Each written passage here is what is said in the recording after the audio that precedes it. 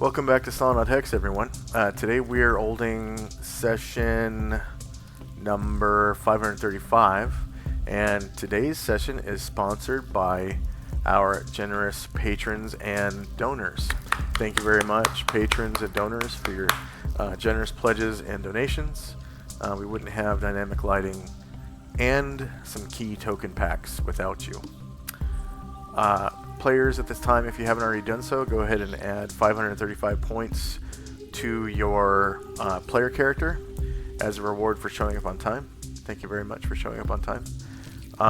When last we left the order... Oh, by the way, Lily is feeling tired today, so she won't be with us today. So it's going to be Tenzi and Shandrak and I. And when last we left the Order of the Superior Star, they were traveling through Atreska.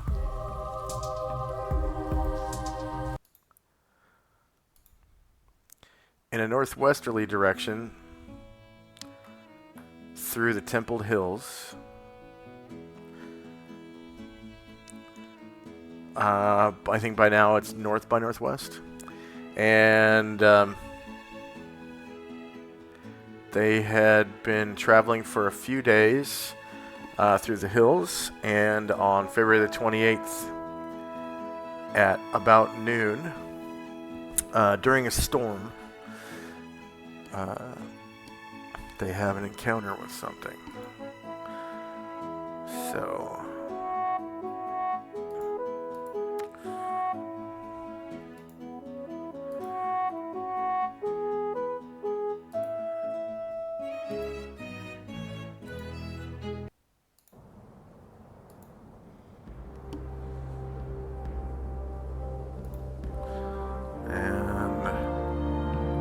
stormy weather.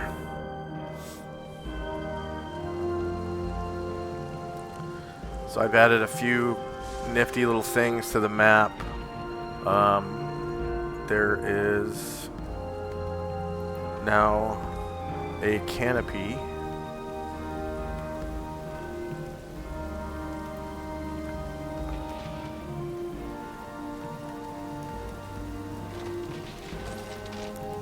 to the forest, and the trees should disappear, kind of like fade for you guys. Are you able to see your tokens down here? Oh yeah, yeah. Okay. I can see the leaves in us below. Yeah, that's cool. Okay, so and the trees are faded somewhat for you. Yeah. To about 30%. Yeah. Okay. So you can actually see your tokens underneath the over map layer, whatever it's called. Yeah. The foreground cool. map layer. That's nice. Okay. Okay, so I'm just gonna add some rain.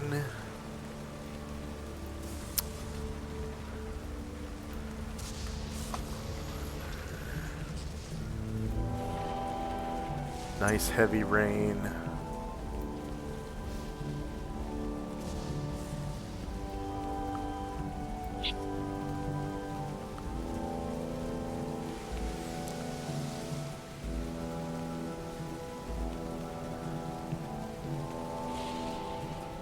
And probably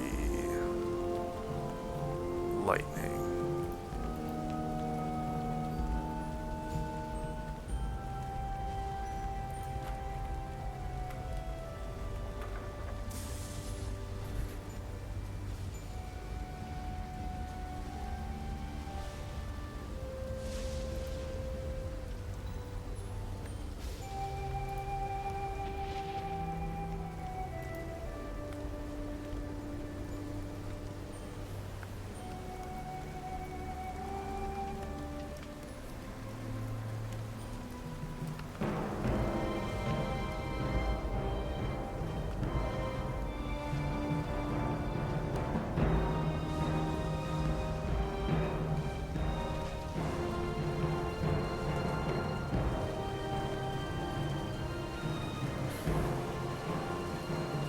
Okay, and then if you could please Roll base size initiative for your player characters only. And I will do the same for...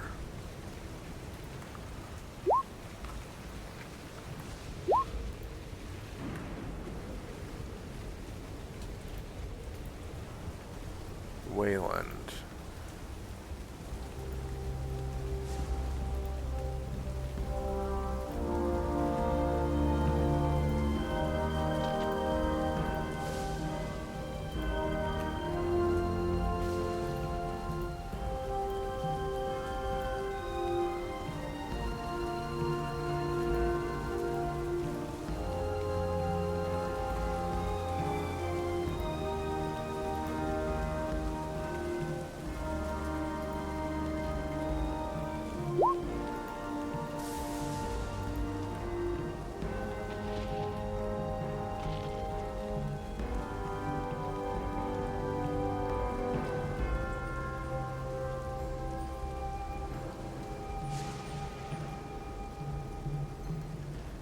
Alright.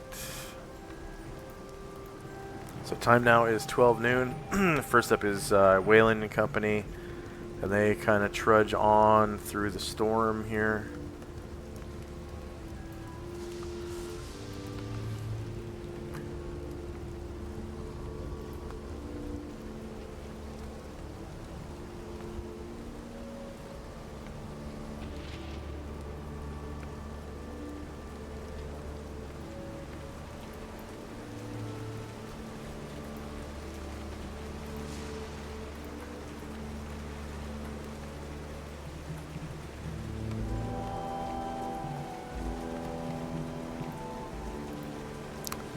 And next up is Shandrak inside the Mighty Servant. All right.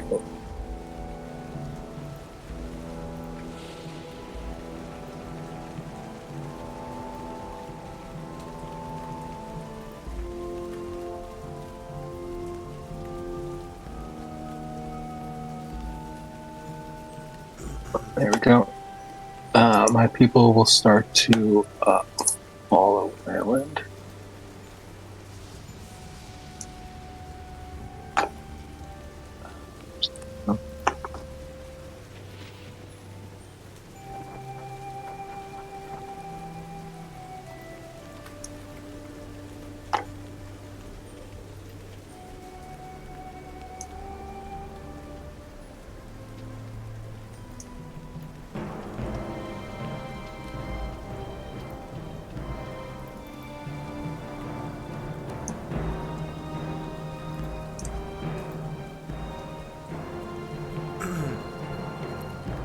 Okay, I think Okay, I think that's the problem. Airdrin was he's stuck on a tree. Can you nudge him out? Can you point to him for me? Yeah, he's right by this big old tree.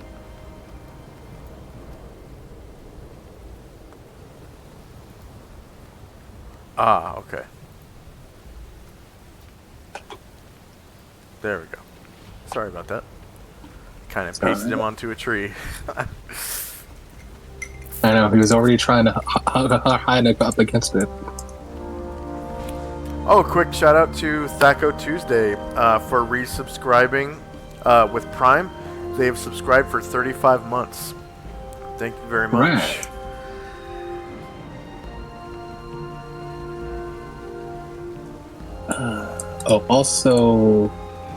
Also my donkey, Espinor. Looks like he's stuck on the tree. Okay.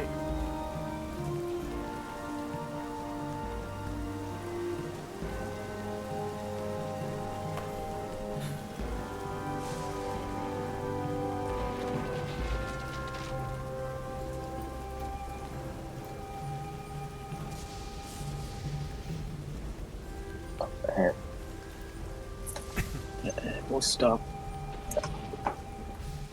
And yeah, we'll stop there on the right side of the creek. All right.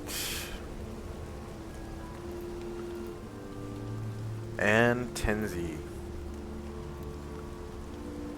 Now, Tenzi Company will follow the rest, moving northwest, and Tenzi will comment to Asheville to thank him for clearing his mind a little bit. Now he feels like he can sense his surroundings much better.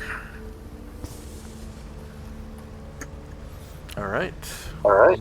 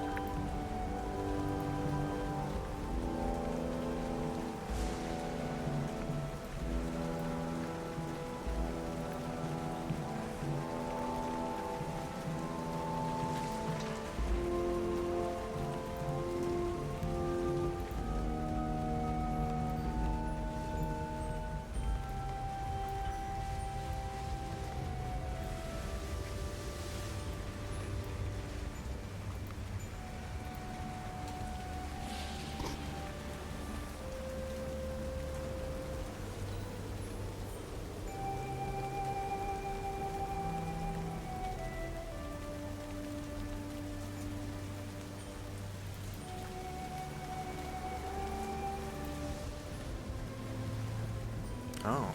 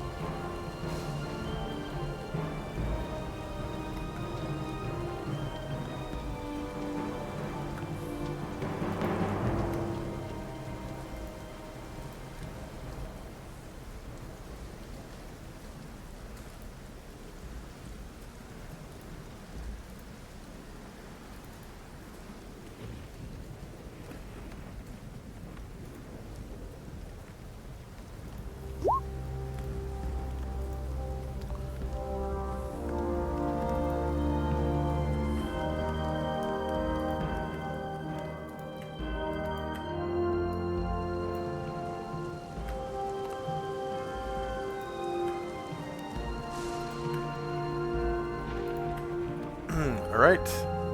And end of round. Next up is Wayland and Company.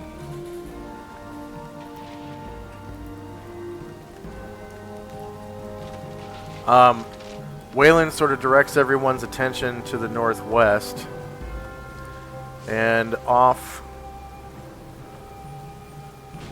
to the northwest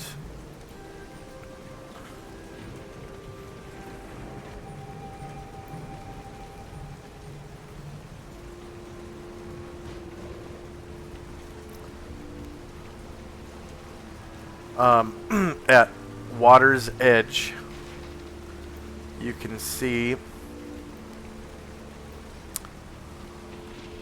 a flock of giant eagles. And of course, with the storm, they're unable to fly because the wind is just so strong. They're kind of roosting at Water's Edge, and it looks like they're pecking at the water for fish. And Wayland's group just kind of stops because they're basically right in his path. And next up is Chandrak and Company.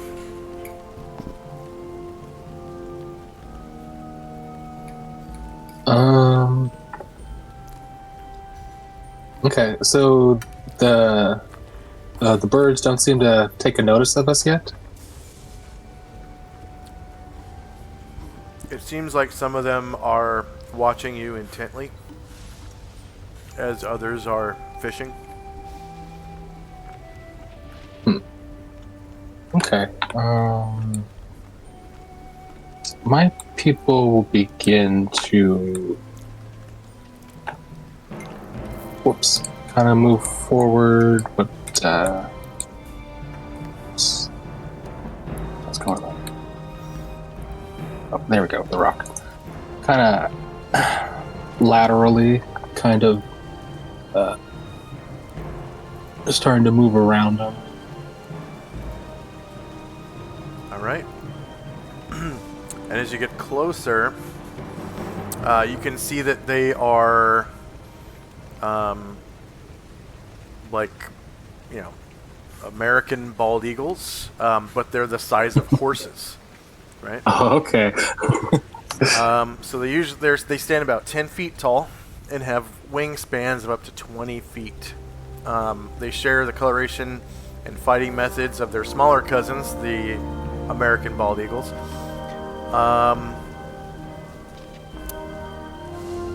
But they can dive, adding +4 to their attack rolls and all kinds of cool stuff. Yeah, they have white feathers on their heads and black and brown feathers on the rest of their bodies. And yeah, majestic looking American bald eagles fishing at water's edge. And the creek itself isn't very deep. It looks like it's, I don't know if I described it as a river earlier, but it's just a creek. It's about a foot deep here. And then the pond you're stepping through is also about a foot deep. Okay. Yeah, so I think people will kind of move up there and kind of turn our horses sideways so we're not like directly facing them to try to seem a little less threatening. Yeah. And and we'll stop there. Okay.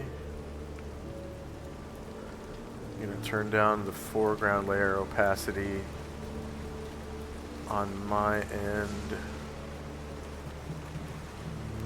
so that I can see where everyone's tokens are.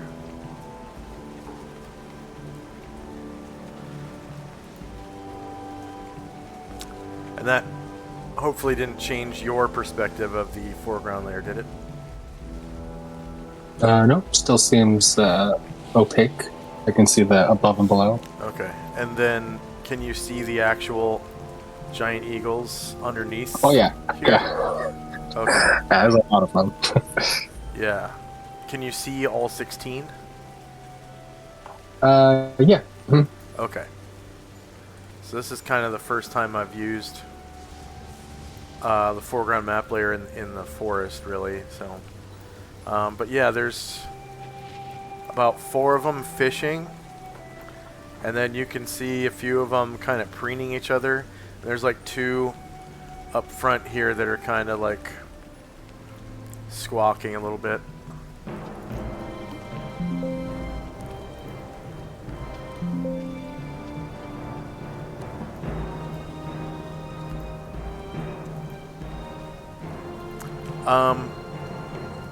Is my voice changer on? Yes. Okay.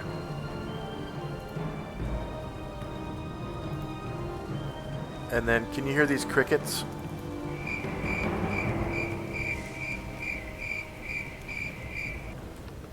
No, I didn't hear anything else. How about a cougar? Wow! Did you hear that? Mm-hmm. Okay. Yeah. Okay. All right. Tenzi and Company. We will also start heading off west, a little more westward than northerly, and Yasima will admire the eagles as we get closer. So you notice as they're not flying, they kind of take a few steps, and they're extremely slow when they walk. They only walk at a speed of 3. So they kind of hop a little bit. And so these birds are basically helpless when it comes to mobility right now because of the storm. Yasima was really tempted to try to get one as a pet, but she's going to pass. I think she has plenty of hit dice to do that. If she has animal friendship memorized, she could easily take one as a pet and mount, for that matter. Yeah, she's going to pass. Okay. So end of round. Now Wayland and company see that you guys are kind of going around rather than following the creek. He's gonna come over this way as well.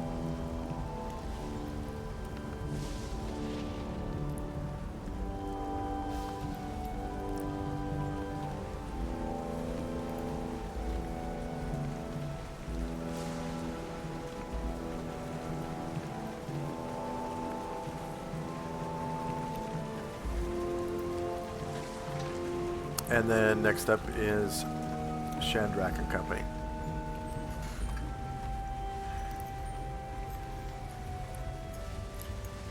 So it doesn't seem like they really feel threatened, other than, I mean, these two are just kind of like eyeballing you as you pass. Yeah, I'll just to be sure, kind of continue pretty far west and kind of stop near there. All right.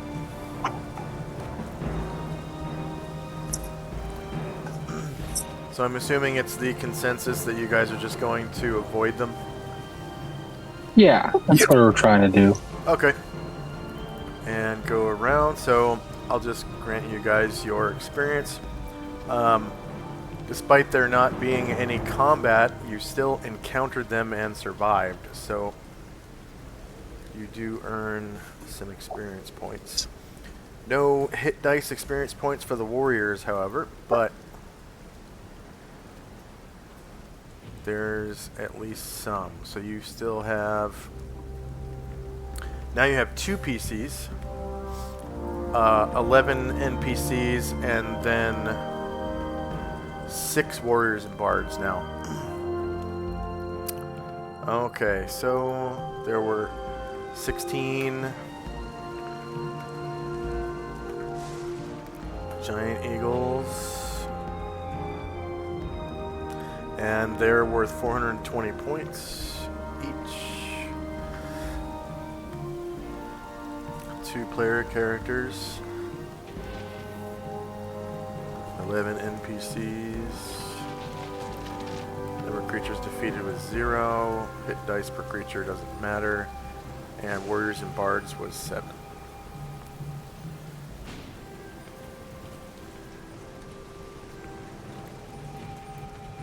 Okay.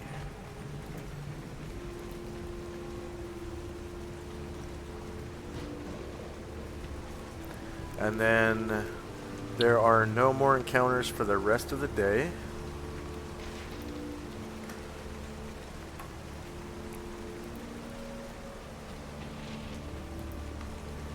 So now we're back out to world maps in Tresca.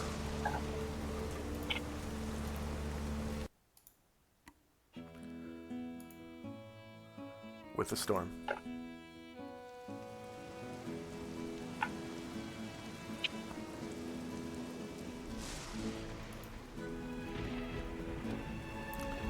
And I think you guys were moving at 9 miles a day? Yeah.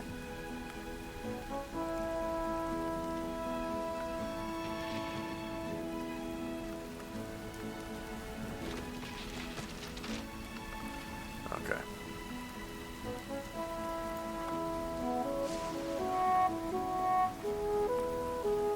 So you get closer to your destination, and you can see it now.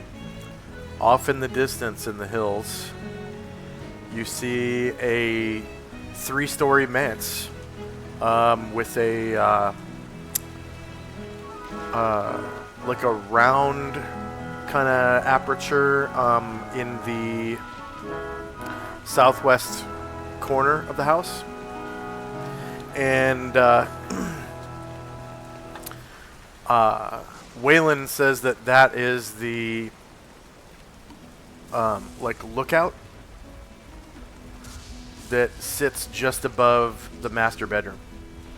So in the southwest corner, there is a round master bedroom that kind of comes out from the house a little bit, and it's got like round bay windows, and that's on the second floor, and then on up above it on the third floor is the attic level, and it's got like a round kind of lookout, almost like a tower, and it's separate from the rest of the house. Like you can see the rest of the house comes up like to a triangular point, right? Like it has joists and stuff, and then that part is set off, almost like a lighthouse looking thing, but it's a lookout. So there's a lot of I want to say like island buildings in the real world that have those, and I don't really know what the purpose is. It's usually buildings that are near the sea that have them, but they're just kind of there for so you can see long distances around the building. Okay, so now encounter. Oh, was there anything you guys wanted to do in the Magnificent Mansion on the night of the 28th? I'm good. Okay. I'm good as well. Okay, so that is the last day of February. So now we're into March 1st. And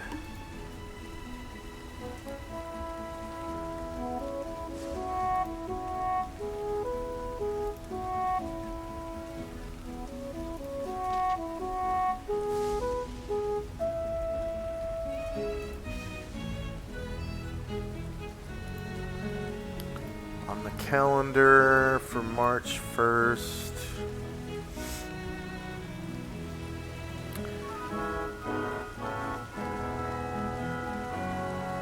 it's the month of the determined moon, and the first is the day of the sun in the week of the new moon, and you can see that the moon is completely dark right now. So, well, tonight it will be, on the night of the 1st. And then next week it'll start waxing, which means you pass the gibbous moon. Gibbous is like a half full moon.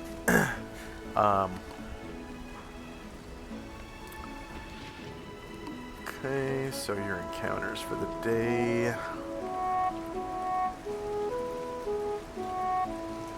Random encounters. Temperate wilderness. Hills. March 1. 12th year. Still winter because it's not until March 21st, the equinox, when it's spring.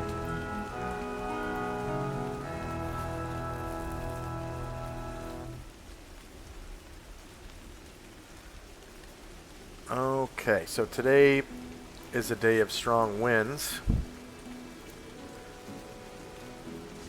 Not so much a storm. And you get off to a good start in the morning, and then you have an encounter at 1 p.m.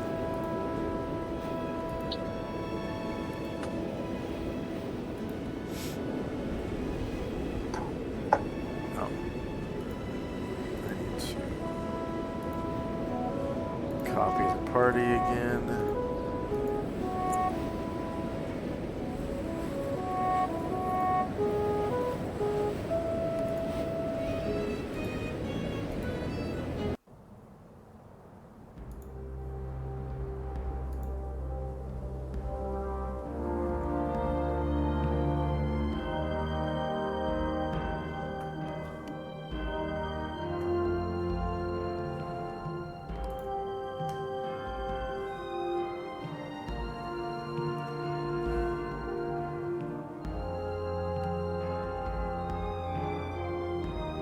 Okay, so time now is 1 p.m. March 1/12 AE 5. Time goes at -1 minute per round. And then if you could please roll base size initiative for your player characters.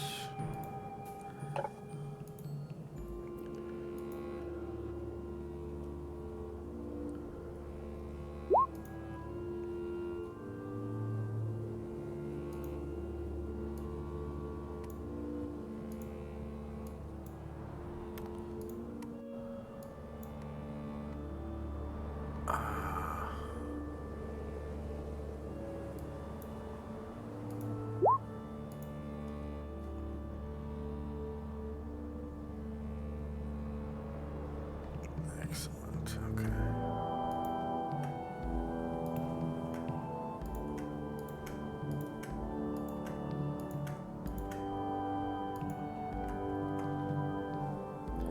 And I'll do the same for Wayland, of course.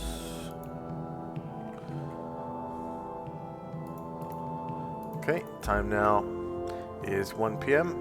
and first up is Tenzi and Company. So there's a good strong wind blowing through. You can feel it on your face, and it's kind of coming through underneath the canopy and blowing through between the boles of the tree, the trunks of the trees, and kind of picks up debris and dead leaves, broken bark, things like that.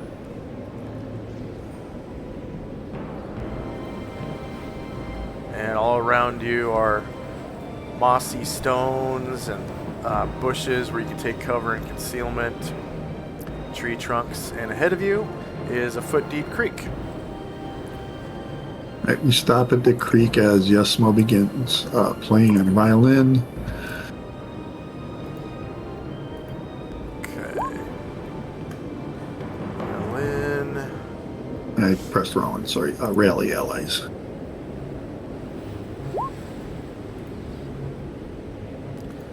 So the brilliant sound of violin fills the air.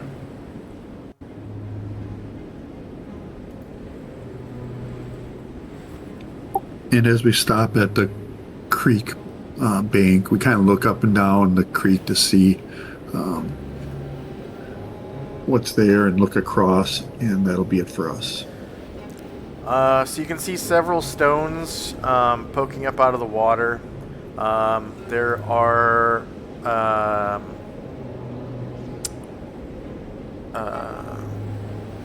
what's the word I'm looking for? Things that are supposed to be there but aren't visible. Notionally. So notionally, there are fish up and down the stream. I guess breeding. You know, it's like breeding season right now. Or at least almost. Maybe for fish it starts early. And you don't see any animals fishing or anything like that, so it's just every once in a while a fish will pop up out of the water and grab a mosquito or something. And then you can see several trees are kind of growing up out of the middle of the creek bed. So maybe this is like a newer creek. And the trees haven't died away yet.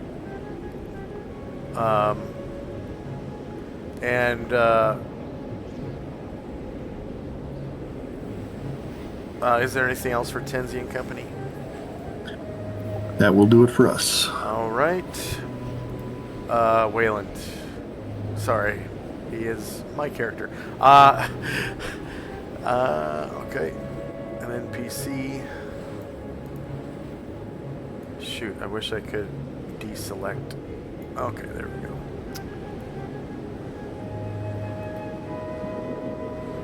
So Waylon comes up,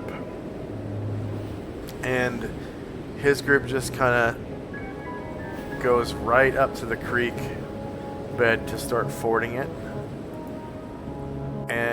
or the creek, that is. And then next up is Chandrak and company. We'll also butt against the creek, coming up on Tenzi's right-hand side, and Right. we'll stop there.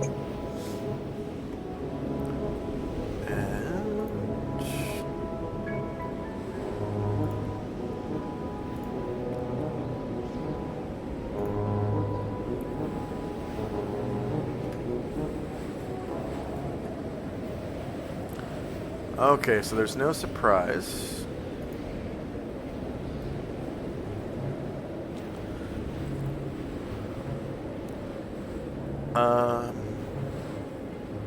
Alright, so Wayland kind of calls out,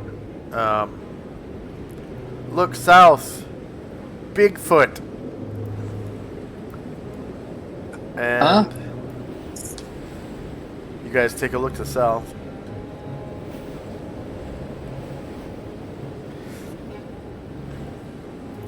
And you can see this group of strange-looking creatures. They're kind of spread out in a line. There's 8 of them, so I'm just gonna delete these, turn this one back around, copy it. 2, 3, 4, 5, 6, 7, 8. They look like this. Shift. Wait. Z? Okay, yeah, Shift Z. Alright. And they look like a tall, horrid, ape-like monstrosity that walks on 2 feet. So they have kind of like a bluish tint to their skin on their face, hands, and feet, and the rest of their body is covered in this brown, matted fur.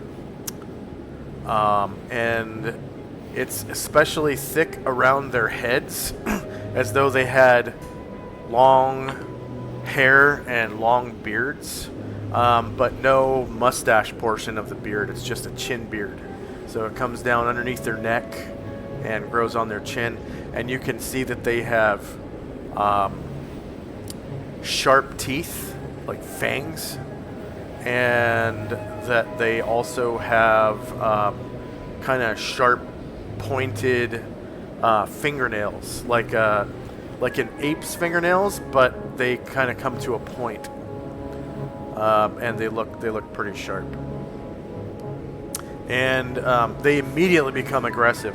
As soon as they see you guys, they start making ape-like noises. I'm gonna find an ape noise.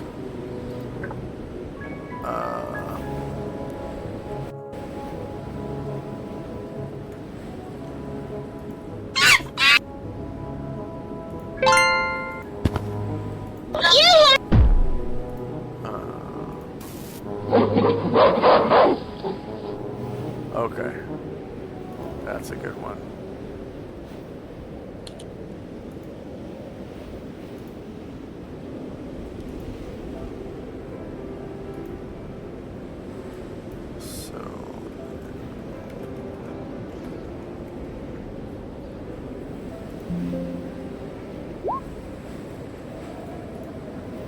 Oh, whoops.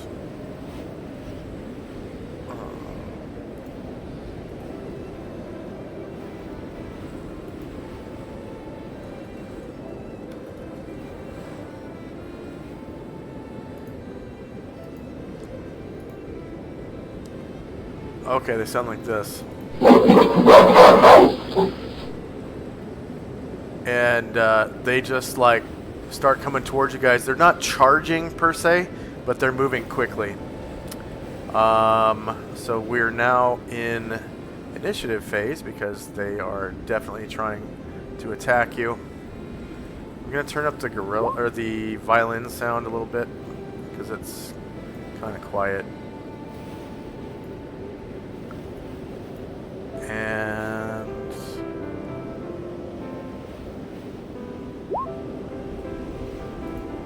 definitely in initiative phase now. I'm not going to play like combat music because it'll interrupt the violin.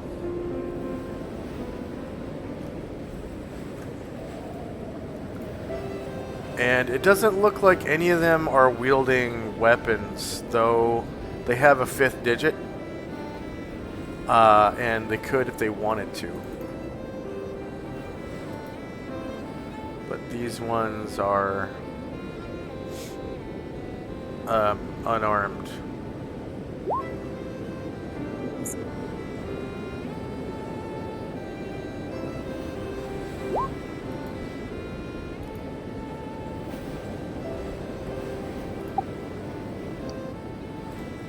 Ian, is the wind too strong for flying today?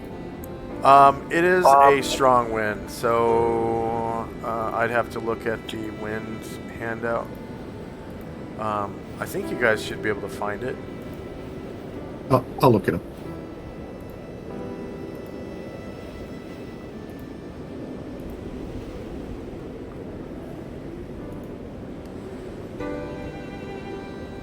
Okay, so strong wind, strong breeze. Yeah. Okay. Only small creatures are knocked out of the sky. Yeah. Winds in excess of 19 miles per hour drive small flying creatures, those eagle-sized and under, from the skies, severely affect missile accuracy and make sailing difficult. And the missile accuracy table for wind, they didn't bring into 2nd edition. So what I do is just cancel out missile fire unless it is from special missiles like hurled boulders or siege engines like catapults or ballista or a cannon or something. Then missile fire is just blown out of whack. Okay, so the wind's too strong for guns too. Okay, a gun is fine. A gun is fine because that uses powder. But like arrows, darts, crossbow bolts, things like that. Thrown spear, thrown javelin, not good. Not good. It's not gonna hit. But something hurling a boulder, catapult fire, cannon fire, gun fire is okay.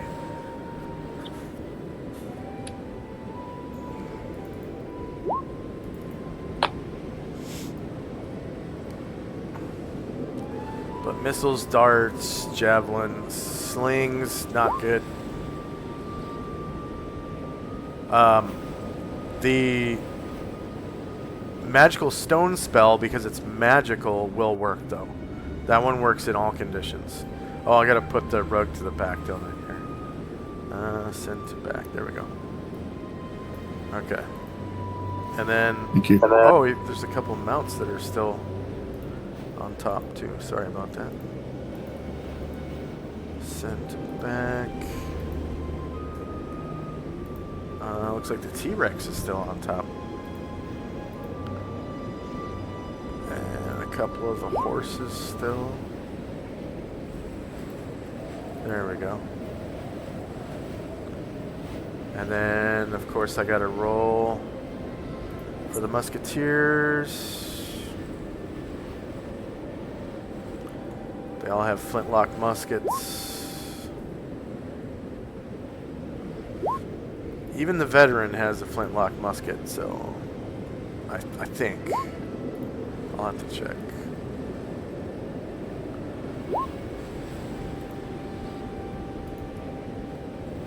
Oh, no, he has a flintlock carbine. But they all have bayonets. And then, of course, Wayland. He's going to use... he pulls out his bastard sword. and he's using it two-handed. And then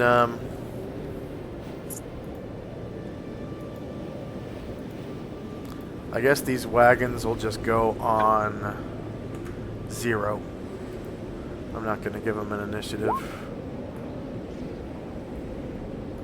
Just 0.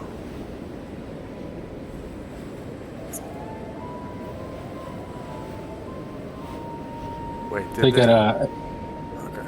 What's up? they get extra attack for Moen and 2 for Gargamond.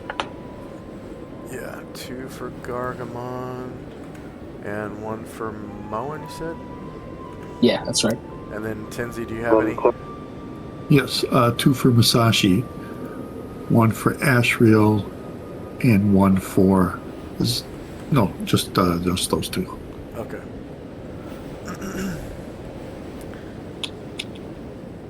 So looks like Chai is casting, Selena is casting, Ryer is casting, Tenzi is casting. So if anyone wants to see what those spells are, you can roll Spellcraft as a free action during initiative phase.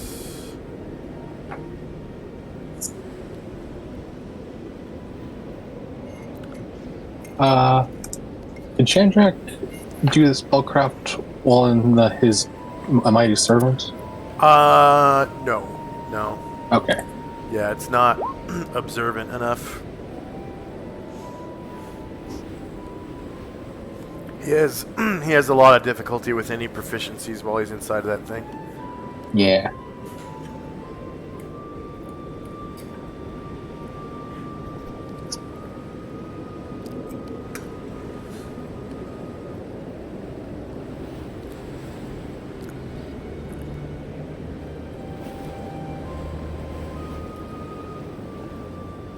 Alright, looks like everyone's done. So time now is 1 p.m. March the 1st, 12:85. And these asshole ape men are coming at ya. First up is the wagon with the casket. And it's going to start fording the stream here. I think it's stuck at about 7 movement. And the other wagon comes up beside it. And then next up is Wayland. He is actually going to hold action for now. You just hear him say, "Wait for it."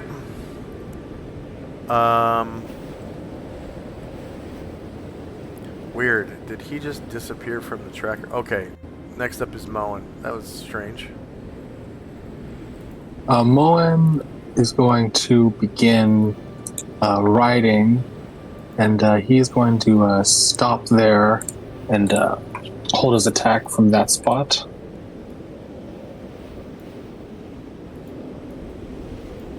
Okay.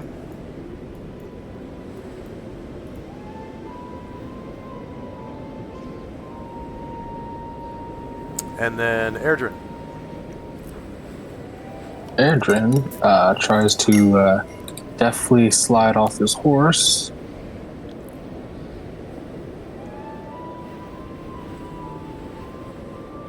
Oh, there we go. And he will move, let's see, yeah. He will move kind of southeast to this bush down here, south of Yong, and hide in it. All right.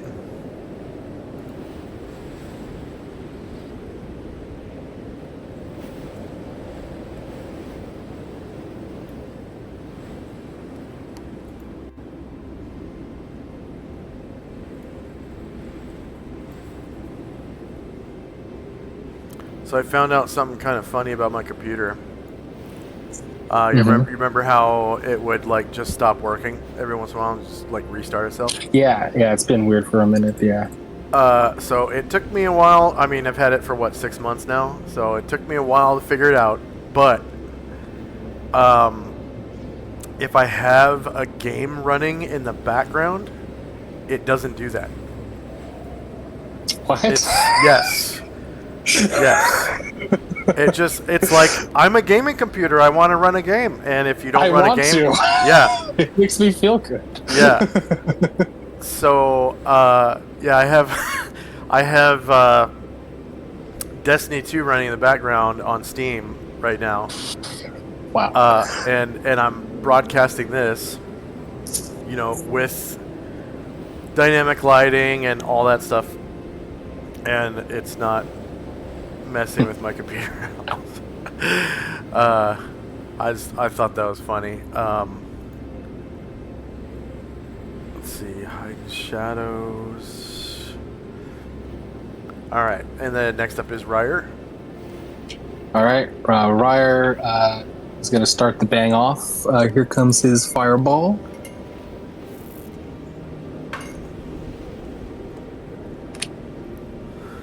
Okay, fireball spell. So we have... Oh, wow, that was probably his best roll ever. That's really good. Spell AoEs, Wizard 3, and Fireball. So you can go ahead and place that wherever you want. Within... Oh yeah, that is really good. Yeah. On 10d6, rolling 44 is... Wow, look at all those 5s.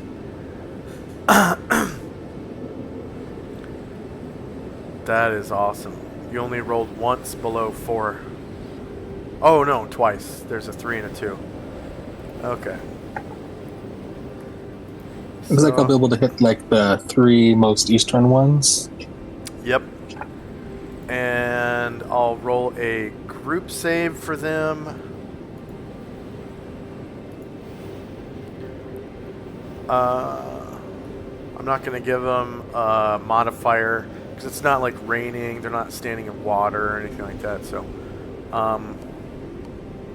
miscellaneous modifier of 0.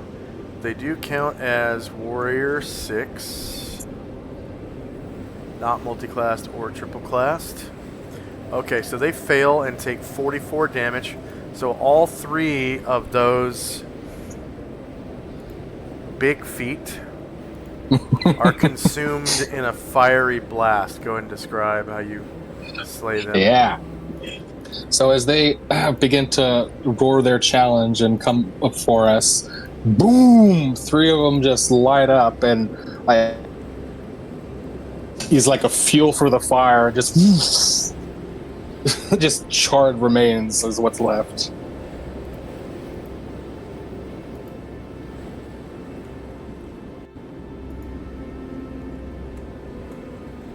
Okay. And then Ryer gets 75 points for casting Fireball. Because he's not a wizard, he's a bard, so he gets half as much, yeah. 25 points per spell level. Alright, divided by his 2 classes also, so that's... 37, 30, right? Yeah, 30, yeah, round it down. Selena.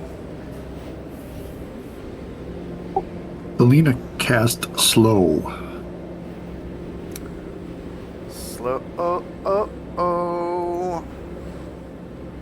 Alright, here's your spell AoE. Nice big square.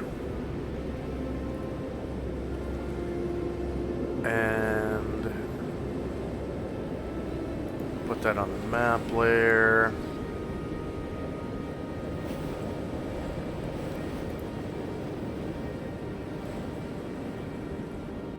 Yeah, she definitely has line of sight with all of them. I don't think that actually matters, though, as long as the AoE hits them. Okay, and so I'm going to roll a group save for those 3 at a -4 because it's a slow spell, of course.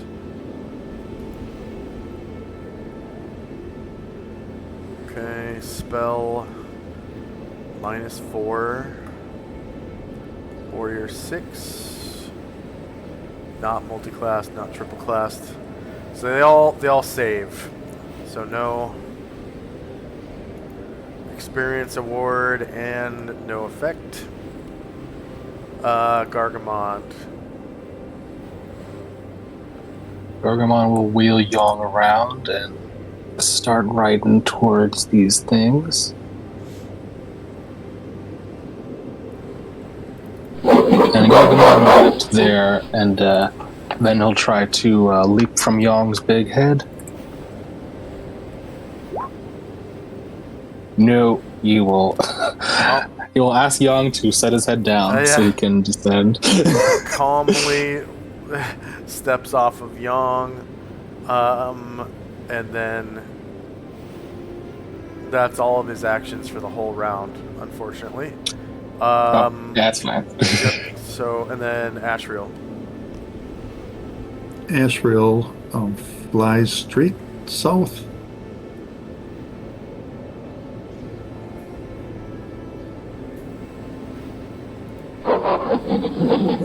To there, 27 squares, and he will take this katana in both hands and strike.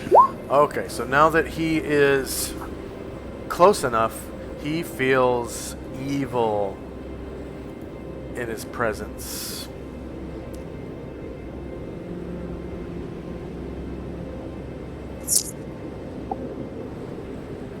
Very nice.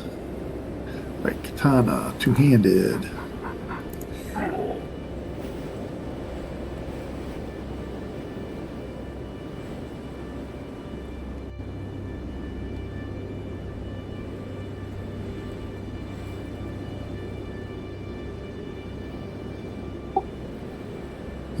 Has it come through? No. Let me make sure that they have 3 ACs. They do. I will try again. Okay.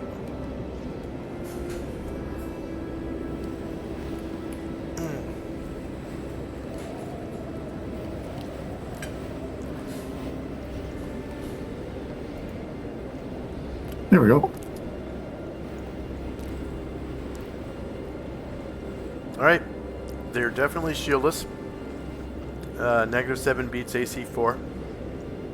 They are large creatures. Yeah. They're about 9 feet tall. And by the way, I have tweaked them since the last time you fought them. So they're different now. They're worth more experience and they're tougher. So, yep, you caused 20 damage.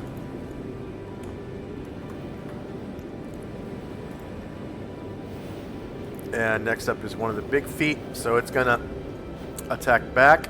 You have stone skin, so what level is it cast at? 22. Okay. And it has a claw bite attack routine, so 3 charges shatter.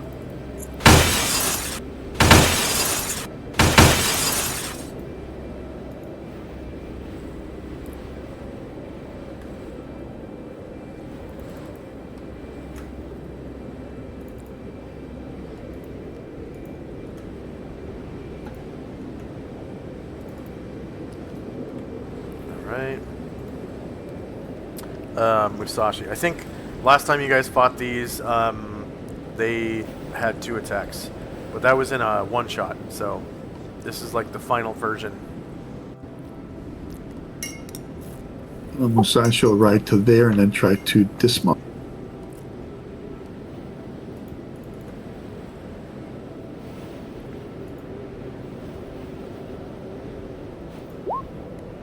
Nice. So he'll come up and assist Ashriel. And he, as he rode on his horse, he made his Kia yell. Hiya!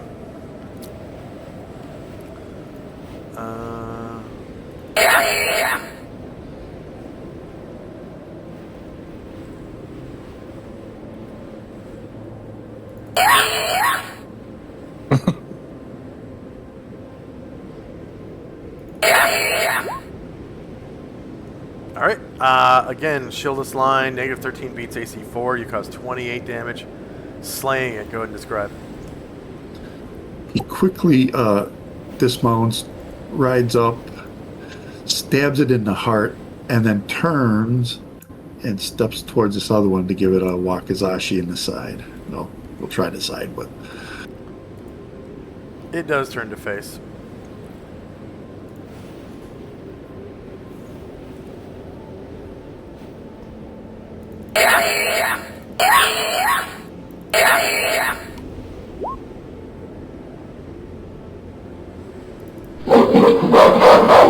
Alright, negative 6 beats AC 4, you cause 17 damage to that gorilla.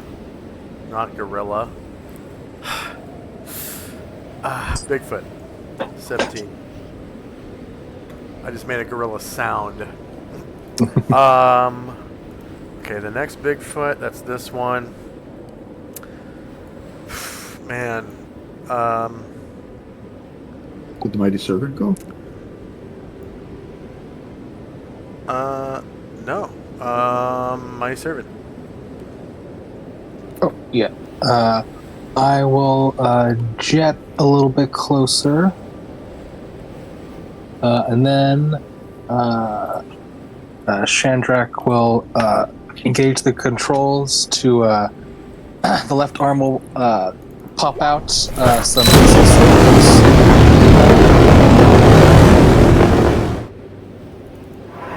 And the missile salvo will begin with the Bigfoot Musashi is in melee with.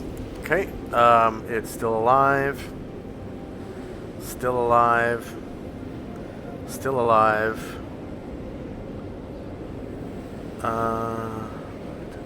Still alive. And it's still alive. So 3, 6, 11, 13, 17 damage.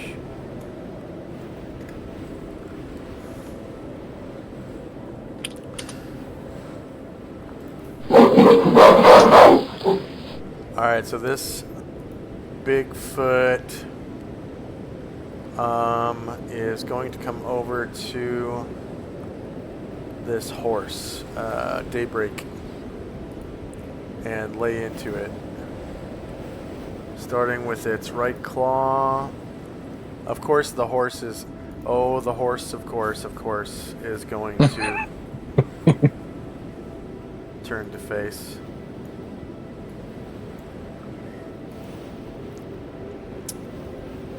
Okay, right claw.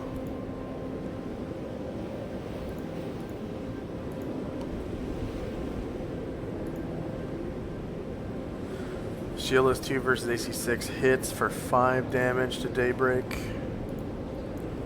And then left claw.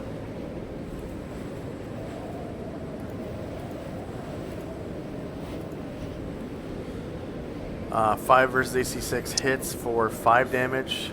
Again. And the bite.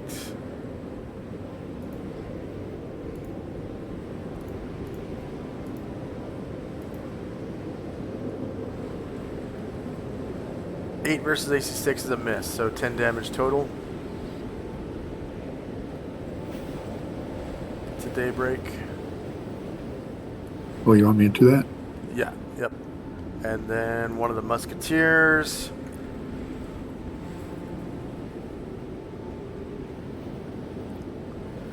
Steps up on line. Takes aim. And fires at this Bigfoot. So that is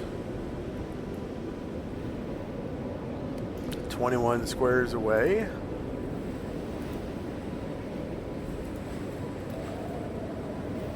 Which is medium range.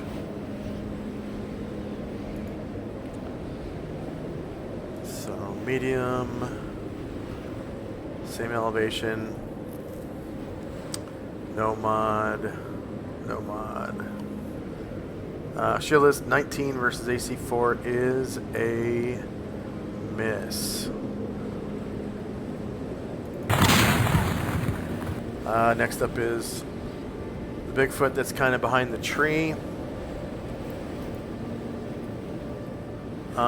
He's going to come over to Musashi. And Musashi has stone skin. What level? 22. Okay, 22.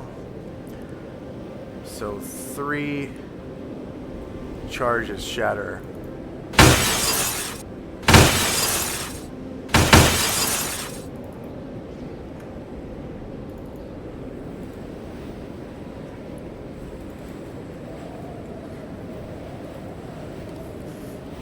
And another veteran. Oh no, the veteran. That's the one with the red dot. He steps up online and is going to shoot at the same one. So that should be about 21 squares. Yep. And for him, that is long range with the carbine.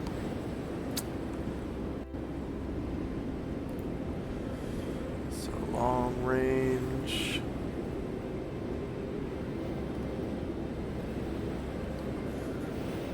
And that also is a miss.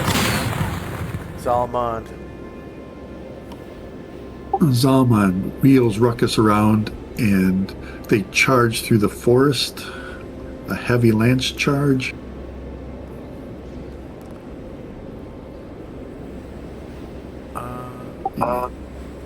And then they go right past the servant to there where he attacks. The one on the horse. All right. So you get +2 to hit because you're charging, and then I think the +2 to hit and double damage are built into the weapon line.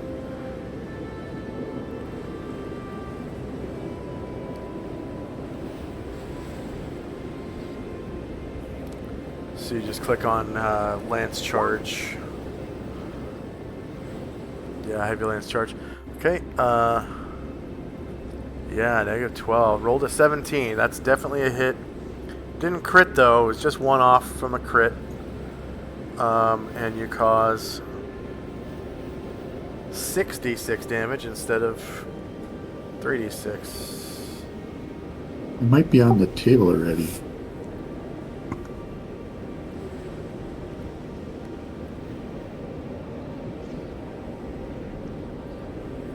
Yeah, it's already on the table. 6d6. Yep. Because normally it's 3d6. Strange though, it should be 3d6 times 2, not 6d6. I probably did that by accident. Want me to change it? I got it. Okay.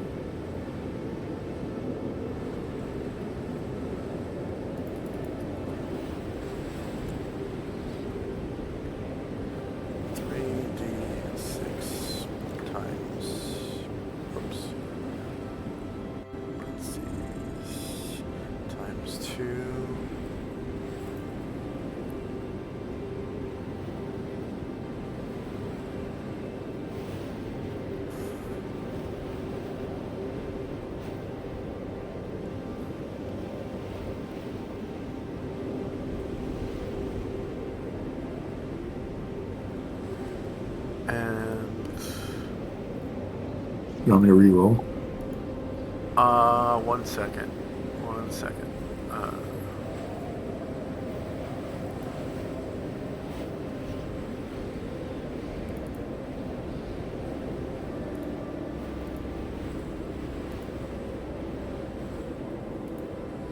Master weapons table. Lance. Heavy.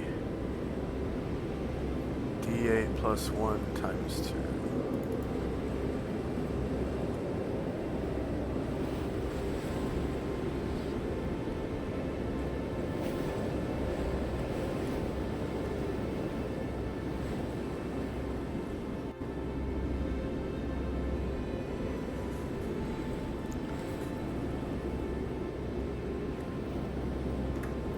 Okay, go ahead and try that.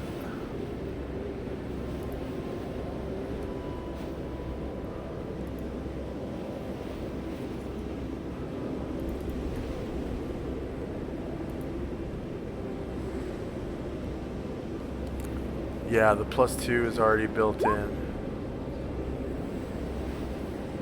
Okay. So you ended up doing even more damage, 38.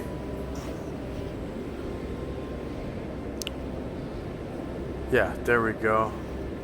3d6 times 2. Excellent. So 38 damage is enough to kill him in one shot. Go ahead and describe how you do so.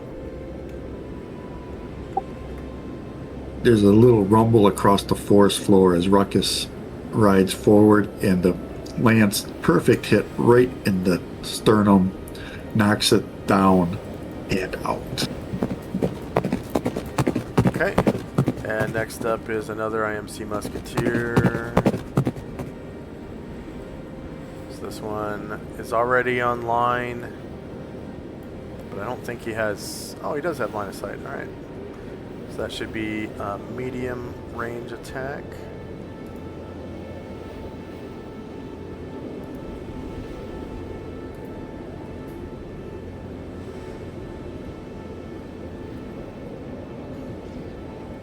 And a miss.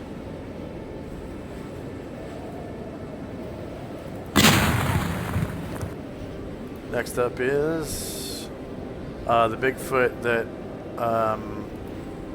Musashi has been fighting.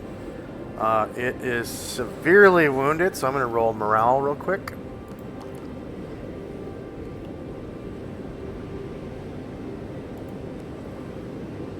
Wow, he's crazy, keeps on fighting.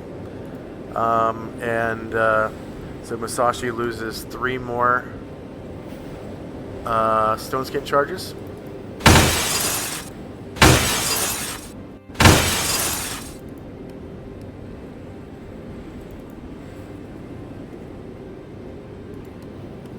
And next up is Tenzi.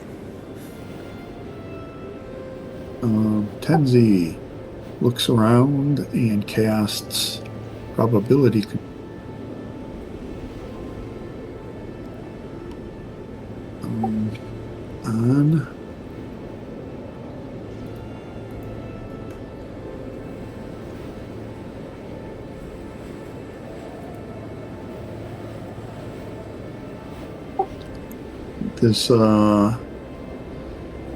this musketeer here, close to the wagons. Okay. Which one was that? That one? Okay. I'll mark him with blue. Okay, next up is, I think, the last Bigfoot. This one is also going to come over to Musashi.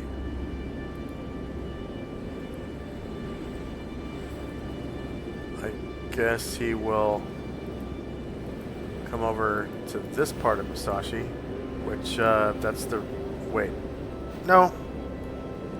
No. He'd be turning his back to Ashriel. So these things are...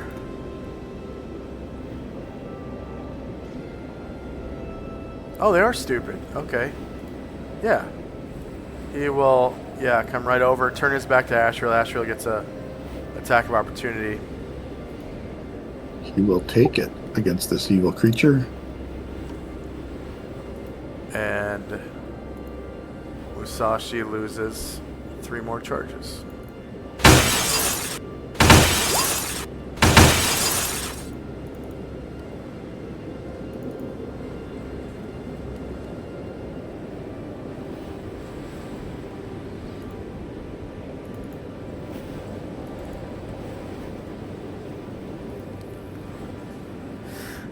And attacks of opportunity are to the rear. That is a natural 18, which does not crit. Doesn't beat the AC by 5 or more. But you still cause 16 damage to it. 16. Oh, so it wasn't a back attack? Was a back attack. You rolled an 18 on the back attack. Okay. But it doesn't crit because you only beat the AC by 2.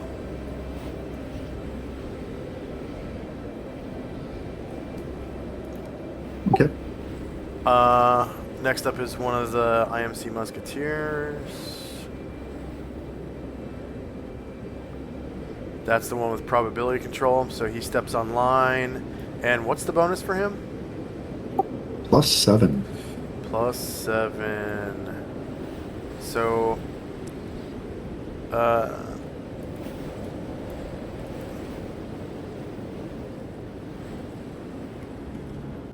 weird. Do you guys see this 3 just hovering in the air?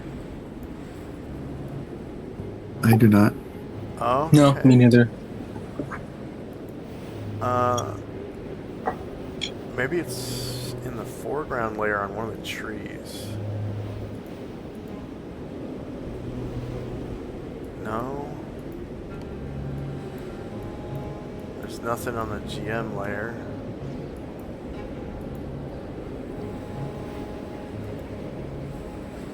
Weird, there's just a random 3.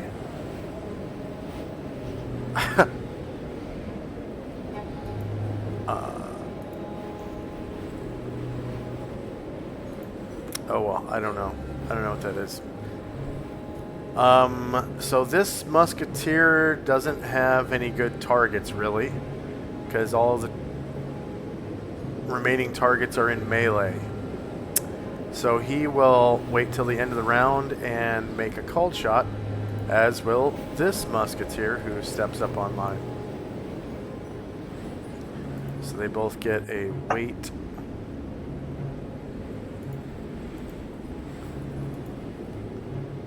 Dealio. And Wayland will now take action now that all of the baddies have gone. So he is going to run to right about here.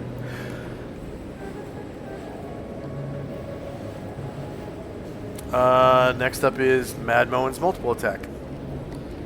He is going to try to vault his horse now. Oh wait, that's right. He waited earlier. Okay, gotcha. Yeah. So now he will leap over his horse's head, and he will make it next to the mighty servant of Wayland. Okay. And then Gargamon is out of movement because he spent the round dismounting. Yes. Ashriel. Katana in both hands against the back of this creature.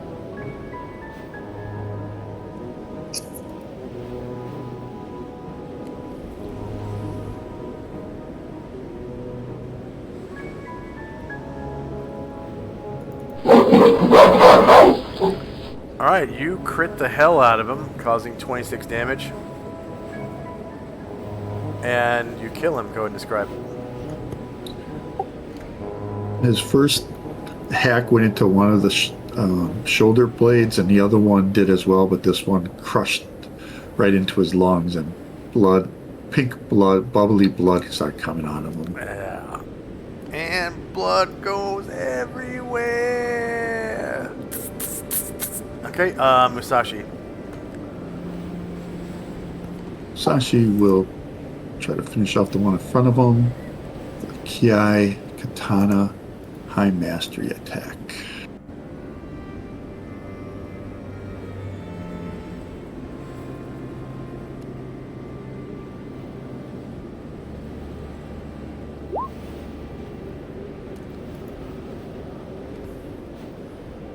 All right. The north one or the south one? Sorry.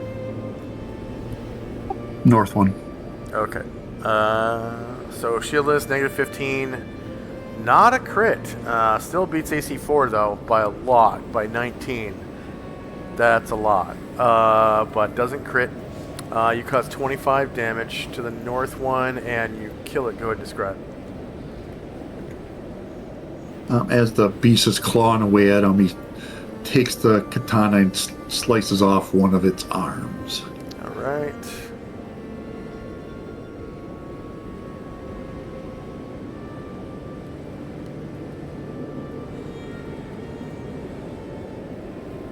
And Gargamon. Yeah, still out of movement and attacks. Okay.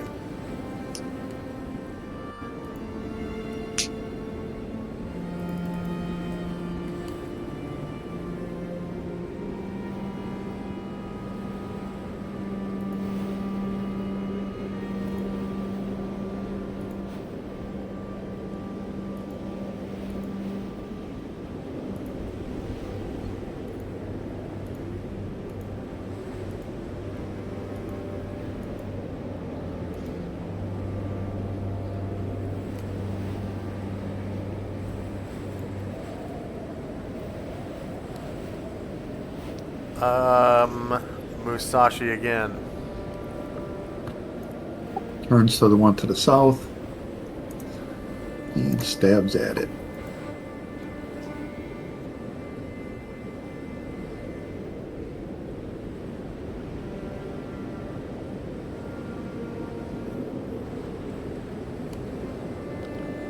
Oh yeah.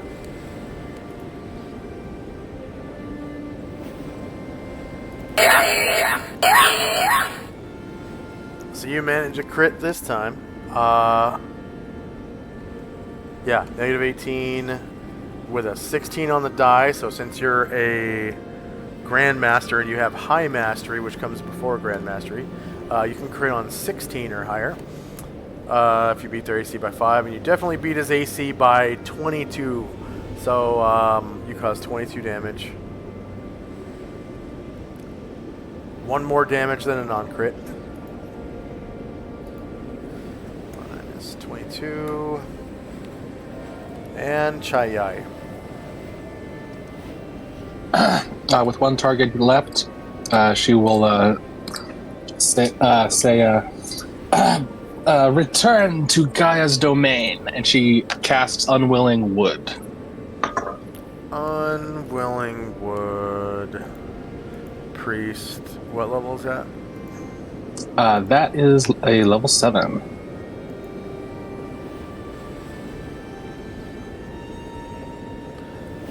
I thought I had spell AoE for that.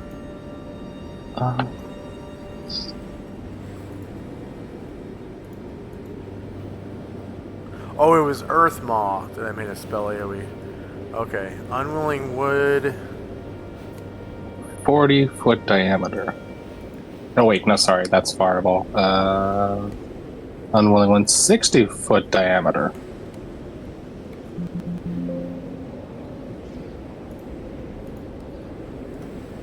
You can roll it again if you want to look at the template. 60-foot sphere.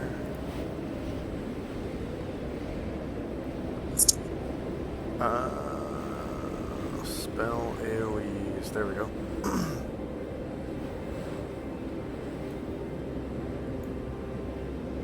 So that's 30. So 35, 40, 45, 50, 55, 60. There you go. Ooh. Okay. Yeah. There we go. Perfect.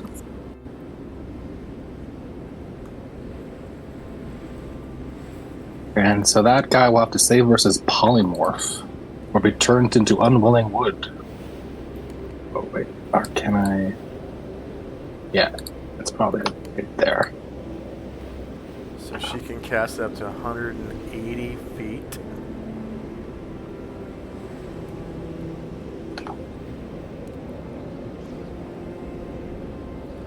So that is 2.5 feet out of her range.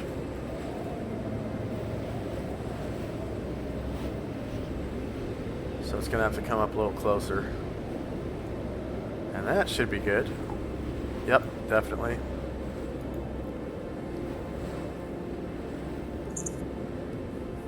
Save versus polymorph to negate. Okay. Save.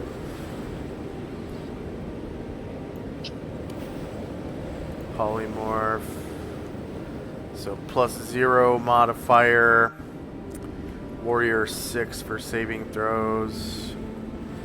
Fails his save, so the effect... A caster can transform one or more living creatures within a 10-yard radius into unwilling wood, causing them to sprout roots, branches, and leaves. The victims become trees of a type native to the region and of the character's age before the transformation. The spell works only if cast on beings occupying ground that could support a tree. Recipients flying or suspended in water at the time of casting remain unaffected. Duration is permanent. The spell can mutate a number of creatures equal in total hit dice or levels to the caster's level within the area of effect, of course. If this area holds a group of creatures with hit dice or levels totaling a number greater than the caster's experience level, the character may decide the order in which the creatures become affected. Okay, so he turns into one of these trees. And it's actually, it says he's 5 feet per hit die is how tall the tree is.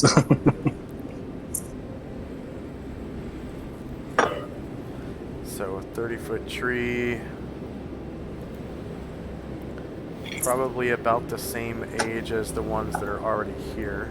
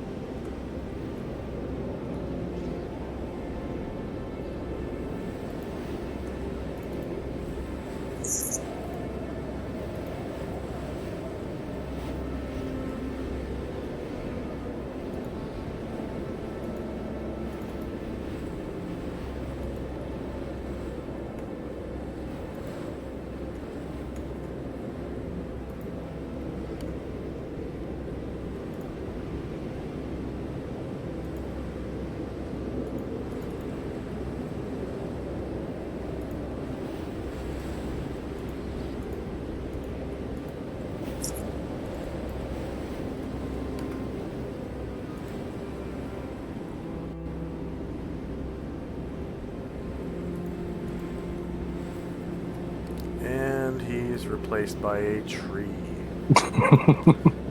Okay.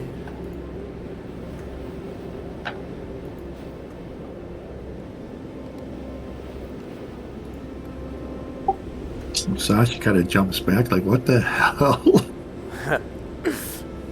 He just stabbed it.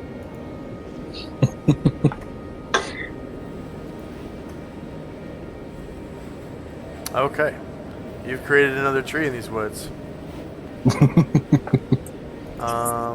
going to put that on the map layer.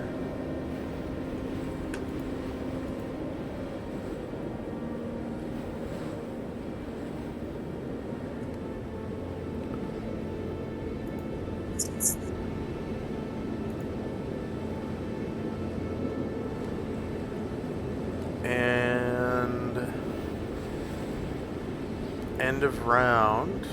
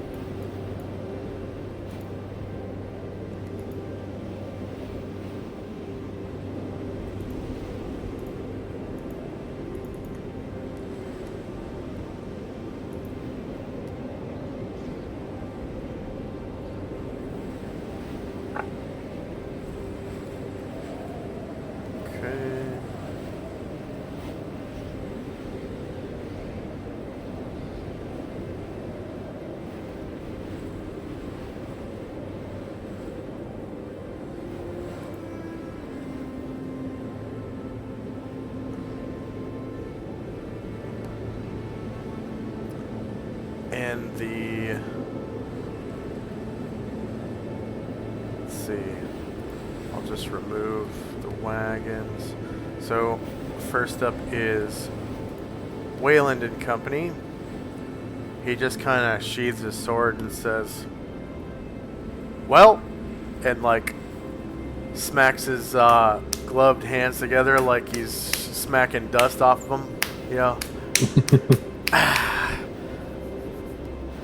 That's all for that.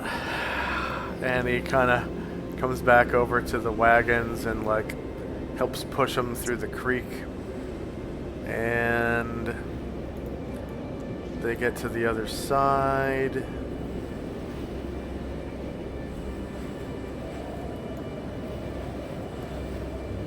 And his soldiers kind of come across the creek, keeping their eyes open.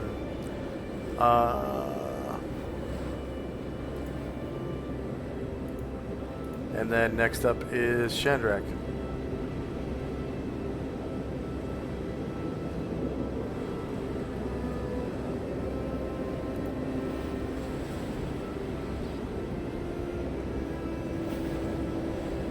And Company.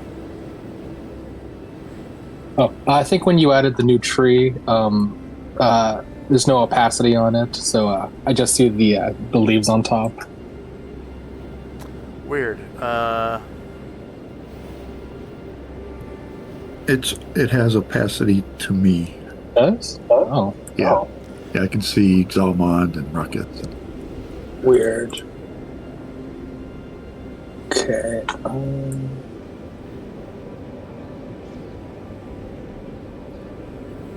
Alright. Yeah, well, Chandra kind of... Oh, wait. Oh, that's interesting. Oh, I actually had to move the Mighty Servant underneath the tree, and then it loaded. Okay, that's interesting. Okay, it's good now. So the Mighty Servant kind of flies up, and I will disengage the power and Ruckus.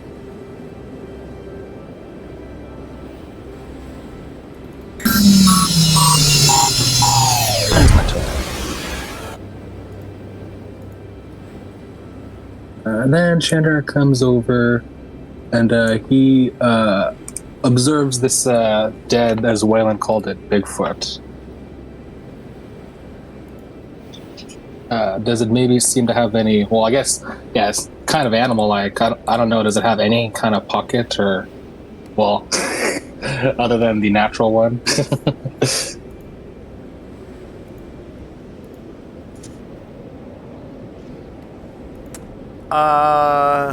Other than its prison pocket, no. But you do notice that its wounds are moving. Oh, what? Yeah, you can see the blood is like quickly scabbing over. And the wounds that were gaping are like slowly closing.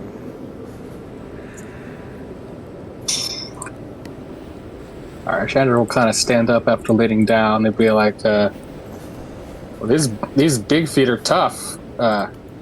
It's not staying dead, its wounds are closing back up.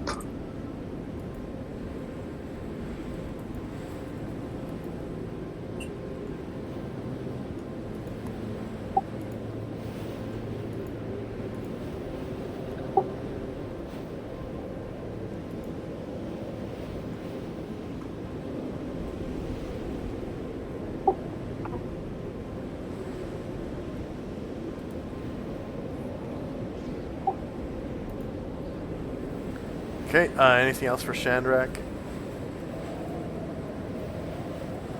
Yeah, I'll just observe that and relay the information, and that'll be all for me this round. Alright, next up is Tenzi. Ashriel will go over to the ones that were consumed by fireball and see if their wounds seem to be knitting. They are not.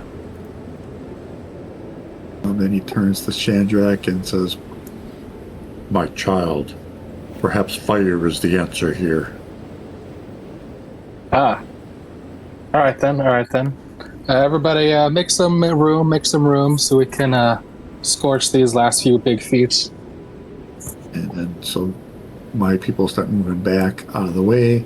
Oh, Zalmond will lay hands on Daybreak. Okay. So he's got plenty of HP to give the Daybreak. What is it, twice his level in HP? It's like 1 per level. I think it's supposed to be 2. Yeah, I think it's 2. So if he's And level 10, he can do up to 20 healing per day, and they like choose how much they heal as well. It's like a battery for paladins. So if he wants to heal exactly 10, then he has 10 left in reserve. Okay, that's what he will do. And actually, I can set up his gold bar to reflect lay on hands. Let's see. I think I'll do that.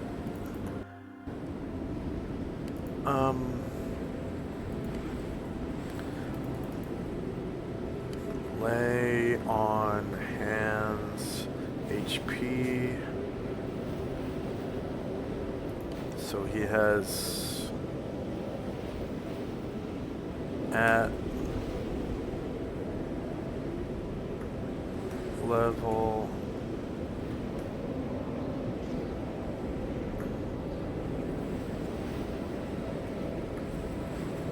times 2 total.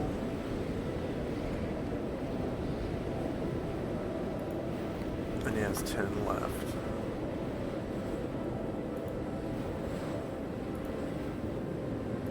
So let's see if this works. Lay on hands HP. Save changes. Oh, okay.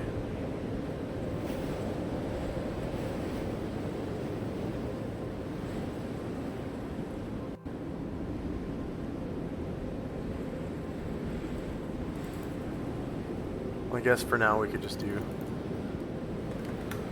20. So we got 10 out of 20. Oh, and I could put parentheses lay on hands.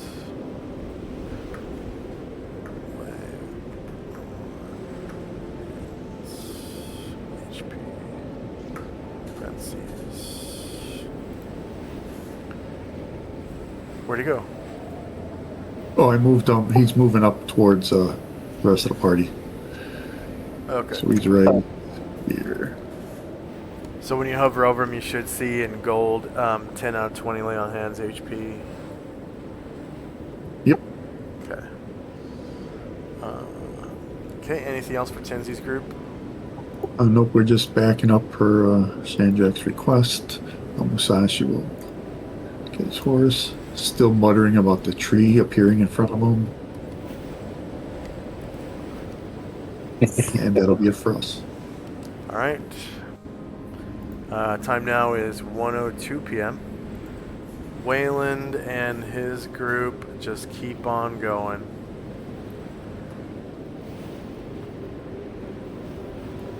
So the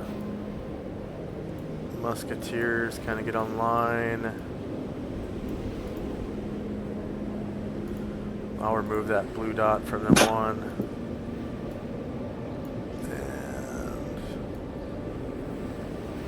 And He keeps it until he uses it. oh, It's okay. permanent. Permanent. Until he Okay. uses it one time. Yeah. I think the oxen move at like 15 or something like that. I'll put the blue dot back on him.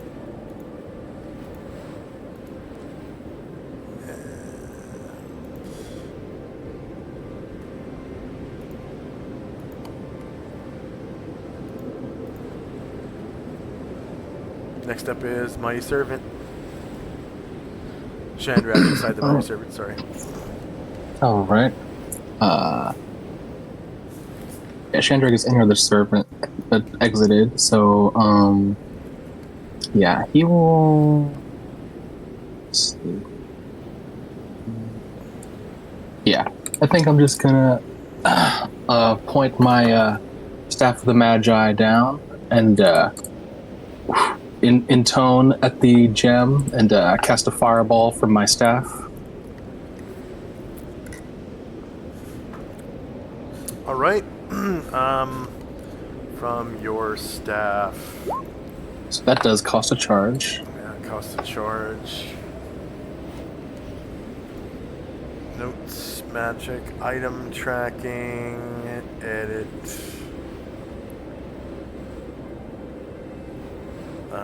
Staff of the Magi, Shandrak.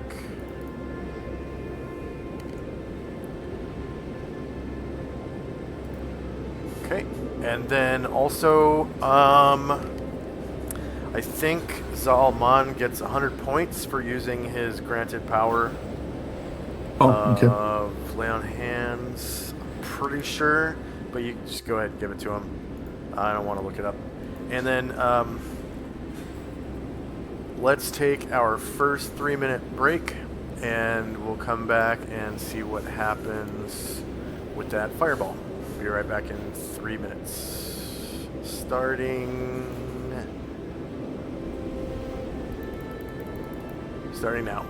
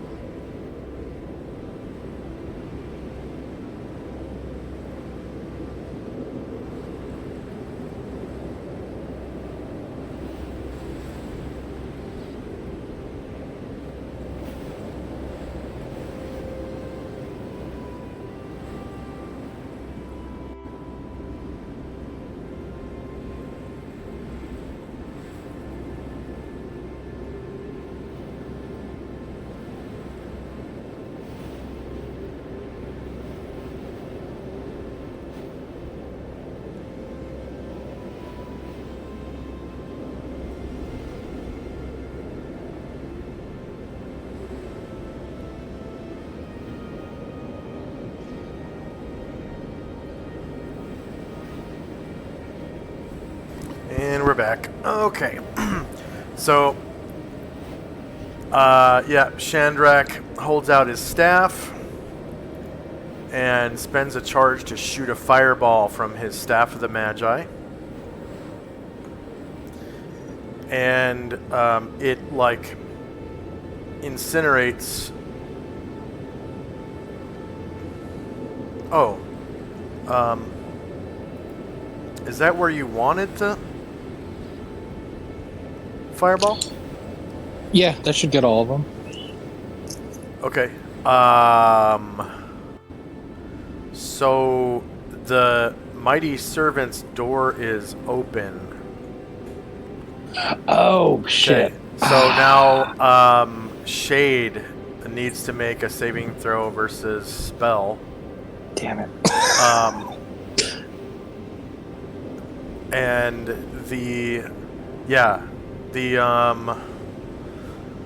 is Michael back?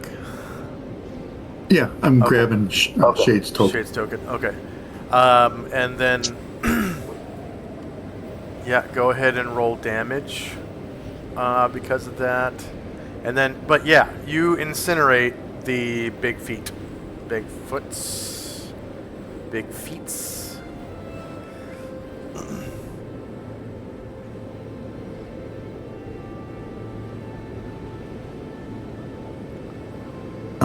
Does he get any bonus for cover?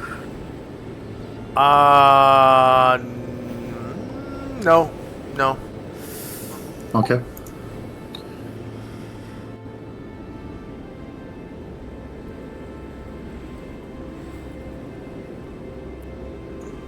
Okay, so he only takes 18 damage.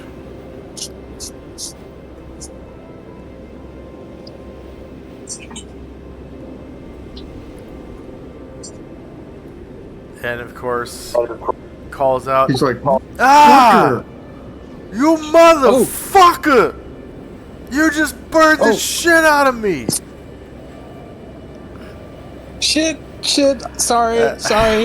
Oh god, something's wrong with my brain box. Oh god. Oh, And sorry. he steps out of the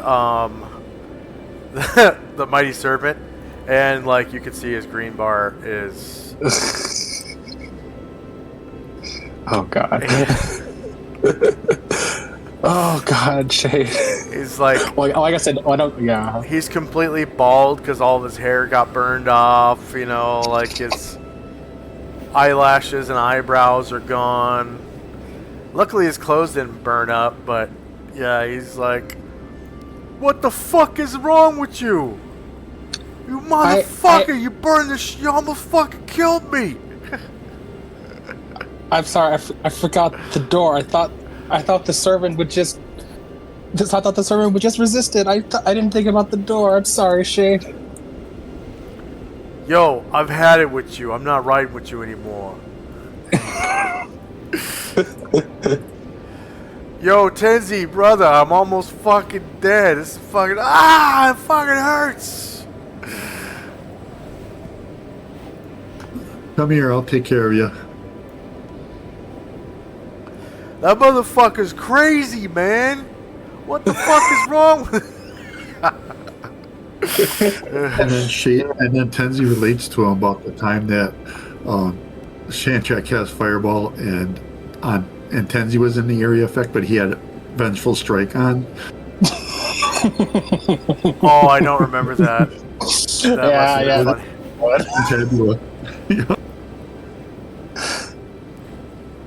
Yeah.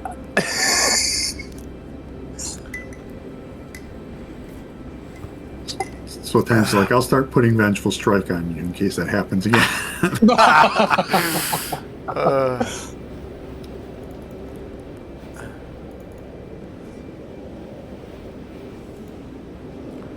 Alright. And then, of course, that was from a magic item, so no experience from the spell, but here's some RP experience for that, of course.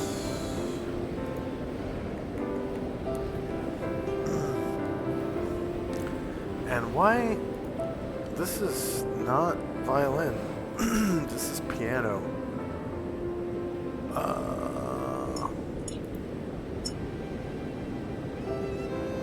Okay, it's a duet.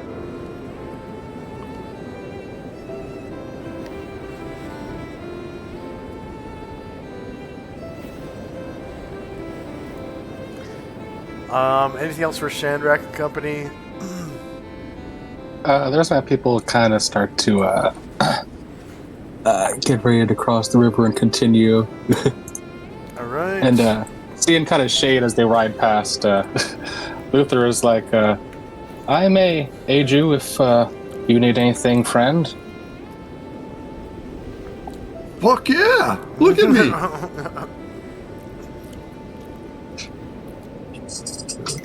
Come, I will fix Shandrak's silly arrow.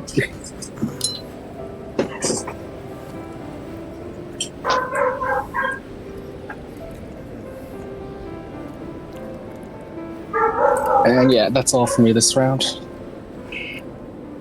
All right. Tenzi and company.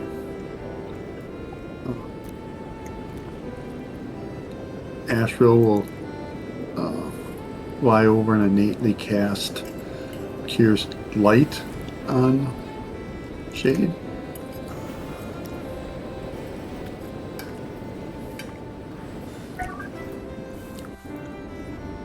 And the rest of my people will just be getting back in line over there.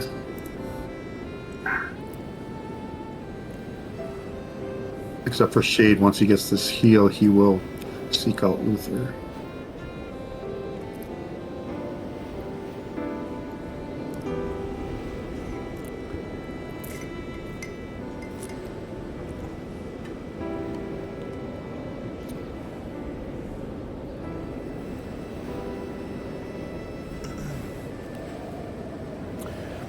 Yo, that's not enough. It's gonna take a little more.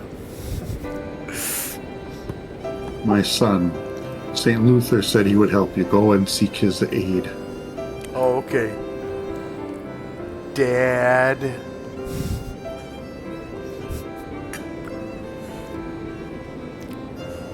Over there, there's one. And that's pretty much it for us. All right. End of round. Wayland and company are kind of waiting for you guys to cross. And next up is Shandrak and company. Shandrak will embarrassedly reboard the mighty servant. And St. Luther, as he said, he makes a prayer to Motivus, and seeing the state of Shade, gives him a nice cure critical.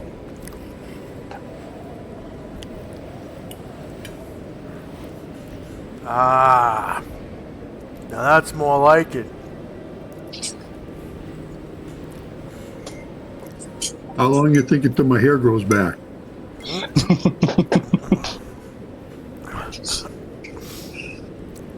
I don't know. Did it? Usually stuff heals when it's cured. Yeah, it comes back. Yeah, his hair comes back just like it was from the cure light.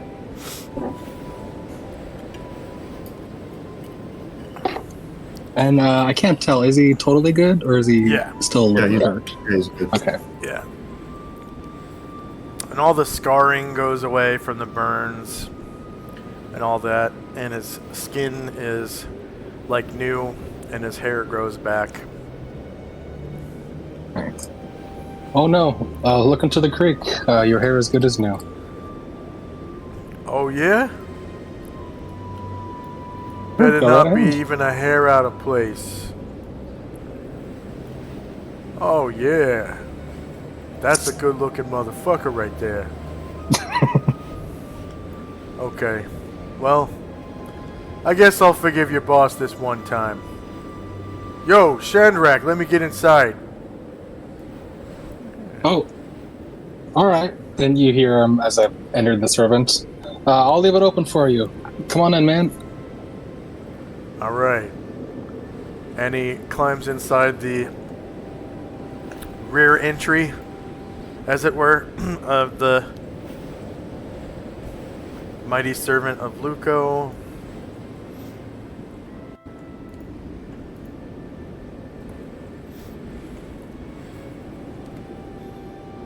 And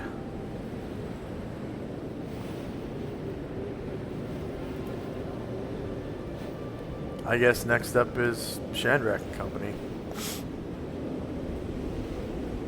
Okay. Shandrak will close the chamber and begin going back towards Wayland. And he'll be like, "Oh, I'm glad you're all right, Shade.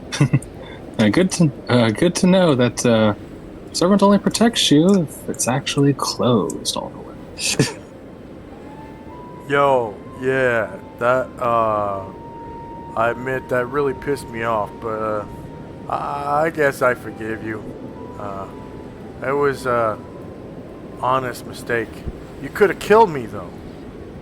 I know. That's, yeah, I will be more careful. That was almost a deadly mistake. I am really sorry about that. And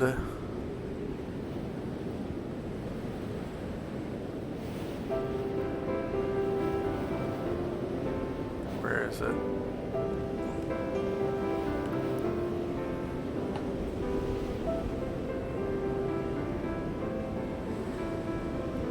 There we go. Reactor online. Sensors online. Weapons online. All systems nominal. And you start up the mighty servant X-ray. And my people will ford the creek and catch up to Wayland. Okay. And Tenzi and Company. We will do the same. Okay. So end of round. That'll be the end of the encounter. 1, 2, 3, 4, 5, 6, 7. So there were 8 of them, right? 1, 2, 3, 4, 5, 6, 7, 8. Yeah. Okay.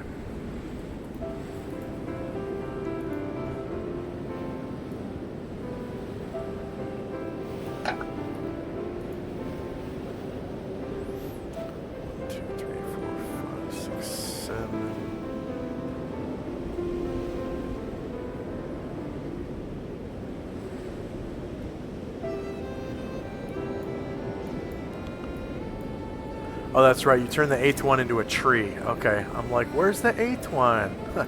All right.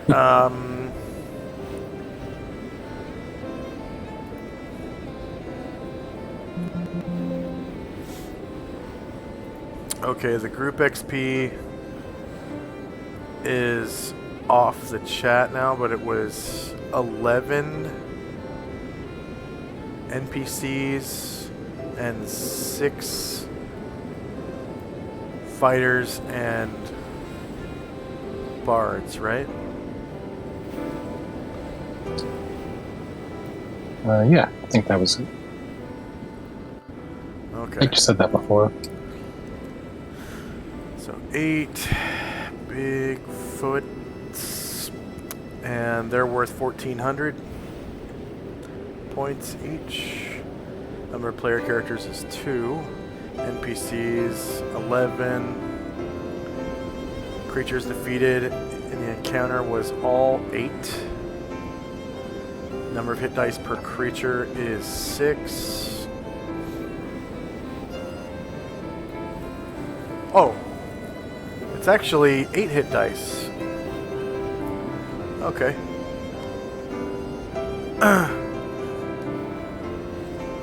Yeah. Wow, okay. Number of warriors and bards in the party was 6. Wait.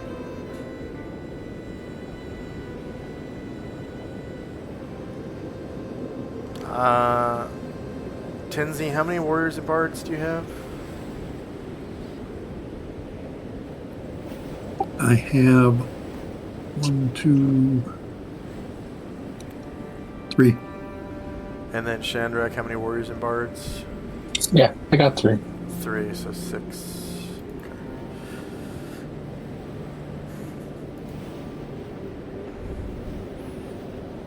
All right, nice little chunk Yeah. of experience.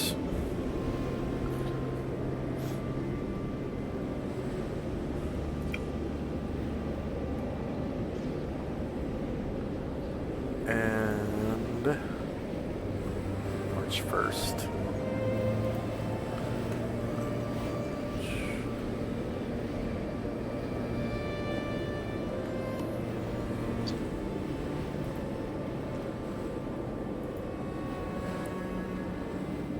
Okay, the chat log went off of chat, so chat archive. First, last, and then older, I think.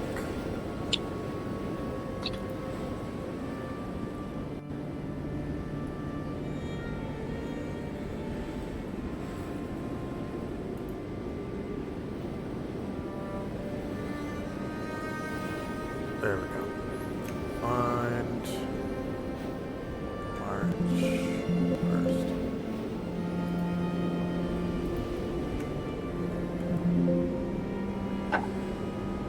Huh.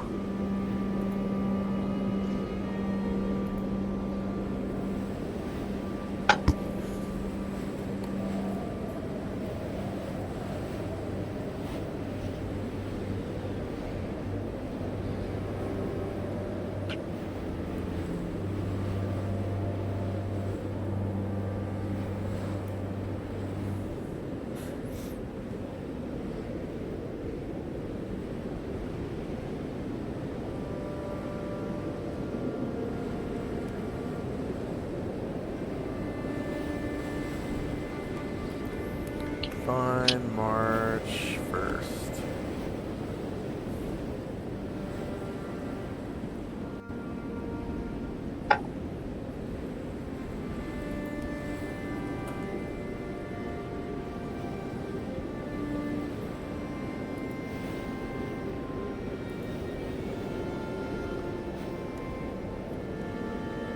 Okay.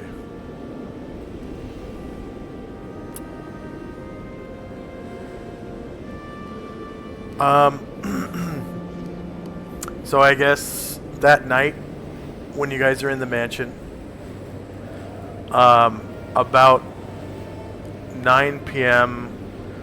you hear this outside the gate to the magnificent mansion.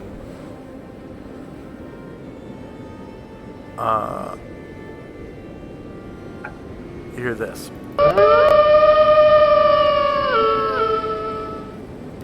Does anyone go and investigate? Is that similar or different than the Bigfoot noises we heard recently? This?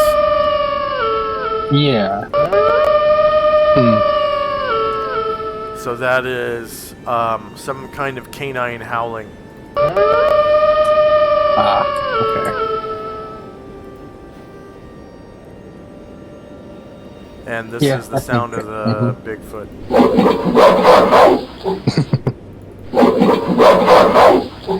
So Yeah.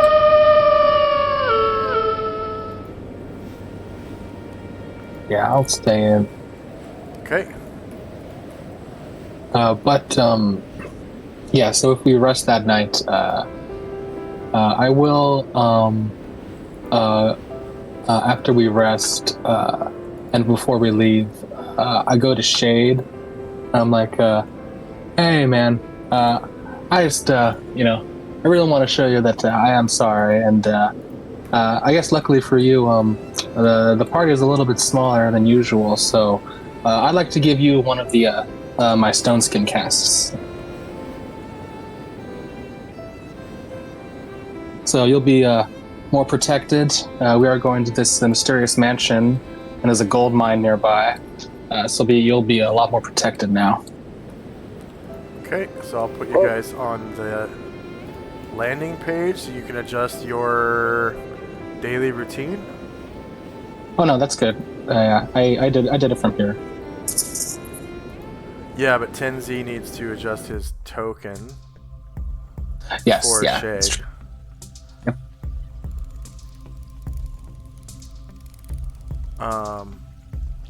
So Shade's token now has a diamond marker. Tenzi. Yeah. Yep. Got it. And that was previously Shinzo's. Ah, okay. Gotcha. So I'll take that off of Shinzo's token. There he is.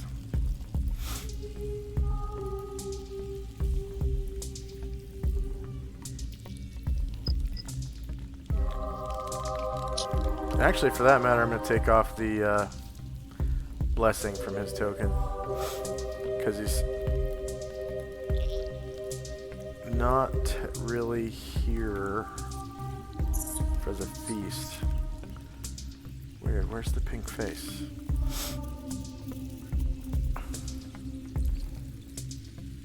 There it is.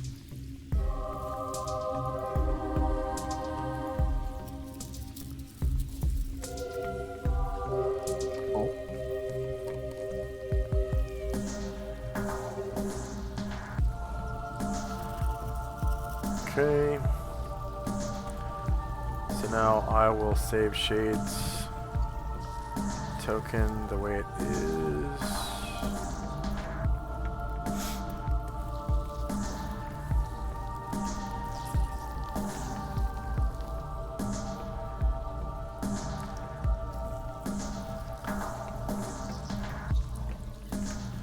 And we will get back to our adventure.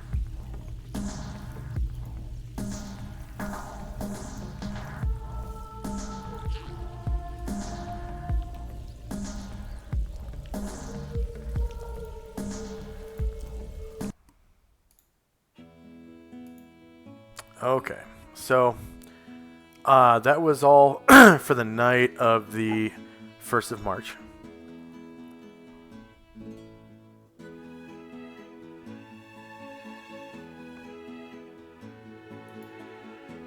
Actually, you wouldn't even experience that because I don't think I moved you for the 1st of March yet.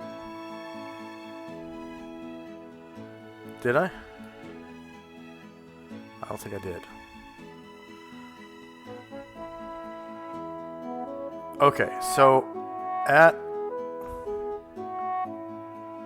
yeah, I'll say you got there. Say you got there. So that wolf thing never happened. Where you heard wolves. Didn't happen.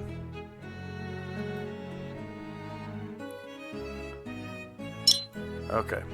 So you would get there at the very end of the day.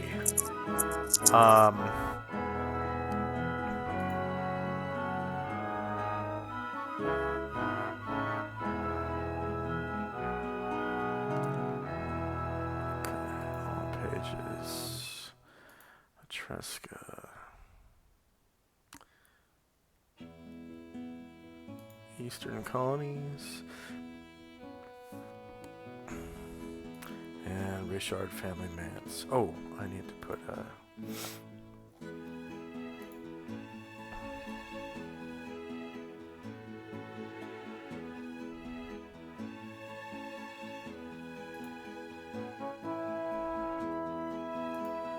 okay.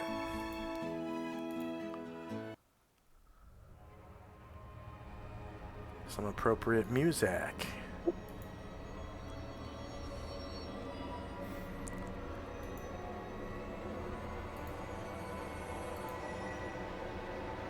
Daylight mode off. Save settings.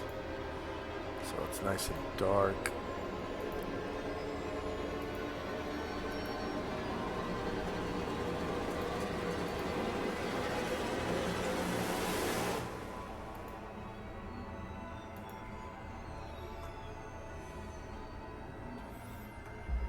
Alright, so It is at precisely 7 p.m. You guys reach the manse.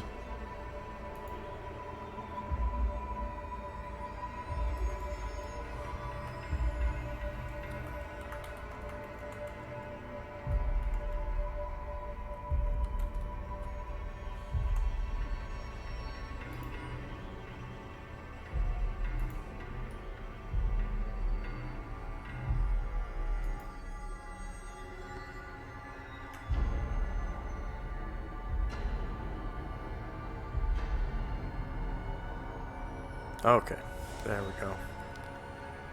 And then, of course, we can remove Shade's token.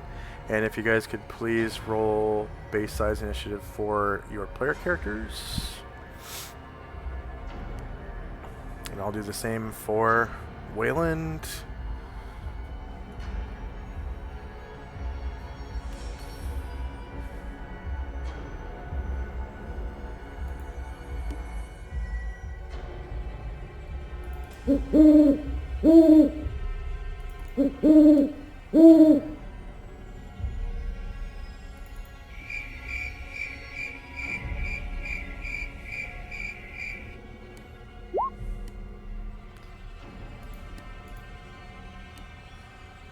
Okay, first up is Wayland. And he just kind of signals to his men to like surround the house because they don't know anything about what has transpired. So these men kind of book it. Once they get to the corner here, two of them split off to the north. Let's see. Right about there. Two of them split off to the west in buddy teams. So they're pretty smart. And then the veteran heads to this corner, and Wayland does as well. The wagons kind of pull over here and stop. And so ahead of you, you can see it's very dark. But you can kind of tell it's a house, okay? Because its roof is set against the night sky somewhat, like between the trees. And you can see that it has a triangular roof that kind of... It's weird. It comes to a point right here, kind of in the middle of the roof. So it's like it's like an X-shaped roof, really. So it has like on the I guess that would be the attic. It's like 4 houses set together diagonally in like an X shape. So the joists come together in the middle. And it's not really a point, it's just, or even a high point, but I'd say there would be a weather vane on top right there. And then on the southwest side, like Wayland was saying before, there is a like a cone-shaped roof with another weather vane, and it looks like there's a lookout on the attic floor. So it definitely has a ground floor, a second floor, and then an attic floor, three floors high. And you can see that the entire ground floor, all the windows have curtains that are closed. The second floor, on the other hand, not so much. So you can kind of see into the rooms. You don't see any movement or anything. You don't see any light, and you don't hear any speech or any animals other than the ambient sounds coming from the woods, like crickets and and owls and stuff like that. So, and everyone's kind of tired and hungry. Like, it is kind of time to camp right now and eat. But that's up to you whether or not you guys want to enter.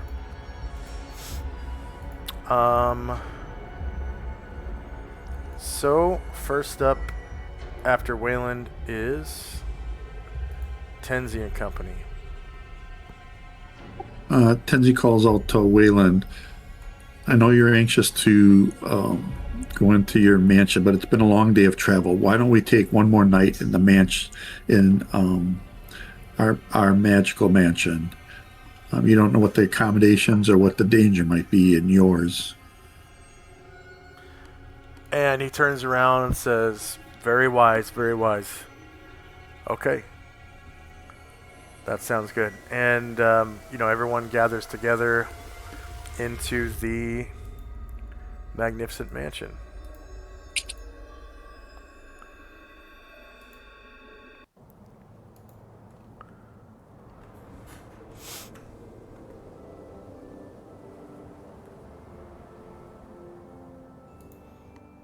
And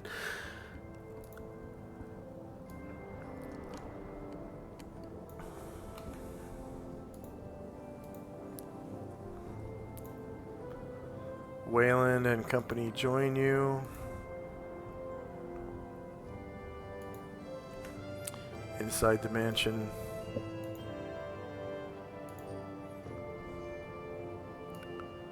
And his drivers with their wagons and all that.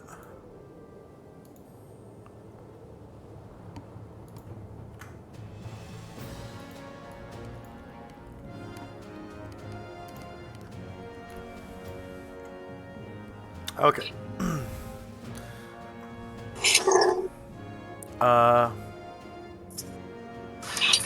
Anything else for Tenzi and Company? Nope. Okay. So we'll say it takes like 5 minutes for everyone to gather. And it looks like Chandrak has dismounted. So I'll just remove my servant from the tracker. Okay, so time now would be 7:06, and first up is Wayland.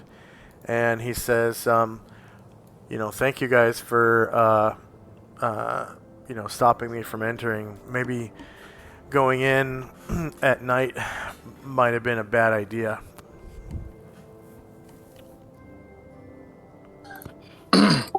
It's always best to be safe about it. I'm sorry, go ahead. Oh, and you don't know what the accommodations would have been like. Here, you know the comfort. Oh, yes. Having beds and everything is such a boon. This magnificent mansion is a great place.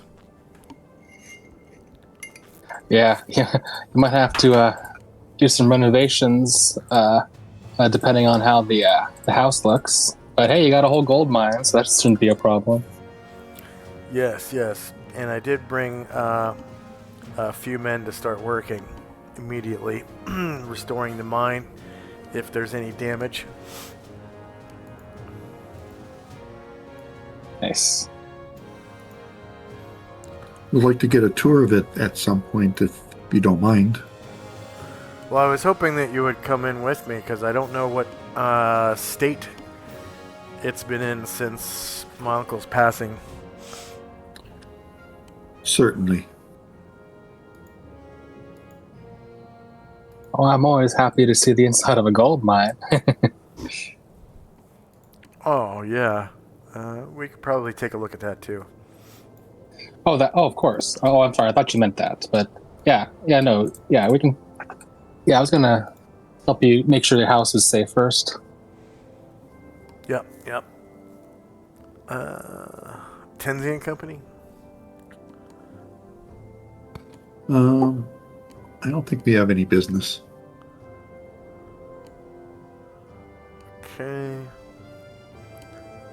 And around, so you guys just kind of camp here until about 7 a.m. the next day?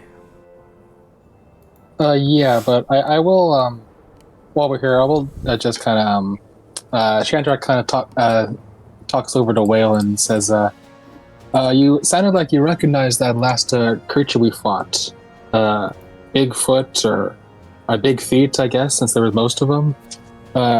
What kind of creature is that? You know anything else about them?" I just heard from a few of the indigenous people's legends about the Bigfoot. There's also, I guess, some kind of monster called a Puckwudgie, which kind of fits the description of those monsters that you blew up with a fireball a few days back. Those little Right. spiky things. Yeah. This continent already has some interesting creatures and lurking around in the in the wilds. Yeah. But I heard of a few other things too, just in the short time we were staying in Westlink, about a few other of the local monsters. Oh? Yeah. So there apparently is also some weird creatures called big heads that fly around and shoot flames out of their eyes. Sounds really Wow. weird. And then I also heard about the dog man. Is that like a werewolf? From the Dog description, the description, it sounded a lot like a werewolf. It's a man that can turn into a wolf, and also a hybrid form of man-wolf. So, but they call him the dog man here. Hopefully they're more like Hangyokai than werewolves. That'd be nice. Yeah, and then also I heard of the Headless Horseman. He rides a nightmare, apparently. Sounds pretty crazy to me. Huh. But All these heads and feet. What's wrong with this place? yeah, Bigfoot, big head, headless horseman. It's all about heads and feet. Huh. I kind of noticed that too. But anyways. Well, should we get to sleep? Yeah, let's finish up. Who knows what, we might find what, at least some clue about these people that have gone missing, and your uncle included. So, yeah, let's get to it. We got a big day ahead of us. All right.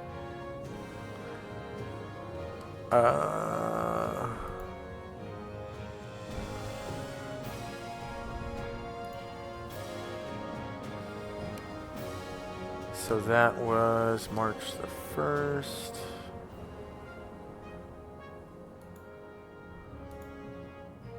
So 7 a.m. March 2, 12:85.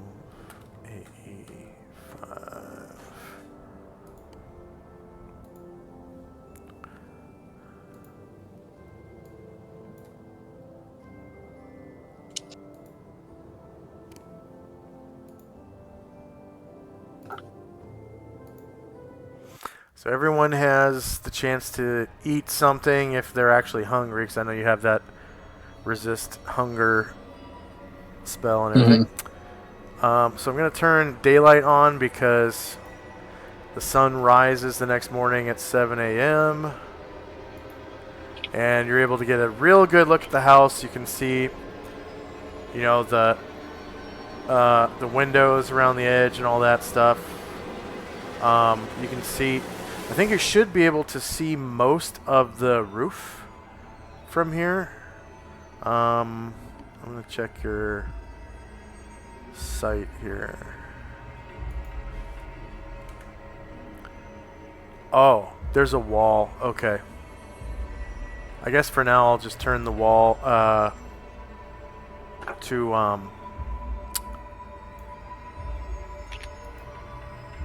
transparent. That way you'll be able to see past it. Okay. So yeah, the architecture is foreign to what you know anything you've ever seen.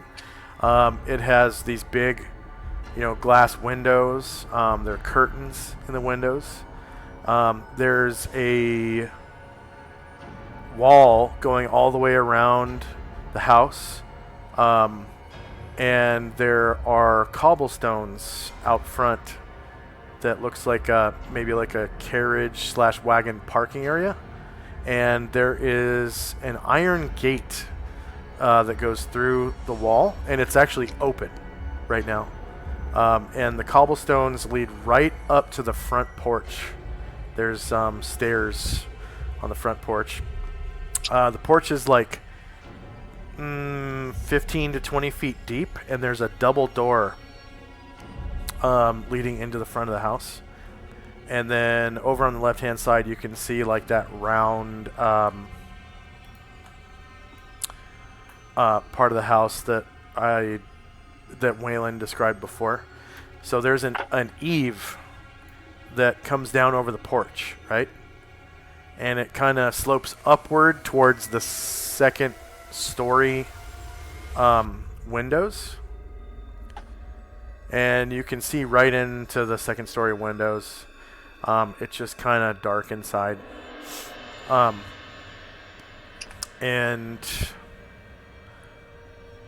yeah, all the first floor windows have curtains shut from what you can see.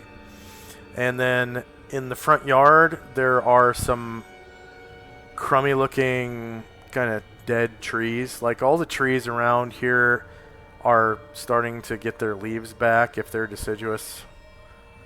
And these trees look kind of beat to hell, like they're dead. They've got like, dead leaves hanging off them and stuff. And the lawn is like gray and dead looking. It just kind of looks like unkempt, and everything just died around it. There's a few bushes outside the wall that are dead. And that is about it. So go ahead and roll base size initiative or whatever you're doing for the first round. Looks like Shadrach might be casting a spell. Oh, sorry, no. I'm just that is I'm doing my daily spells like Cat's Grace and stuff. Okay. Yeah, you can do that here. So there's my Mighty Servant roll. I'll be using that for now. Yeah.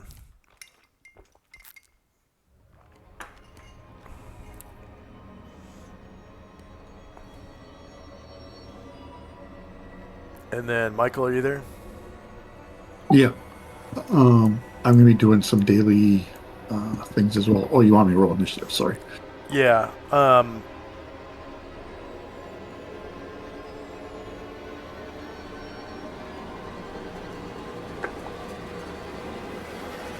You can roll your spell templates for whatever you need, real quick, and then just when you're done, roll base size initiative, and I will put the mounts to the back.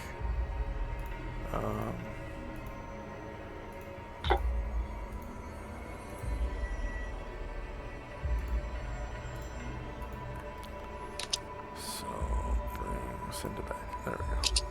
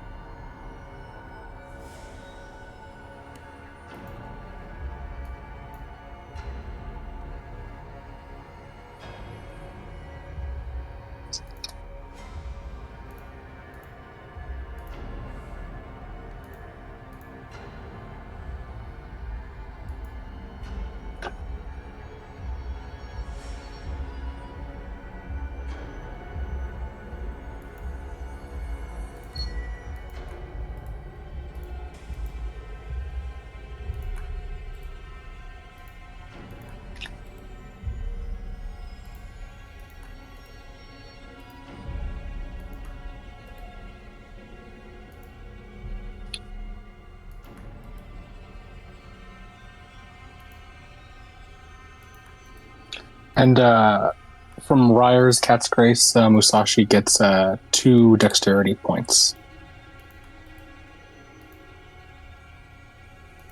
Okay, thank you.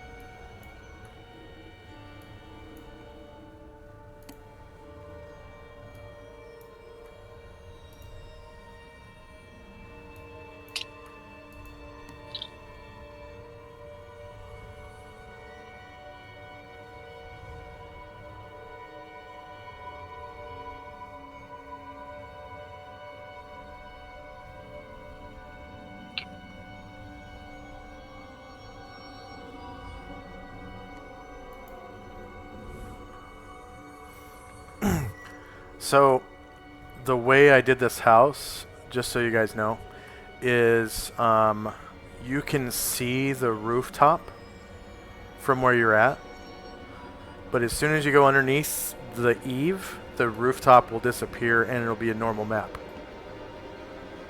Oh. Well, it won't completely disappear. It'll be 30% opaque, I think. Okay, yeah. So, Nice. just like when you're underneath the trees. So you'll be able to see how the roof works and all that. And it's like that on all 3 floors. So that you can see. Oh, I am good I with didn't- my daily spells. there we go. Now you should be able to see the roof. I hadn't put it down.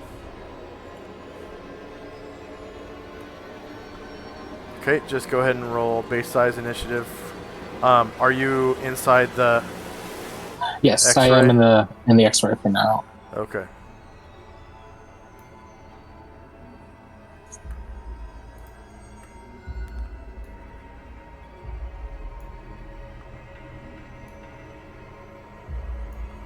Okay. So yeah, all 3 floors have that disappearing roof.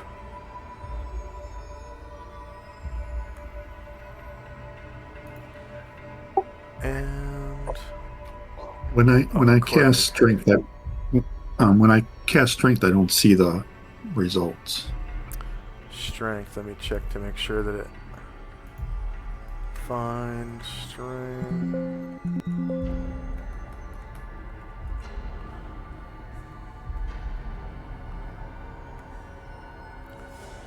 Strength of 1 keystone.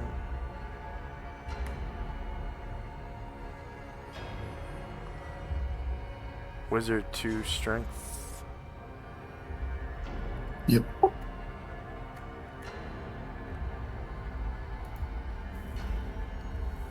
All players.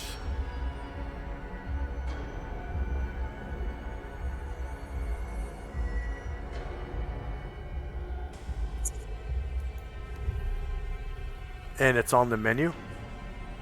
Yeah. So, I see the template get cast, and then when I press the strength button, it tells me to target, and then I don't see the result. Who was the caster? Corvig, Ah, where's the Corvig token? I got him right off the map over here, just temporarily. Where at? Point.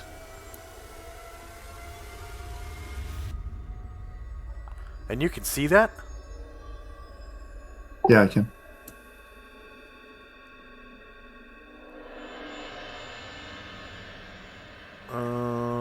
It's just green. It's just green there. There's no Okay. terrain. Okay, so Corvig. And then who did he cast it on? Ashriel. Okay. Spells and powers.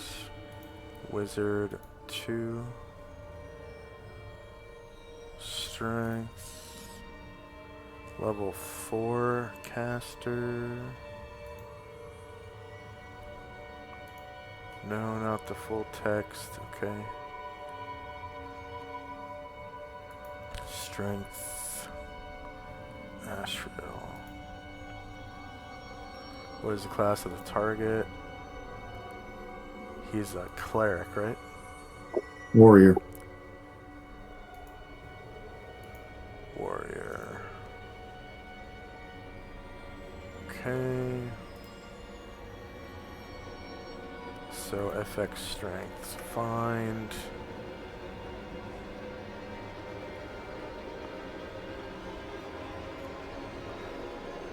FXW2 strength.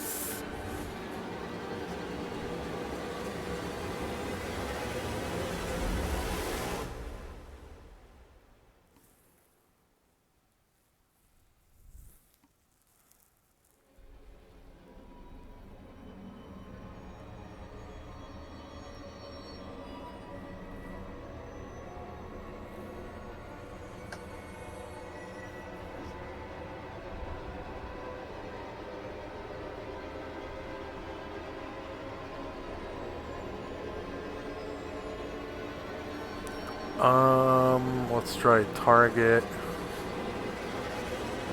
Token underscore strength.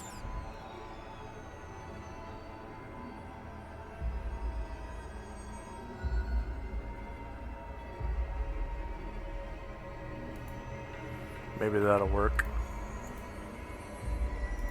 Strength. Warrior.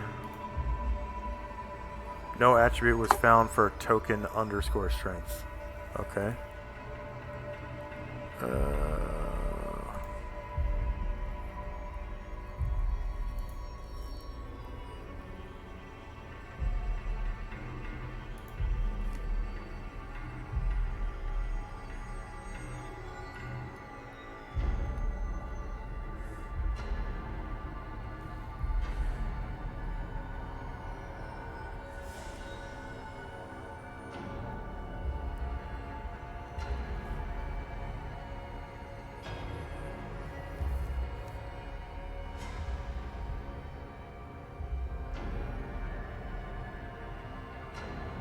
Oh, I might be missing a bracket.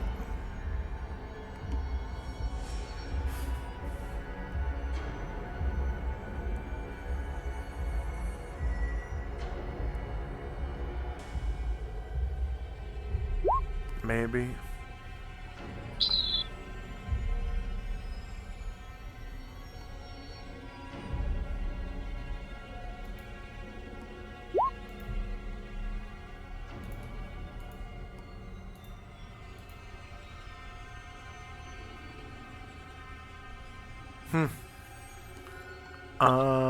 Let's see. What if we cast it on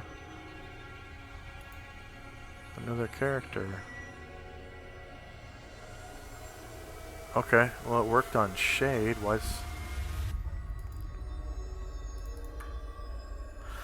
Maybe it's on his strength score is a problem. So his strength is 1863 normally.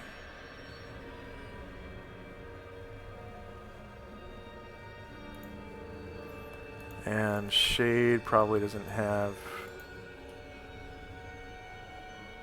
There's a problem with his strength that doesn't have the closing paren on it. Say again? There's a problem with Asher's strength that didn't have the closing paren on 1863. Oh. I just fixed it now. Okay. Did we try it? You got it?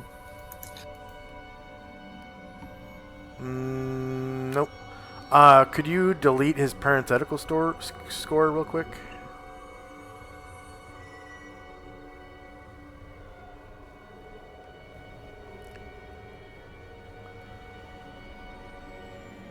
Okay. Yep, that's it. Oh. Oh, Sandra does.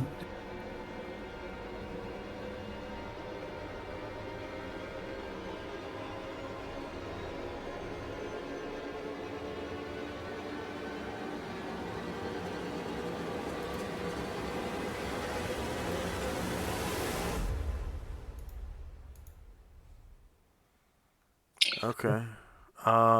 Yep. So if a warrior has an 18 strength already, from 10 to 80% is added for his extraordinary strength roll. Okay, so go ahead and put his yeah, I see what the issue is. Go ahead and put his parenthetical bonus or whatever it's called back onto his strength score, and then just roll a D8.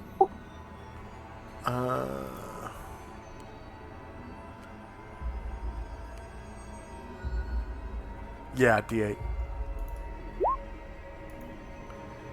So it's let's see, that would be it's 1886. So that'd be 1896, 1800, 19. So his strength is 19 now. For how long? An This lasts hour for, per like, the caster hours? level. Yeah, that's lasts for hours. Okay, and that's on the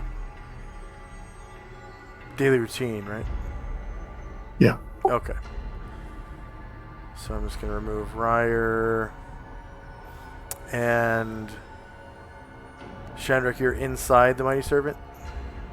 Yes, I am right now. Okay, so all I just we had to need reroll is because Wayland. I accidentally rolled strength on Yob first, so I had to reroll on Gargamon. All right. So time now is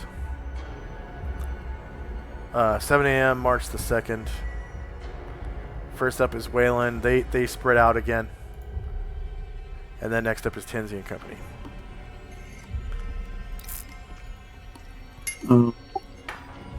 Astral will detect evil. Go ahead and give him a 100-foot aura.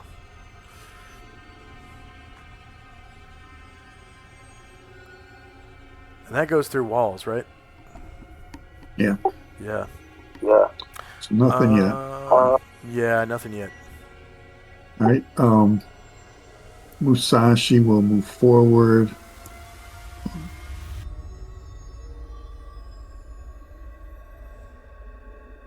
So just to make sure, you don't see what's here or here or here, correct? On the other two, I could see looked like the top of the roof, but over there, I same can. for me.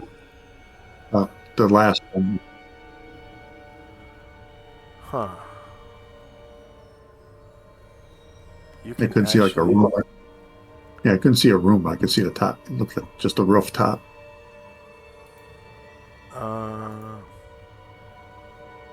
Wow, I have dynamic lighting turned on.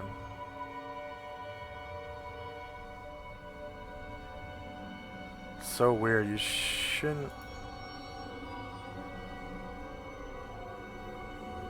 I mean, unless I didn't put. Oh, I didn't put a box around. Okay, so this. Okay, jeez. All right, sorry about that. I'm like ruining your experience by not having. There we go. Oh, that's the wrong shape.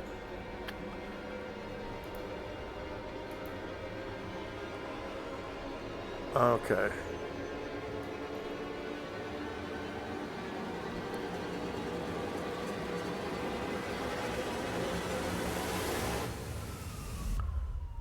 All right. Now.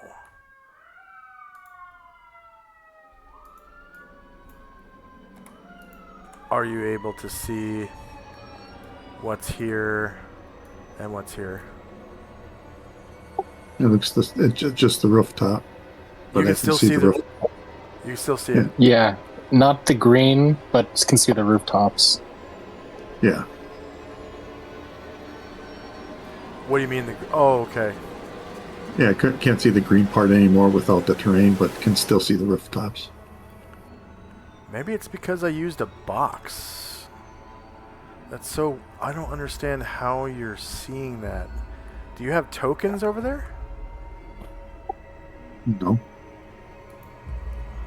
No, I mean,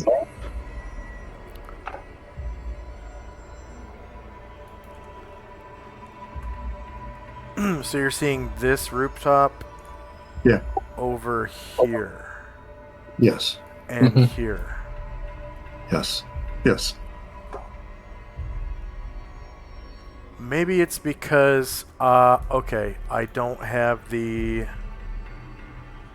I'm still getting used to the foreground map layer, so I need to put these on the... what is it? Below shadow or...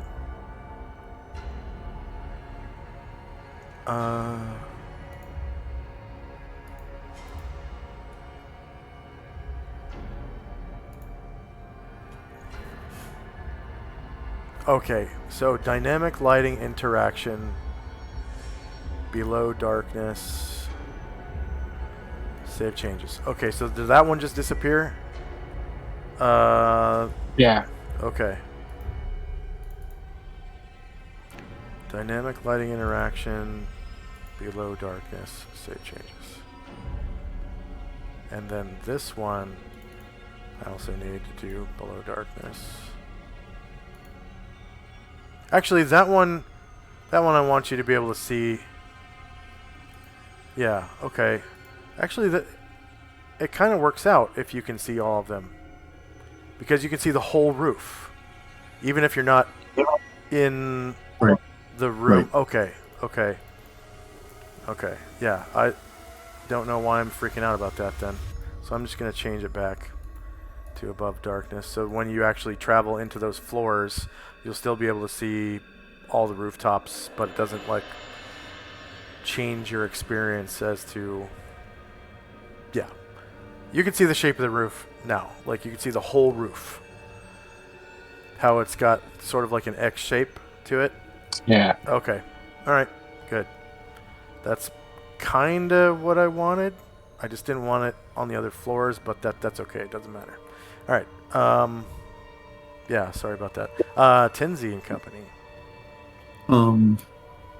Musashi and Astral ride up, as does Ruck and Zalmond. Oops, Zalmond, get in there. Yesma begins playing her violin to rally allies. Okay. Oh, and I guess that means that I don't need to have the wall have invisible dynamic lighting lines. Right? It can be an actual wall like that, and you can still see the roof. Oh, mm-hmm. Yeah. Okay. Okay. Still see the roof. Yeah. That's cool. Okay, that's good. Because it's 3 stories and the wall is only 10 feet tall. So if you can see the roof, that's good. Okay. All right. So you said, Tenzi, you said what? Musashi, Astral, and Zalmond ride up towards the gate. Okay. And you can see the gate is definitely open. Just wide open. You could ride right in. Anything else for Tenzi? And then Felina and Yesma kind of ride up or float up on the carpet, and then Tenzi will ride up as well. Okay.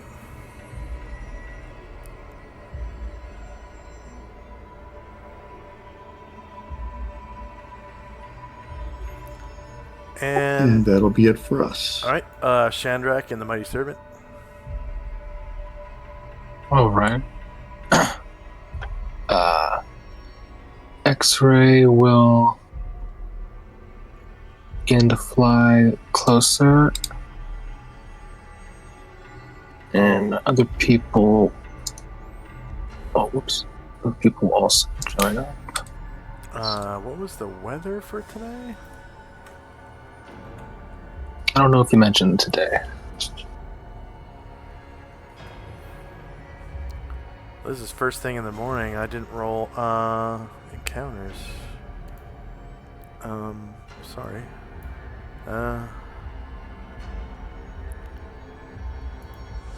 Encounters temperate wilderness. Hills for March to 1285 winter. Okay, so there's strong winds today. So I think we don't have any small flyers, right? So Yeah. yeah. All right. Nice. My people begin to approach the gate as well, and Ryer joins his guitar to Yesima's violin, and he will also rally for our arms. Wait, who's rallying? Yesima? Yeah, isn't Yesima rallying? Michael? Yeah. What was the Okay. question? Okay. Yesima's playing her violin? Yeah. Okay. Yeah. Sorry. Yeah. Rally allies for saving throws. And Ryer's going to do for his.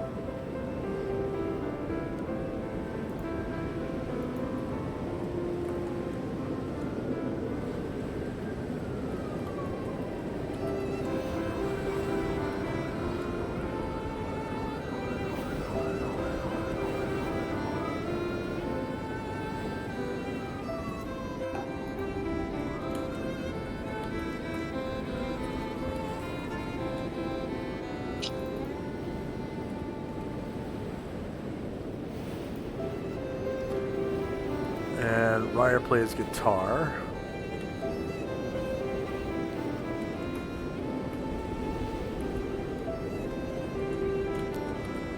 For what? Bonus to hit? Yes, that is what he's doing.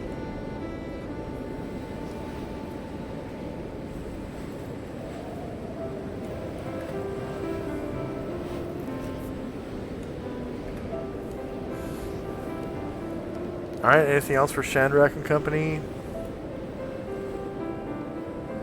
The rest of my people will just begin approaching the gate.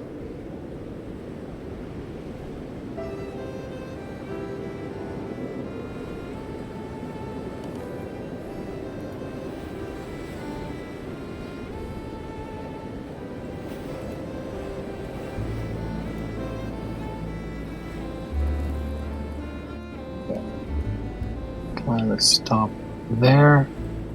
That'll be our move for now. Alright, end of round. Time now is 7 a.m. First up is Wayland and company. So he and his soldier boy come up to the front door. And you can see him going through his pouch, and he pulls out a small ring with some keys on it. And he pulls out the larger key on the ring and sticks it in the front door. And you hear a click, click. And he opens the door. And inside, some of you can see somewhat of a foyer.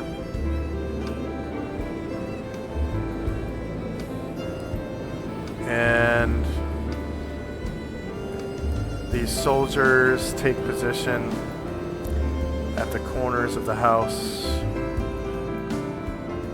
on the cobblestone, sort of setting up a crossfire. So they have line of sight with you guys. None of them goes to the northwest corner, but they have a crossfire line of sight with the northwest corner.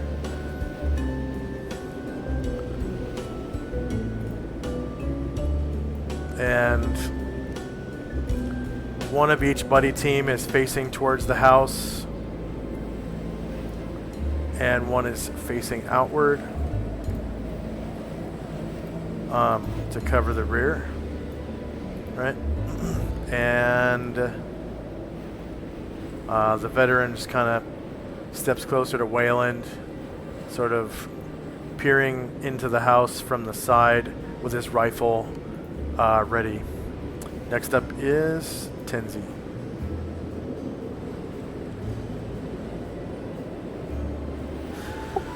Astral takes a moment to concentrate on detect evil. Okay. Yeah, he definitely feels evil coming from the house. Though he can't really tell where, I think. Can't tell where it's coming from, right? I'm not sure how that works.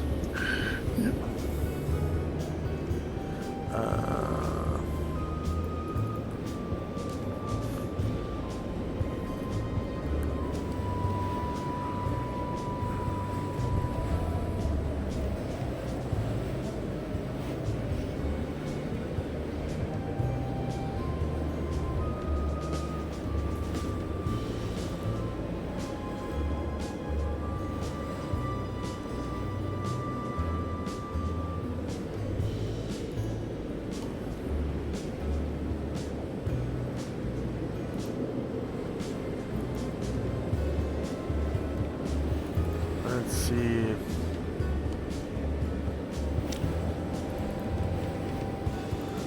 Share folder, D&D, second edition. That would be Planescape book. And oh no, that's not a Planescape book. That's core book because it's called Warriors of Heaven. Right? It doesn't have anything to do with.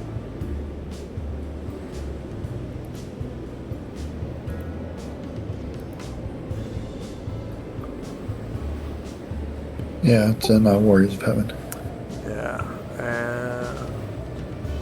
Well, yeah, it does. It says in Warrior of Heaven, as automatically detects its direction, strength, and general nature. Okay. So, yeah. He can feel the presence of evil above the ground floor and below the ground floor. And some of it is eldritch in nature, and some of it is actual fiendish in nature.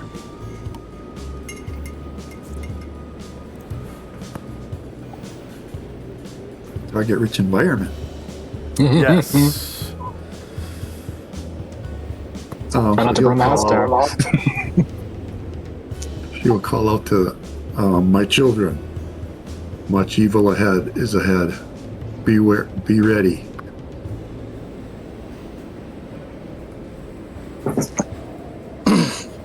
Sounds good. So we'll just move up a little bit as well to cover.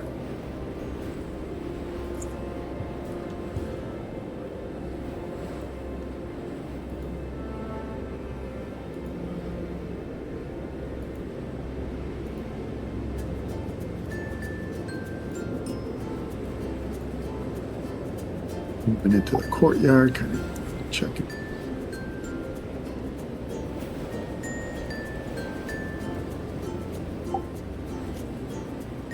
And that he'll call out in case to make sure Waylon heard that there's evil inside. Okay. He kind of turns back and nods, and he stands aside from the open door and draws his sword and kind of waits for you guys to come with him.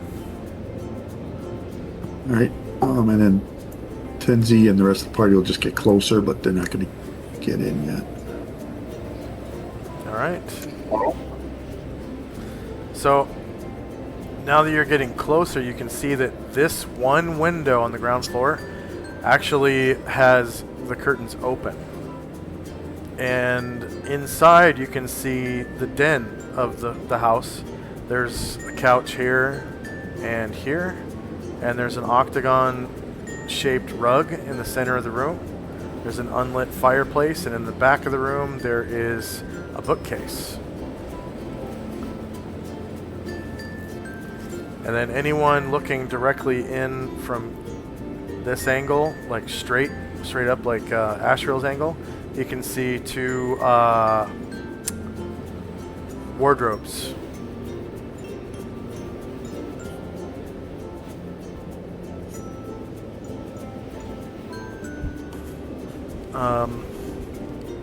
Anything else for Tinsy and company? I'm just moving my horses up a little bit. And mules are going to stop outside, and that's it for us. Okay.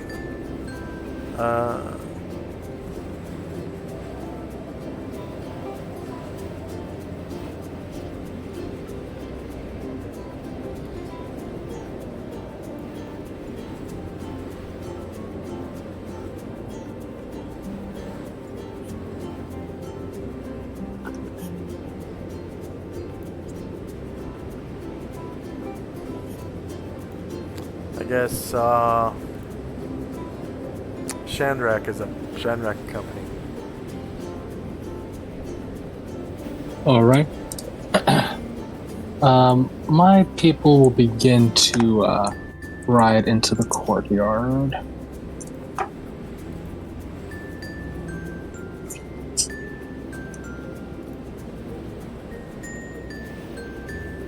Okay, and as you approach, you can see the same thing. There's this room you can see into because the curtains are open, and it looks like a den. And then once you get to about where Moen is, you can see above the fireplace there's a painting. Oh. So there should be a map marker right here. Should be able to click on it. Let's see. And maybe see an image. Oh, it just says, it brings up Bonneville. Oh, okay. It says Bonneville? Yeah, it does. It says Bonneville, and it brings up Bonneville. The handout for Bonneville? Yeah. Okay. So that's what the painting is of. It's a painting of the town of Bonneville. And that image that you see is what it looks like. Can you read the Bonneville handout? Yeah. Yeah, Bonneville is a pitiful hamlet. Last stop on their way for travelers to Mingdao. No one ever reported grew up in Bonneville.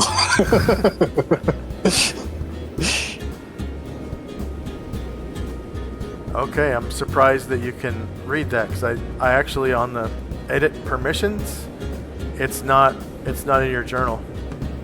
Oh, I guess because it's the map marker, maybe. Yeah, because it's a map marker.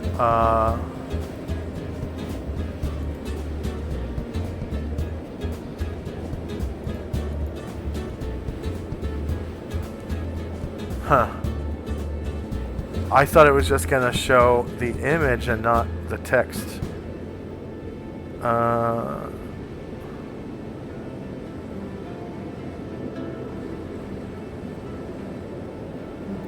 So what if I unclick that and then save pin? Okay, so now close. Can you close the handout? Okay. And then click on the map marker again. Yep, now it's just the image. Now it's just the image? Mm-hmm. Okay. Yeah. Okay, so that means I need to do all the other paintings like that.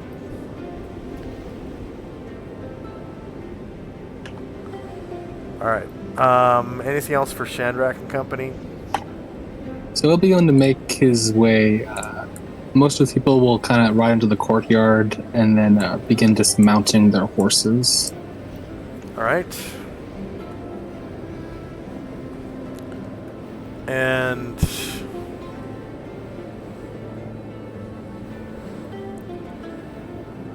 so you can see that there are even some windows on the third story that have no curtains.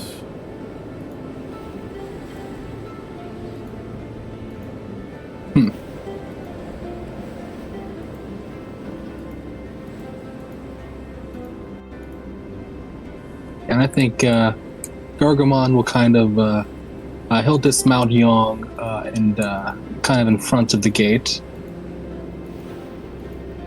Okay.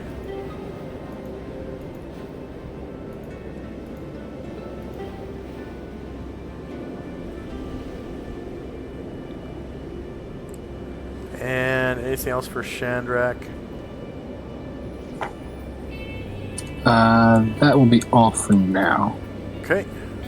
Time now is 7:02. And first up is Wayland. He is going to hold his action. Looks like the riflemen are in place. This veteran kind of steps back and covers the door, like he's aiming his rifle down the hallway inside. And some of you can kind of see there's a stairwell there. And the hallway goes way back. It looks like there's a foyer, sorry, inside. There should be a map marker right here that says foyer. Yeah. Okay. And then back here you can see a hallway. Next up is Tinsy.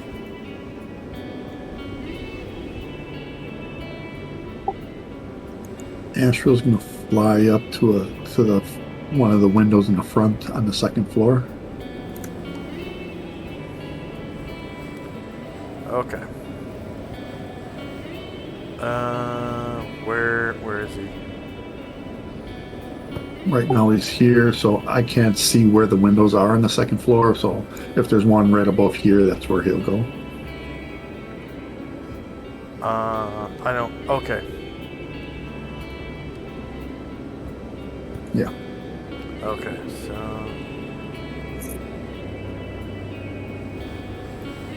Right.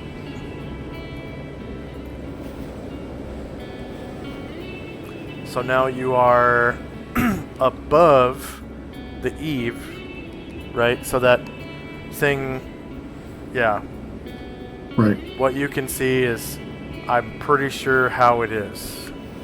Yeah, okay. Yeah, And you okay. can see into the second floor from where you're at. You're right, should be right next to the window now.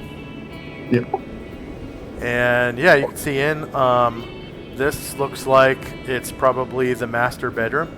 So you should be able to see a map marker right there that says master bedroom. Do not. You don't see this map marker right here? Nope. I can see your ping, but I don't see the marker. I don't know if the is. I mean, the roof is opaque, but I don't know if that's what's blocking it. Can you see it now? Yep, I can see it now. Okay. Master bedroom. Yep. Okay. And then anything happen when you click on it? It just says master bedroom. Good. Okay. That's intended. All right. So yeah, Asriel is right there at the master bedroom. And what does he want to do? Anything? So he doesn't. He just sees the contents. He doesn't see any creatures or anything like that. Yeah. From where he's at, he doesn't see any creatures inside. He's gonna lie back down and the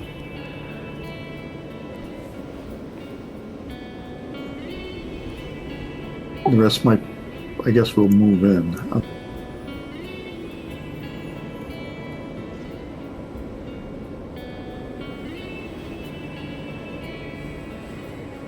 Ride over a little bit and then try to dismount.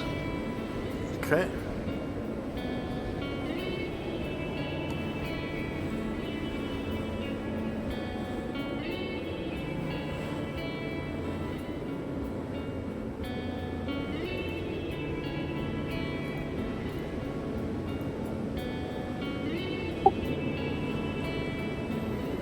Alright, so now you should be able to see the parlor.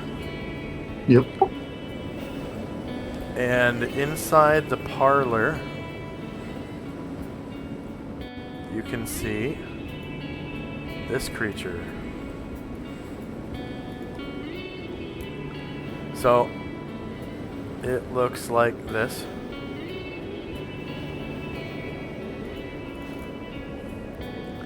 And cool. yeah, so it's a red bat-winged creature that somewhat resembles a lobster in that they have many legs, feelers, and eye stalks, and forearms that end in great pincers. Though they appear to be crustaceans, they have a fungus-like formation to their body.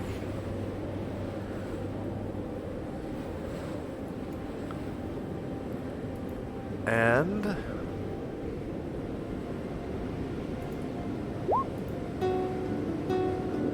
you can see this door open, and there's another one inside that kind of steps out, and it's like holding some kind of mushroom, and it's eating this mushroom, right? And then from around the corner, another one kind of steps out like that.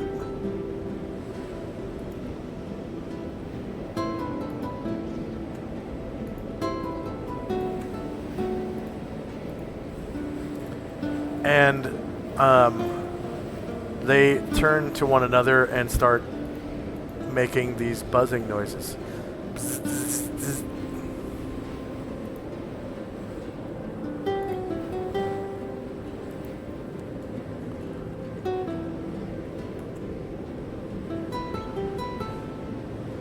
Well, unfortunately, Musashi doesn't understand buzz. What?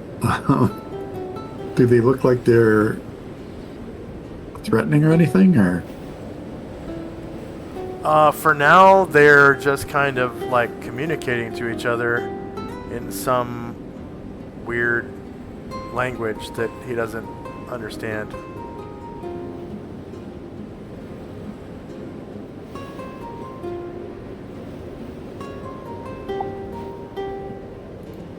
They'll call back, Wayland, it looks like you have squatters.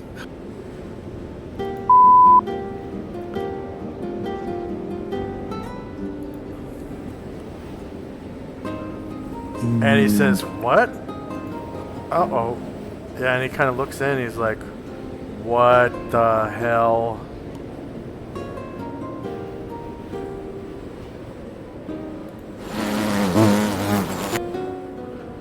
And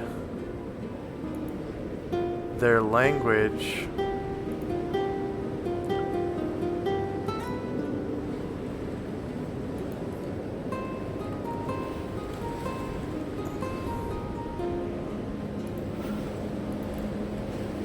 sounds like this. So they're talking back and forth like this.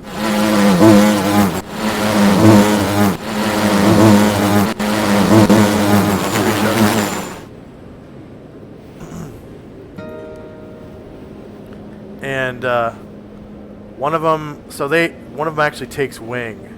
So he just kind of like flies over to Musashi and kind of gets in his face, sort of looks at his at his gear and stuff, and you can see these weird antennas on its face. It doesn't look like it has eyes really, just like a myriad of antennae.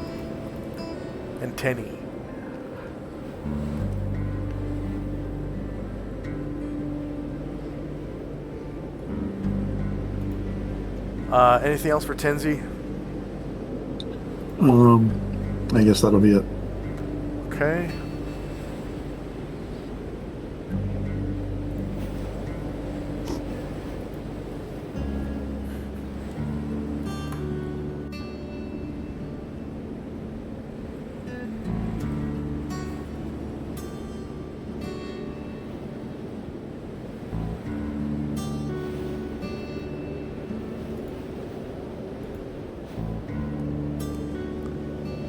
So, next up is Chandrak in the X-Ray.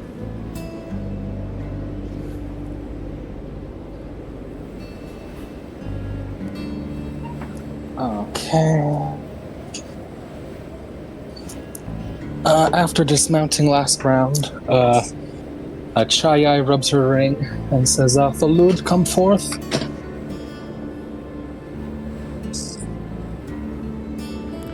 And a genie appears.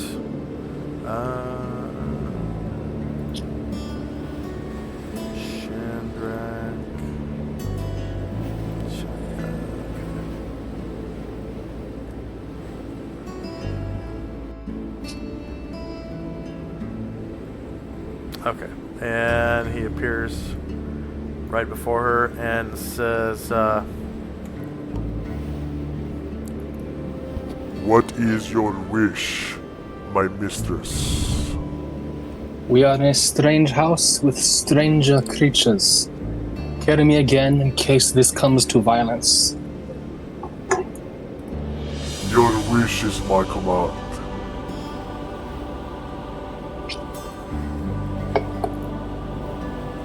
and he picks her up, puts her in his arms, like a little baby, and just flies around wherever she tells him to. Nice. So she will get close enough to see in the foyer. And Erdrin also comes up. And yeah, seeing and hearing that, Erdrin kind of comes around to one of this, the wall and the closed window and hides in shadows. All right.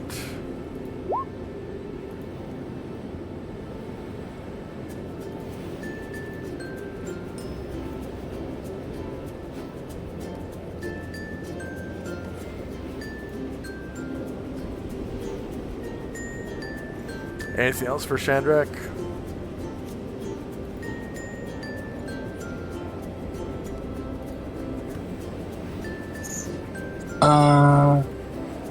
Yeah, my people will mostly kind of get up to the entrance.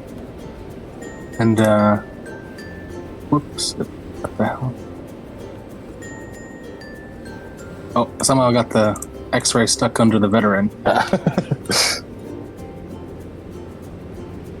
Oh. Thank you. Strange you couldn't select the X-ray. While it was Yeah, that was. And see Musashi and this strange creature. X-ray will kind of fly up and see what's going on. Alright, so inside you see several of these creatures. They are about man-sized.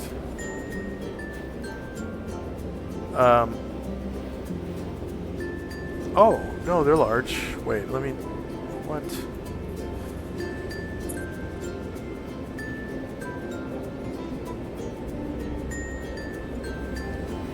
Wow, they're 6 feet long and 8 feet tall. Yeah, they're large creatures. So they're kind of... Their bodies are curled like a shrimp. And they definitely have like a lobster-like quality to them, especially with their body being curled like a shrimp, right? And then they have these like lobster pincers and bat-like wings.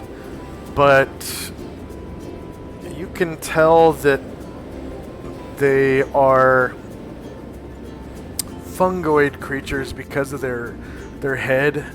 I guess kind of looks like mushroomy, maybe. And they don't have eyes. It's just like a million little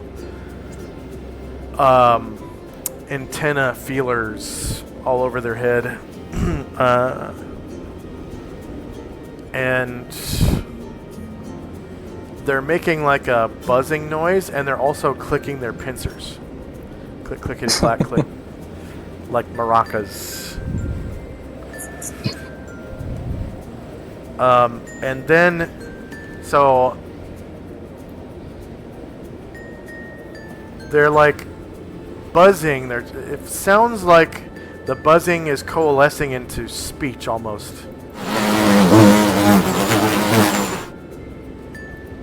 And like they're trying real hard To communicate. Sorry, like they're trying real hard to communicate. And let's see if I can do it with this voice changer.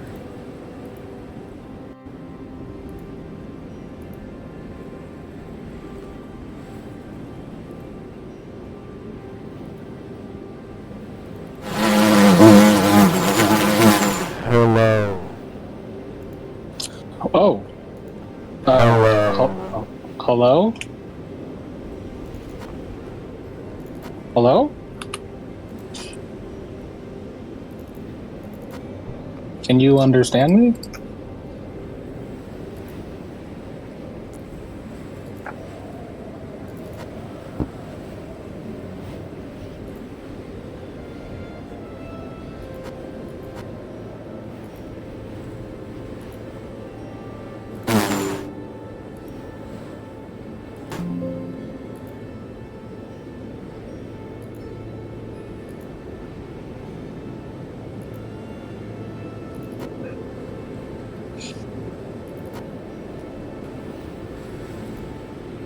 Hang on a second.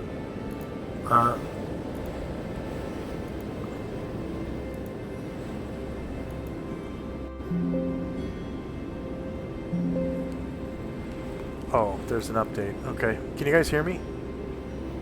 I hear normally.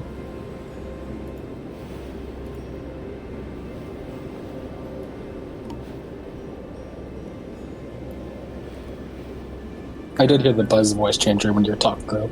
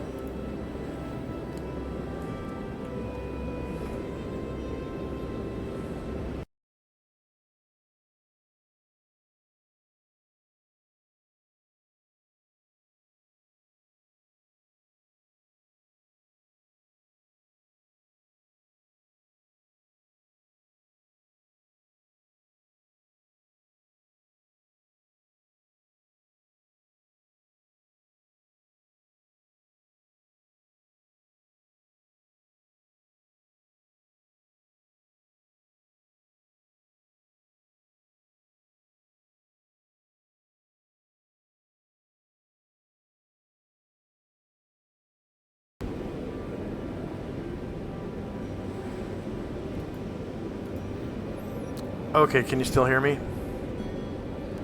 Yeah. Okay.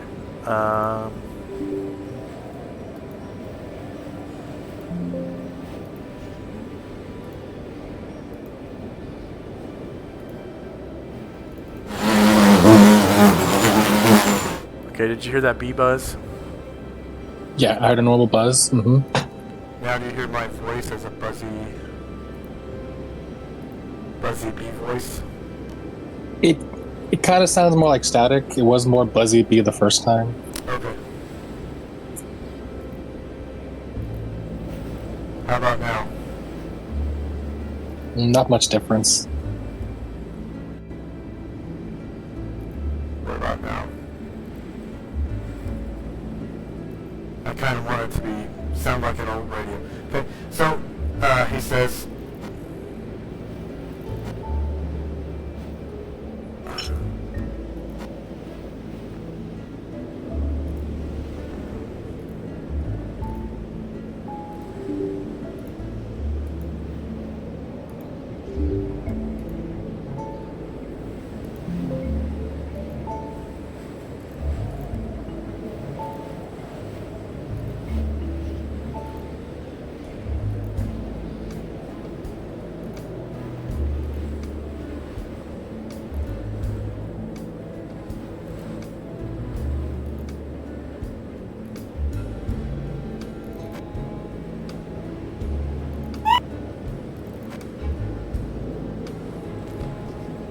So he says, hello. Yes, Oh, that sounds we good. understand you. Oh. Hello.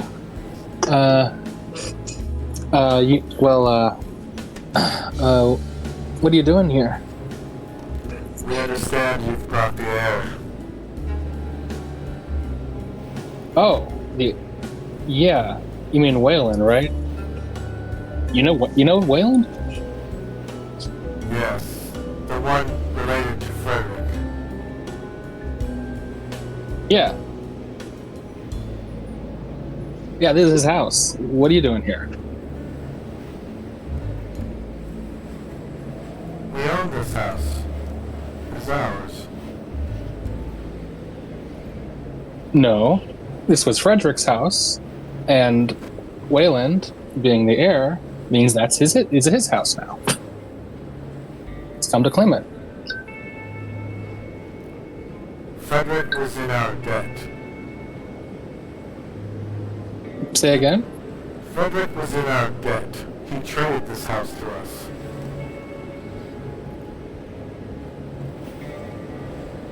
Well, he didn't include that in his will. What did he trade you for? Why, gold, of course. Gold? What does he need gold for? The man's got a mansion. I mean, his man's got a mine. The mine is our mine. No, it's Frederick's mine. He traded it to us as well. He was indebted to us. Well, what did he trade you the mine for? Why? For adamantite, of course. Say again? Adamantite. Adamantite. Sorry? A mineral from deep within the ground that only we can extract.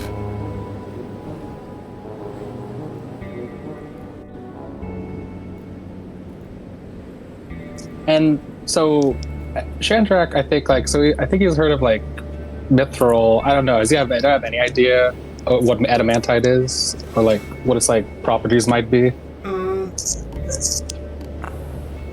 That one pistol, isn't that what it's made of? Yeah. We do know that the pistol and that the mighty servant are made of adamantite. So end of round. Ryer's guitar is at 0 rounds, so at the end of the round it'll take effect. And Yesima's rally for saves as well. And then Wayland's like, this is hogwash. My uncle wasn't in debt to anyone, not that I know of.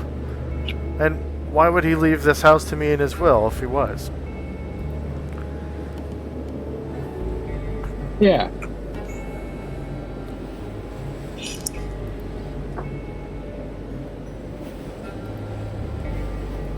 I'm sorry.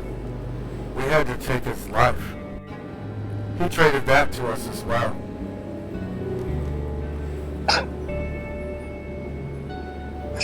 You see, everything around you belongs to us now. Even Frederick's corpse. You have it with you. Why do you want it? Why? To bury him with honors, of course. He was our employee, after all.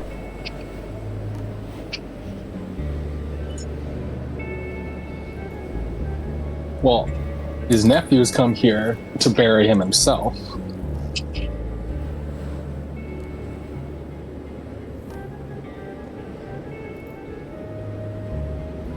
But sorry, hold on. What do you mean? Why would he traded his life? What? Next up is Tenzi and Company.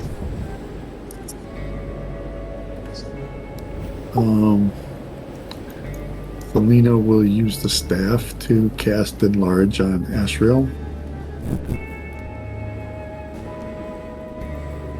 Asriel isn't having any of this. He's like in this murderous rage and wants to kill them all. Well, just wait 1 second, please.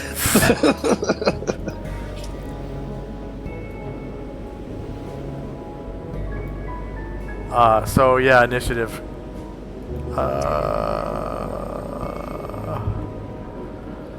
Initiative phase.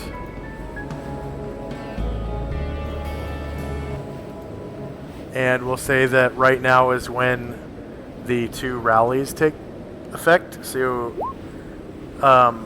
pretty much everybody is going to be affected by that. So you can put a musical cliff note symbol or whatever it is on all the characters. And of course there are 2 rallies and they end at different times. So how long is Ryer's rally going to last? His will last 12 rounds. And how long will Yesima's last? 6.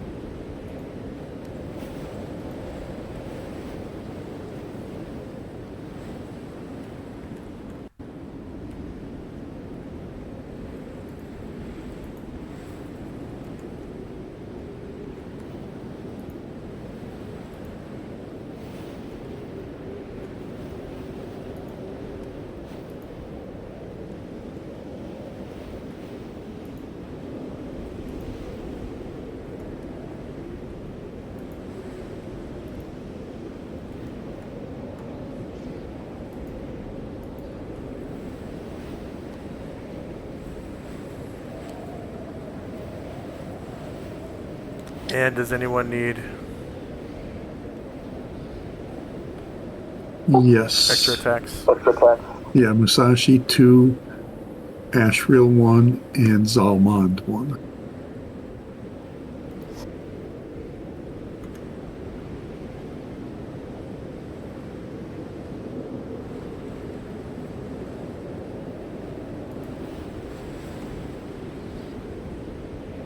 And 1 for Gargamon. Sorry, 1 for Moen and 2 Gargamon.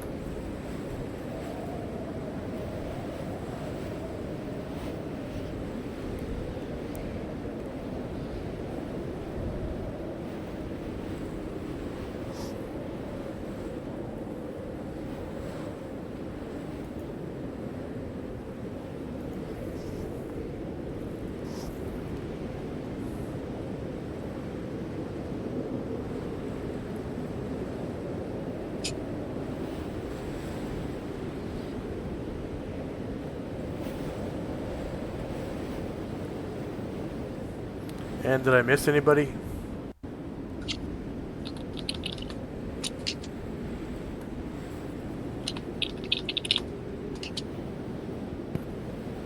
I'm good. Okay. Hold on. Not quite ready for me.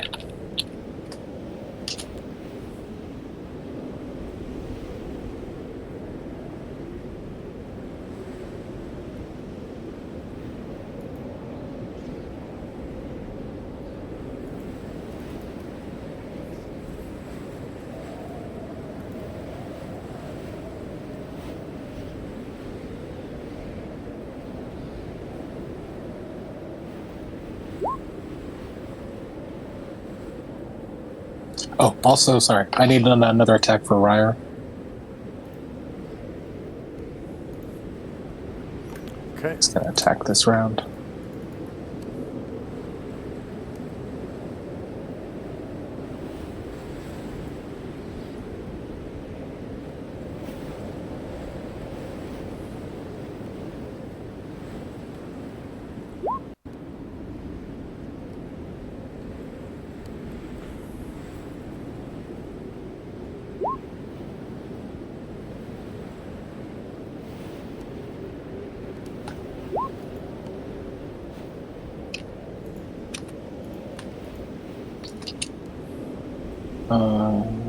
Okay, yeah, now it should be good.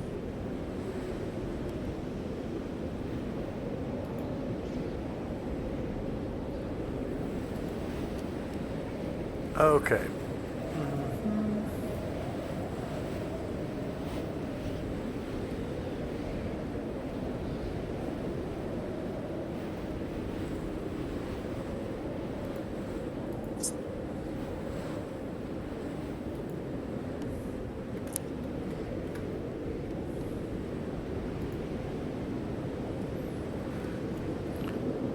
And before we begin, why don't we take a 3-minute break?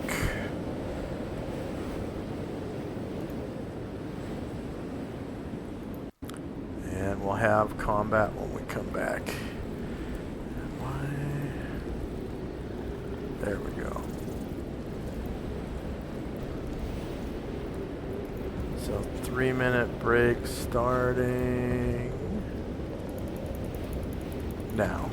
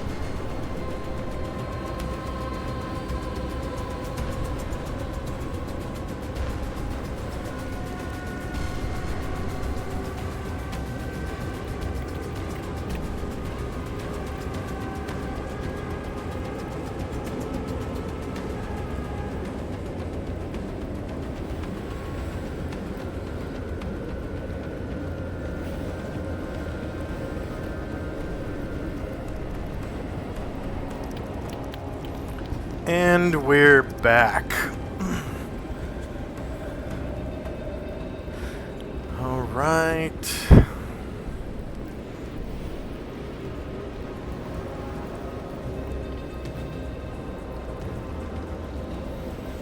So we've got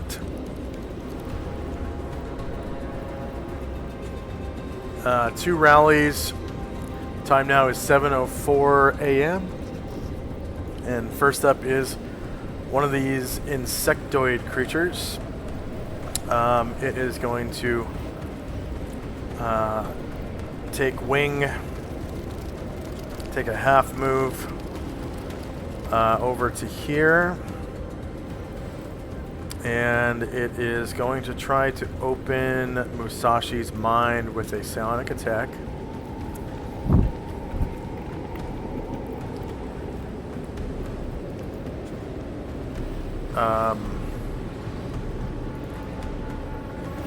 It's going to use Mindfuck, aka Mind Thrust. So that's telepathy. No, psionic combat. Mindfuck. Musashi. Range is 90 feet or less.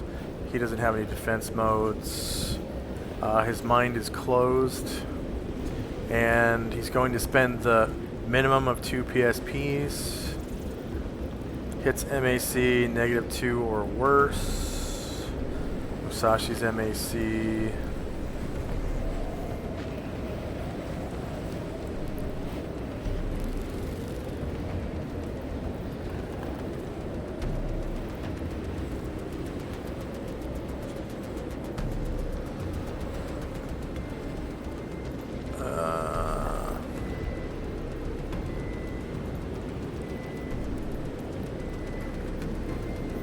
Musashi's MAC is 10. So the creature spends 2 PSPs.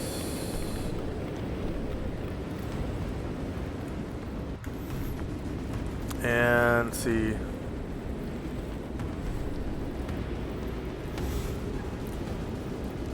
So he stabs the mind of the target, piercing through his thoughts and memories. Spends 2 PSPs. He does 4 PSP damage, which opens Musashi's mind. Target's mind is open to further psionic contact. If no PSPs remain, fail attack costs 1 PSP. Okay, so Musashi now has an open mind. AKA his third eye is open. So that's this one, open mind. And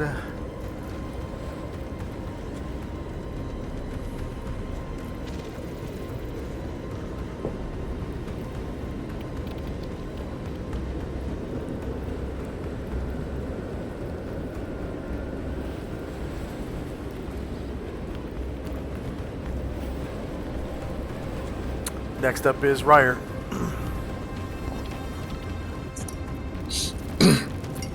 Alright. Ryer will come on in and he'll try to kind of angle around.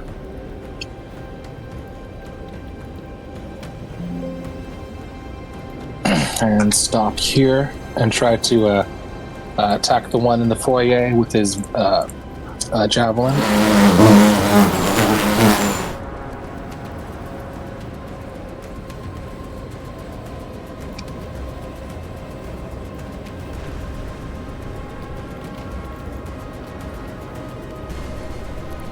Alright. They are shieldless. He rolls a confirmed crit, causing 12 damage. Ryer's rolling really good damage today. He goes hard.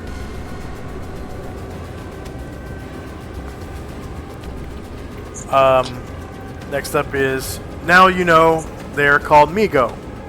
Migo. And they were talking about how they are responsible for Uncle Frederick's demise, and they want his body. Yeah. Had a deal, and then another deal, and then another deal. Yep. So this one is also going to try to mindfuck Musashi. So mind thrust. And 90 feet, and again, he has no defense mode. His mind is now open. And he will use the minimum PSPs of 2. Hits MAC 5 or worse. Okay, so now Musashi. Let's see, versus an open mind, target loses a random sonic power for 2 days. No effect on non-sonic minds. Okay. I think that was... I was thinking of Ego Whip.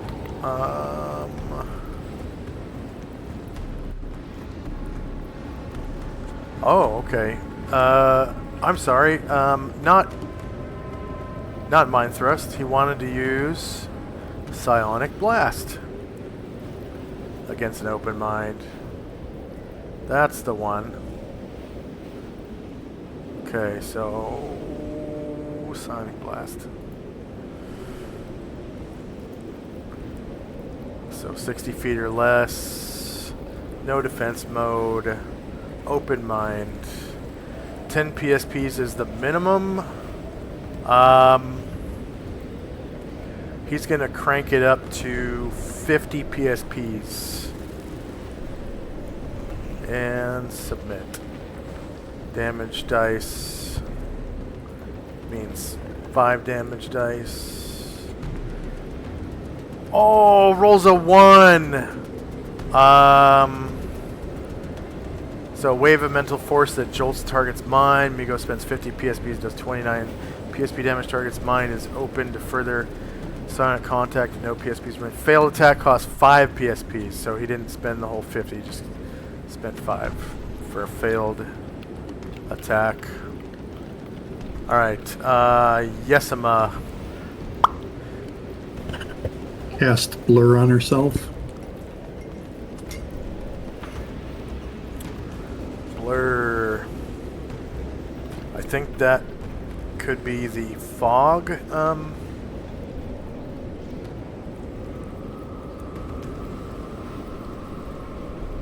Yeah, the fog token marker might do that. Just put a 1 on it. Put, let's see.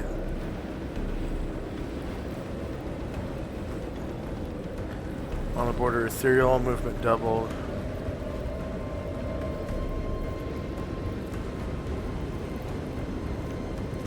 Yeah, I'll put fog 1. Okay. And then how long does it last?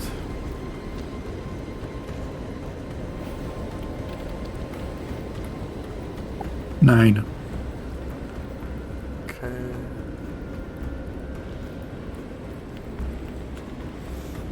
And the effects of blur are penalty to hit, right? Like -2 to hit or -3?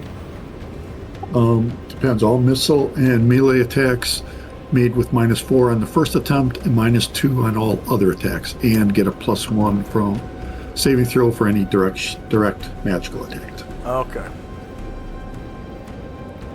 And that's level 1 spell?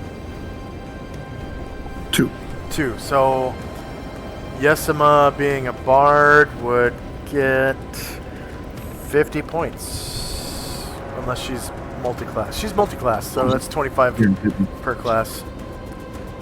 And then next up is another one of the Migo, who will make a half move and try to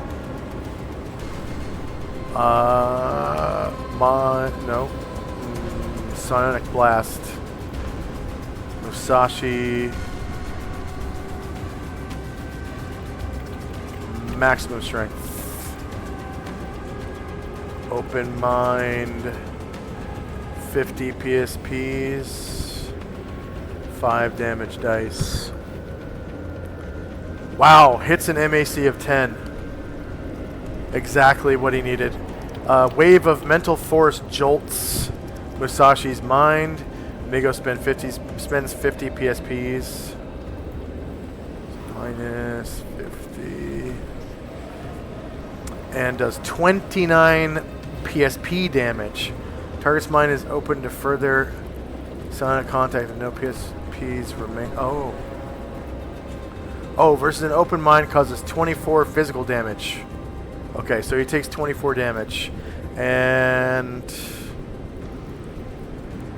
1 stone skin charge.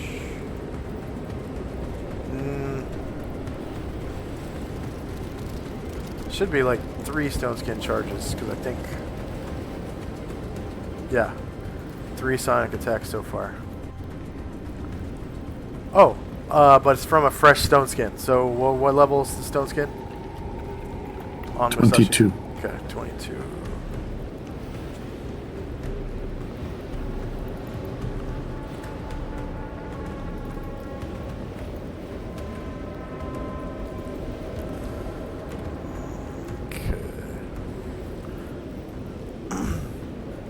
Alright. Zalmond.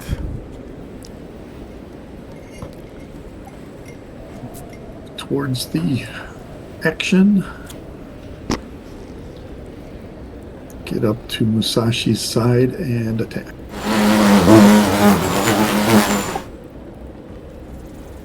You hear them communicating back and forth to each other.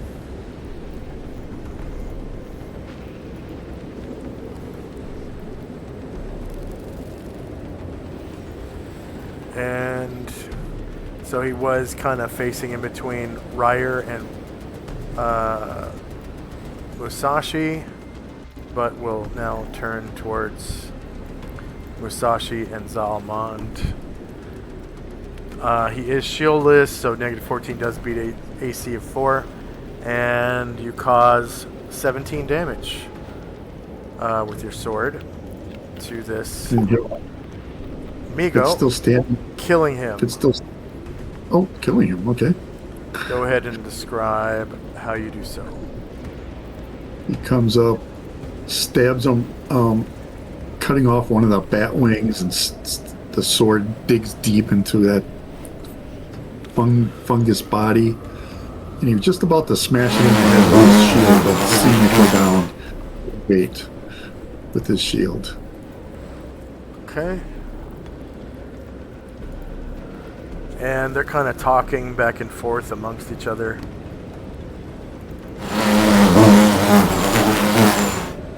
Tenzi. Tenzi cast probability control on Musashi.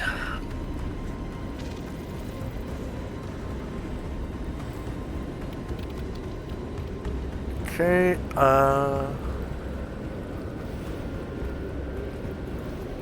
yeah, we'll just call blue dot, because now there's 2 blue dots. Blue dot 1. We'll call it blue dot 1, because they're both cast by the same caster.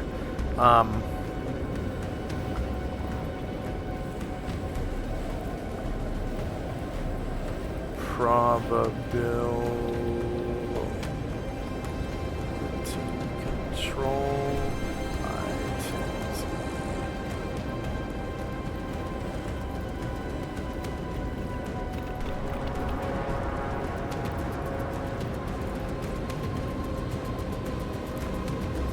And one of the musketeers also had it. Yes.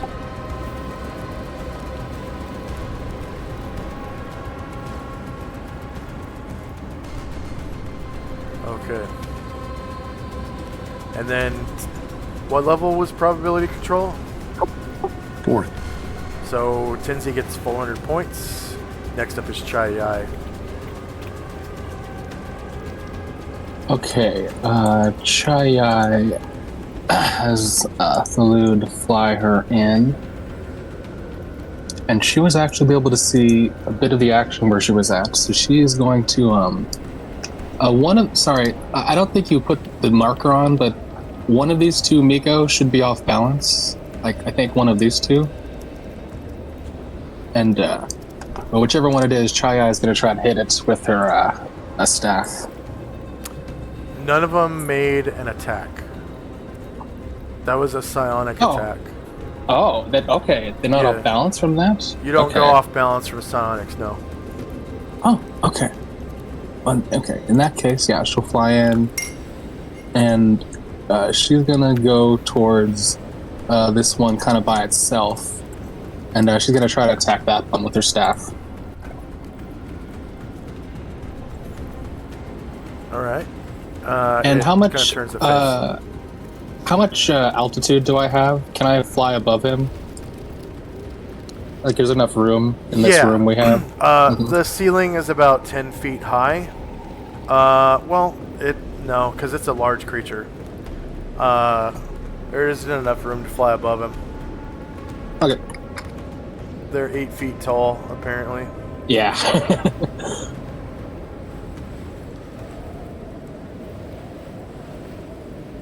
And they're flying themselves too, so.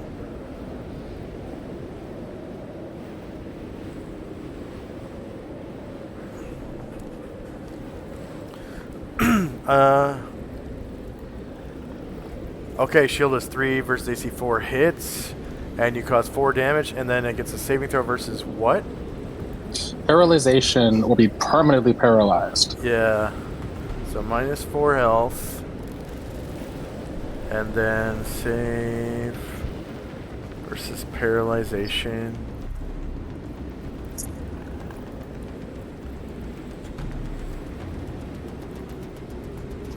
Oh, yeah, okay.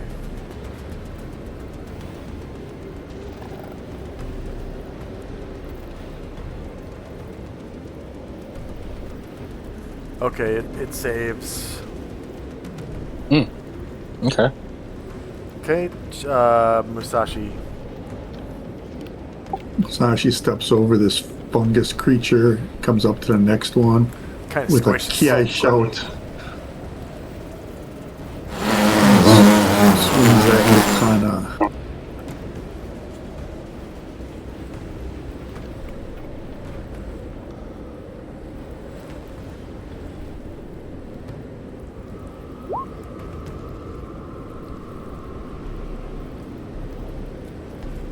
Alright. So shieldless, negative 18, beats AC 4, you cause 25 damage. Killing it in 1 hit. Go ahead and describe how you do so. He's pretty mad about his head is aching, so he just charges up and he kind of almost splits this one in half and then steps right on the body and stabs the next one with his wakizashi. Okay.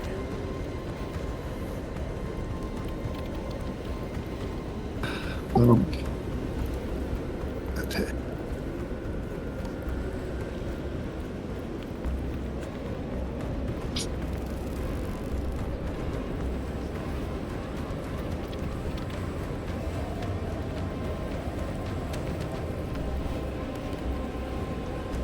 Oh, he goes.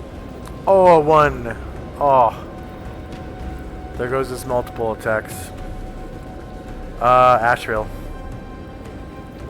Bill's not waiting around for anything. He's flying in here. Ready for some evil. Well, he's just going to go to the closest one, yes.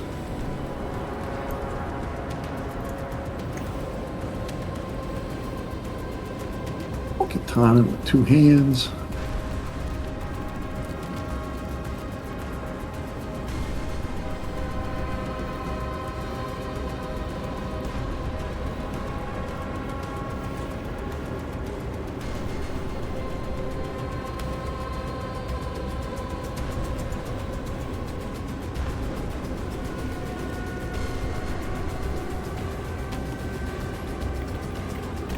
Alright. So shieldless, negative 8, beats AC 4, you cause 16 damage. And if I'm not mistaken, you have a second sword, yeah? Nope, because he didn't get enlarged yet. Oh, he didn't get enlarged. Ah! Not till somebody's initiative Yep. comes up, right? Mad Moen. Alright. He'll make his way inside.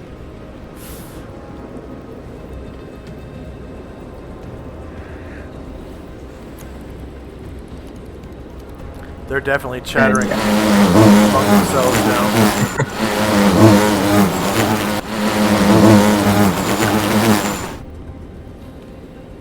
And Moen will join in the attack of the other two Ashura Musashi started.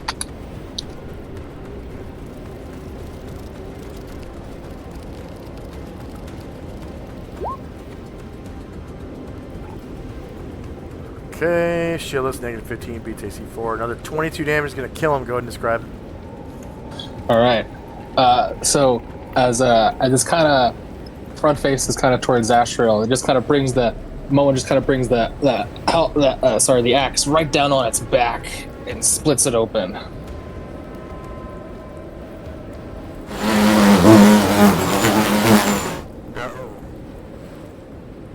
Do not kill us.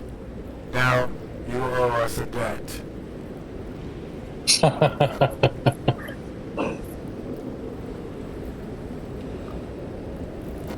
You will not be alive to collect it.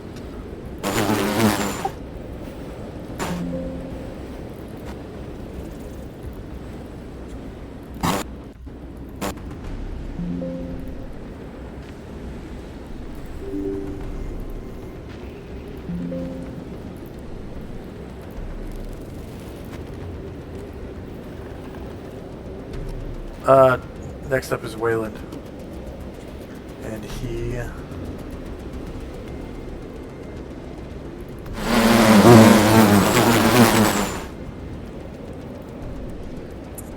He's gonna come right up to this one right here. And wacko!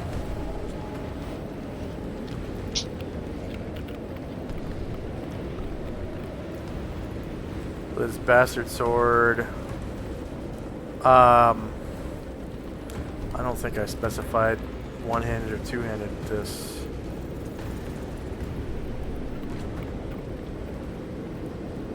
Oh, okay.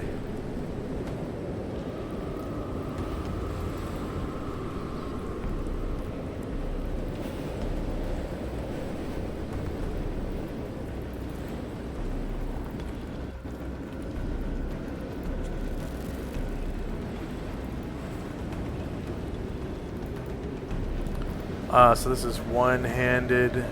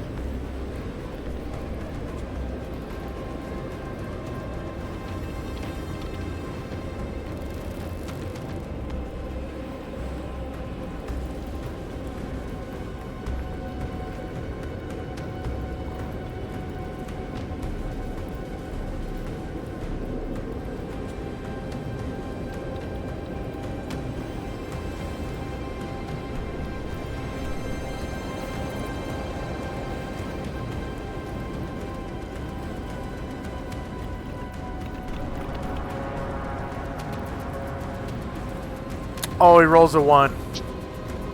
Oh.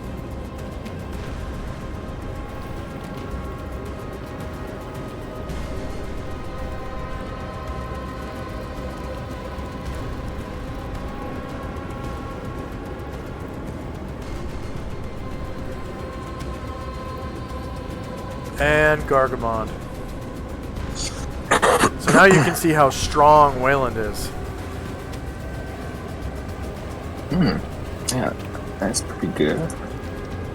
Alright, Gargamon will make his way over to the north side of the room and poke his halberd at the this northern Miko Alright, it turns to face.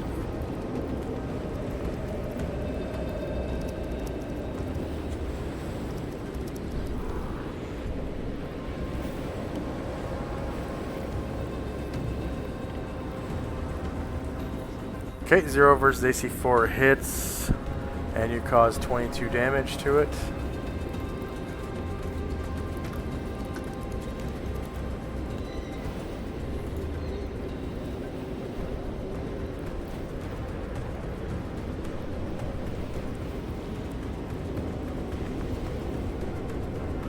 Alright, so Gargamond gets another...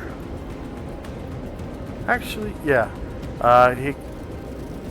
Yeah, I rolled initiative for Sonic, so this Migo is going to...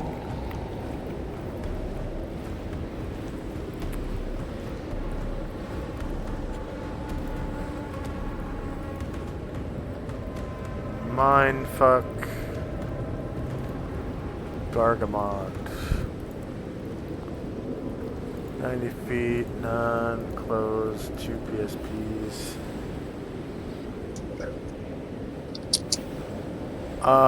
Wow, misses.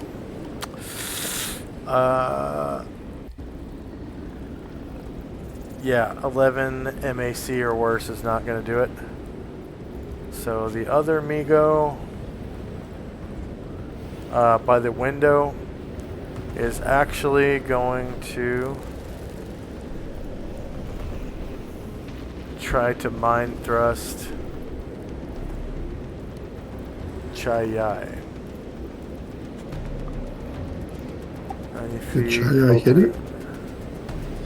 Yeah, he succeeded on the staff save. Oh yeah, it's supposed to fizzle Wait, he did. Sonics. Yeah, Oh, that's right. So that Migo is gone. I didn't remember that.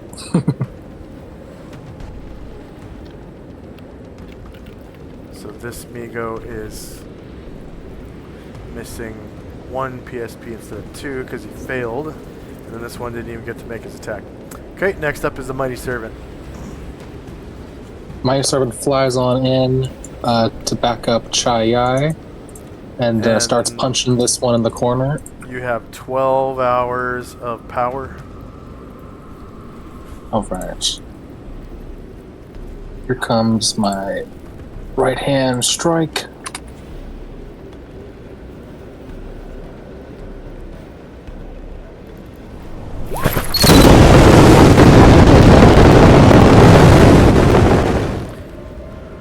Alright, 8 versus AC 4 is a miss somehow. You rolled a 2. Alright. And wind up the left one.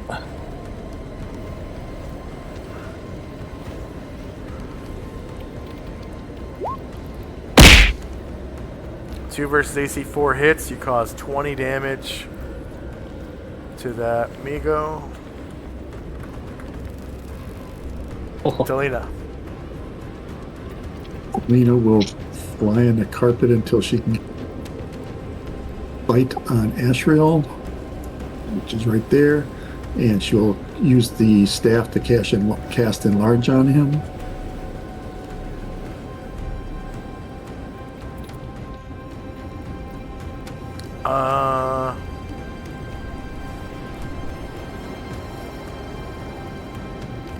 Yeah, I'm pretty sure you'd have line of sight from there.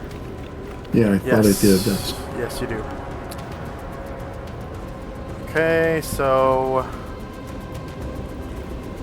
Selena, staff, enlarge, Ashriel. And how many rounds? 25. Okay. St. Luther. Luther will enter. And let's see. He will.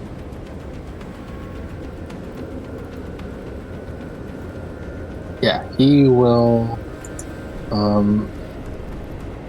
also make it to the Migo down south and attack it with his mace.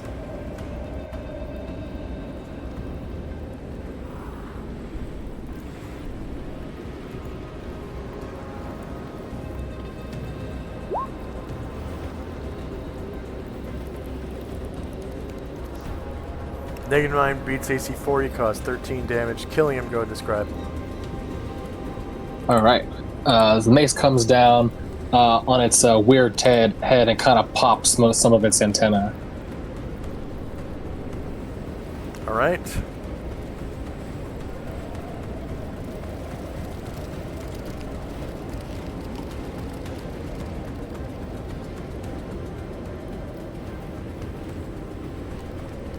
Airdrin. Airdrin is going to try to see. You said these are curtains on the outside? Yeah. Oh, wait. Yeah, they're. Right, but they're on the inside, right? Not the outside, obviously. Okay, yeah. So, right. So, Airdrin will move silently into the building. And.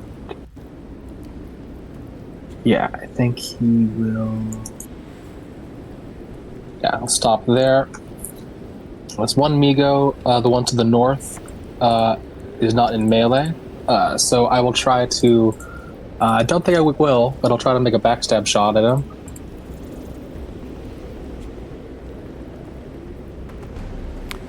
I'm gonna say they're both right. in melee. Oh, right. Oh, wait. Well, yeah. I guess that's true, isn't it? Alright, he's gonna wait there. Okay. The IMC veteran is going to take a half move, see the situation, and wait.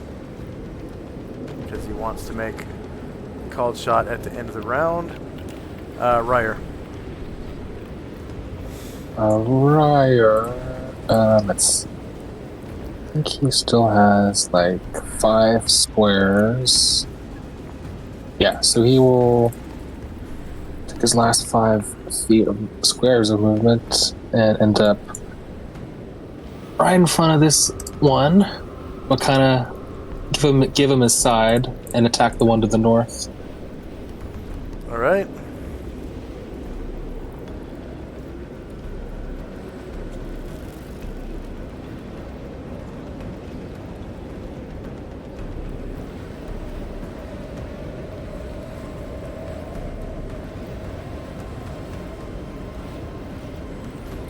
Alright, confirmed crit, -13 versus AC 4. You cause 11 damage, killing it. Go and describe. Alright, Ryan. Yeah, I just kind of stabs the javelin right through the mass of its head and pulls it out. And I don't know what comes out, but yeah. It's just like it splits open like a mushroom. There's like no organs. Oh, yeah. There's no liquid or anything that comes out? No, just... I mean, maybe water, and it smells kind of like a puff ball, you know, like that dog shit kind of smell. Zalman. Zalman is going to use the rest of his movement. No, he cannot do that. So he will just move to there, and that'll be it for him. Alright, Musashi. Oh, he's off balance. Never mind. Ashriel. Ashriel is now enlarged, and he will... Yeah, he can draw his other sword now. Yep. So he's going to fly over here and swing. Now the katana's in only one hand.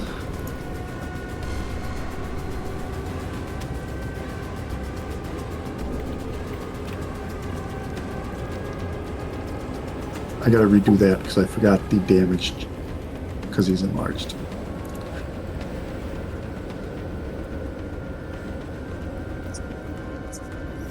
Oh yeah, times 1.9 damage.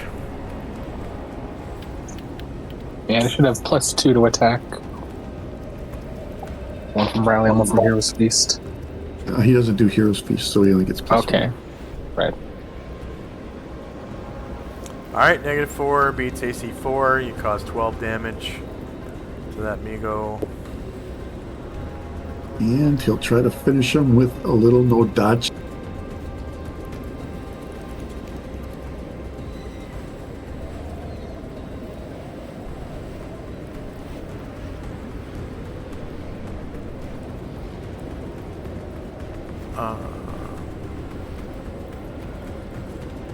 Oh, the Nodachi is your offhand weapon? Yes. Okay. Yeah. Alright, -6 beats AC 4, you cause 13 damage, and kill him. Go ahead and describe how you do so.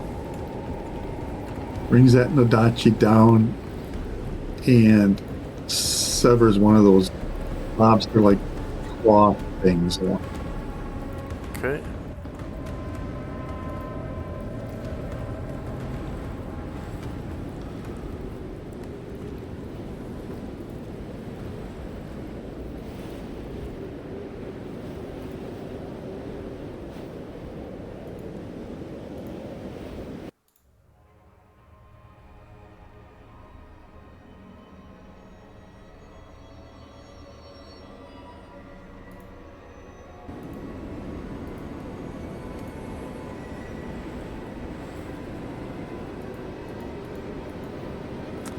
And that's the end of the round.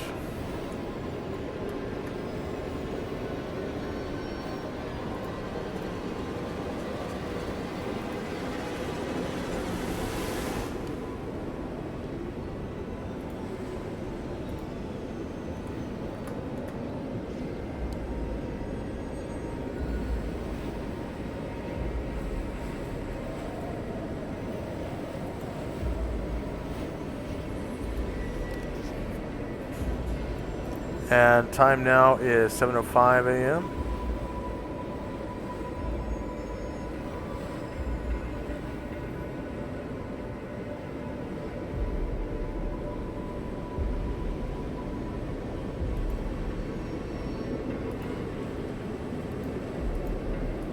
And first up is Tenzi and company.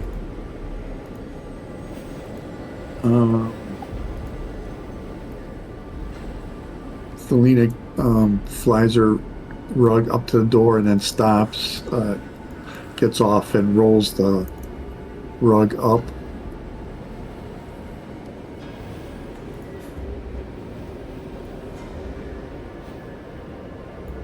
Oh, thank you. Then that's what she's doing. Tenzi will dismount and come. He'll stop at this first creature, kind of examine it.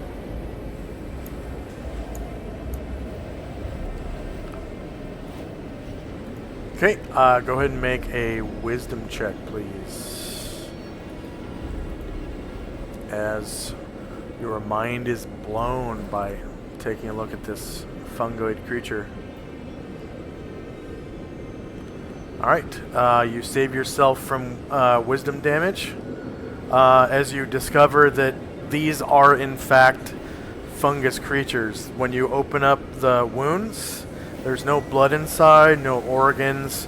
It's just like, you know, wet mushroom matter inside of it.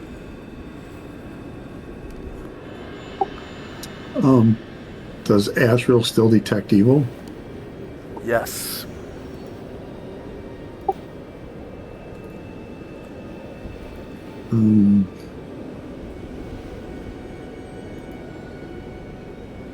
Then he'll warn that there's still evil about. And Musashi's going to try to close his mind. Is that a wisdom check or save versus paralyzation? Save versus paralyzation.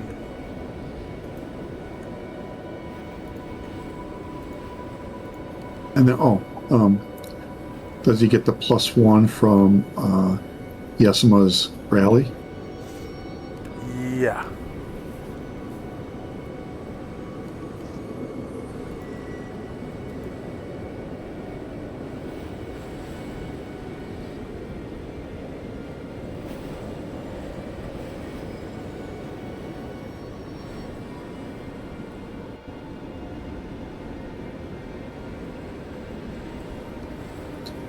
And that will be it for us. Alright. Waylon's gonna start whining. He's like, what do they mean my uncle was their employee and they owned the house and the mine?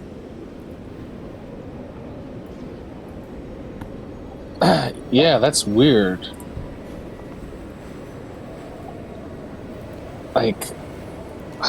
And I don't know, just the way they talked was weird. So matter-of-factly.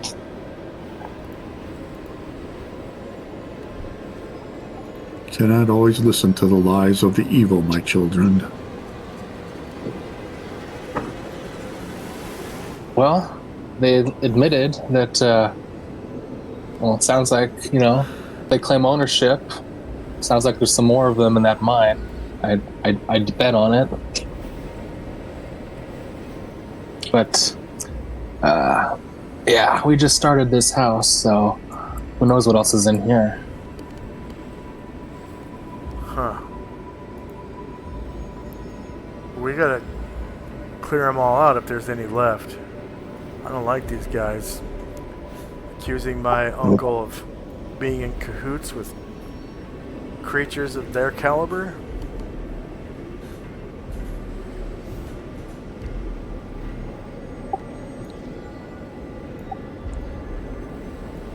My child, in times of weakness, sometimes human frailty leads them to creatures they should not be with. But rest assured, all evil will be cleansed from this place.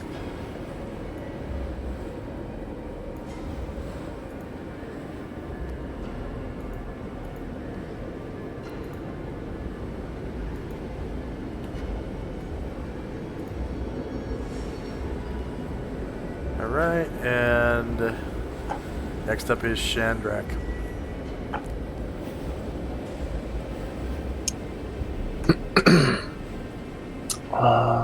Okay. Yeah, let's see. I think my people will start to make our way. I don't see anything in this open room to the north, so I think we'll start to make our way into that room. Alright, so it looks like a dining hall, and at each of the places is set a plate of fungus. Ew. Yeah, so there's different manners, different types of fungus, all manner of fungus on these plates. You have large mushrooms, small mushrooms, some, what do you call those things that stick off the side of a tree?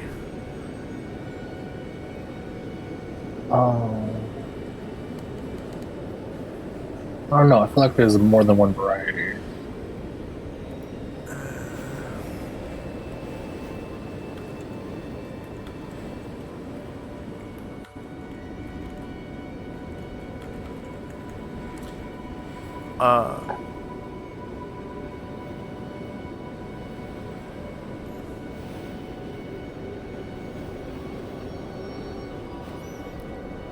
Yeah, shelf fungi, bracket fungi.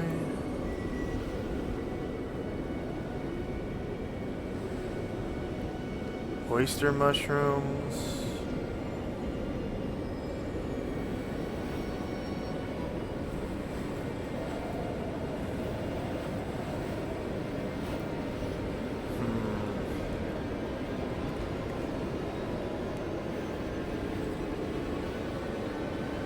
Conch, polypore, turkey tail, birch, polypore, saprotrophic.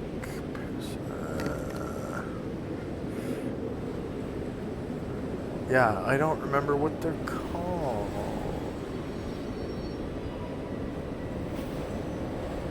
But most of these look like they grow off the side of a tree. I guess they're called bracket fungus. It's the general term for fungi with a bracket or shelf shape. So they're the ones that look like little shelves sticking off the side of a tree. Oh, and yeah, then, okay. And then there's like puffballs. You know, like unripened ones that are still edible. And they are weird colors. Like they're not the color of fungi from this world. They're like purple and like blue and stuff. Yeah, it's not like white or brown. It's like they're alien colors. Purples, pinks, blues. All right. Anything else for Shandrak piloting the Mighty Servant? Yeah, we'll just come over here to, yeah, I thought so, yeah. Kind of wrap back around.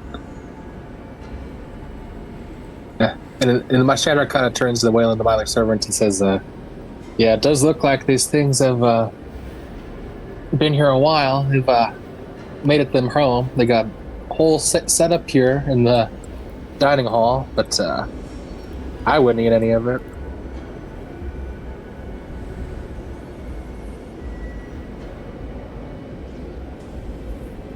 All right. End of round. And first up is Tenzi and Company. So now you guys notice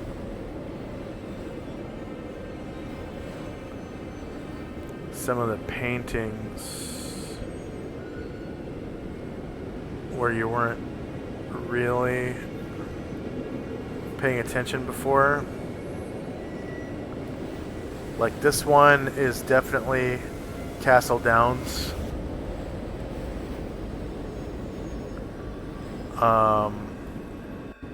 This one in the living room is definitely the vast ocean.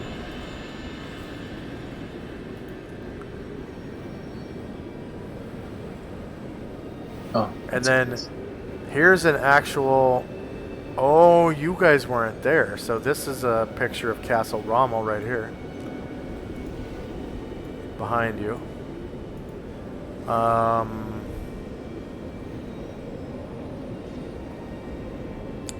And then there is also...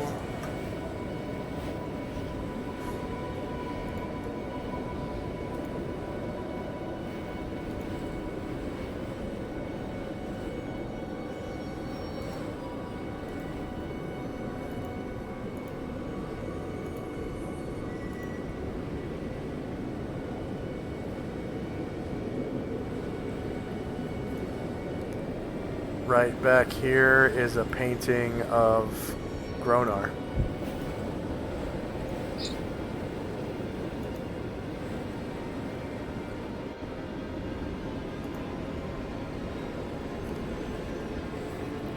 Alright, so Tenzi and Company.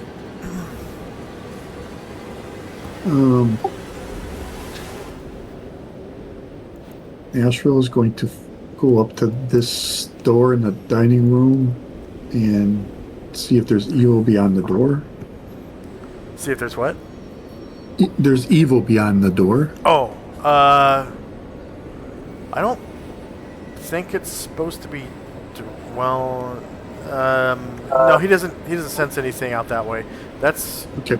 That's like you can feel like a breeze coming in through that door. Okay. Gotcha.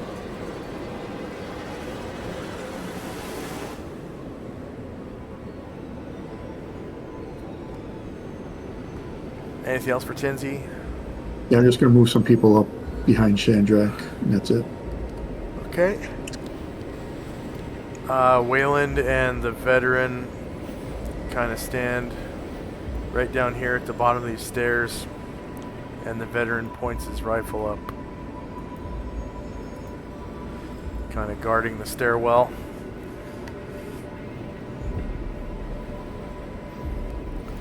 And Shandrak and Company.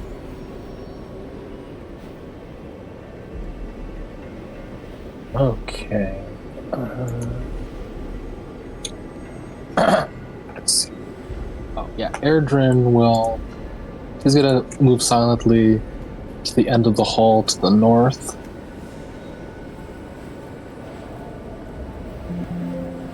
And stop at the door.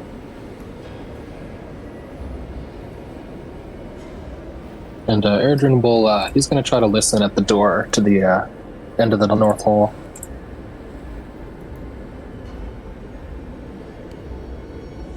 Okay.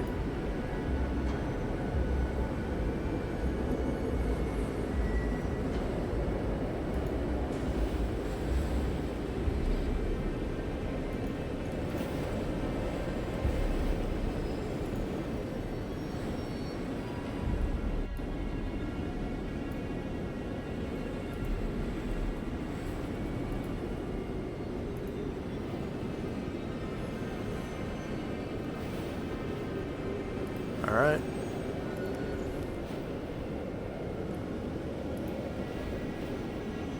Definitely more of this.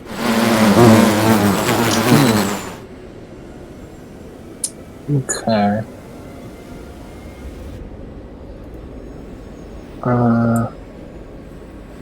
Yeah, Ryer is gonna come. He's gonna stop north of the X-ray, and I'm gonna listen to that door with Ryer.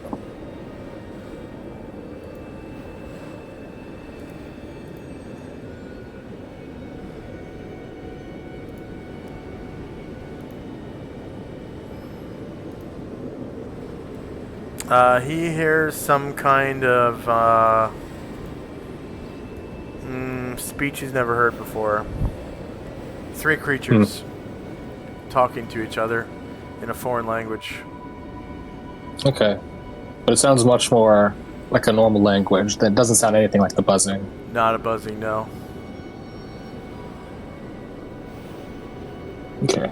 I think Ryer will kind of look down to the hall, and kind of point to the door. And then he's gonna come a few more squares north,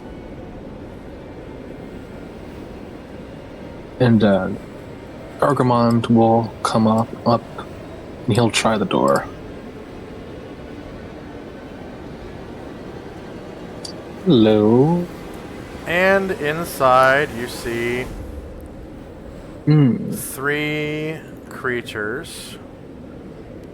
They look like a robed human with the head of a fanged jackal or war dog. They snarl and wear expressions of hatred. However, they're well groomed and well dressed.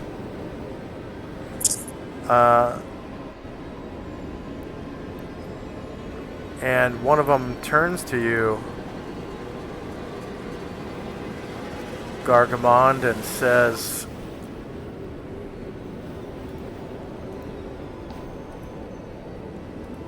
"Today is just not your day, Burke." Oh. Yeah, well, sorry, I don't know that stuff like the chief, but you're going down.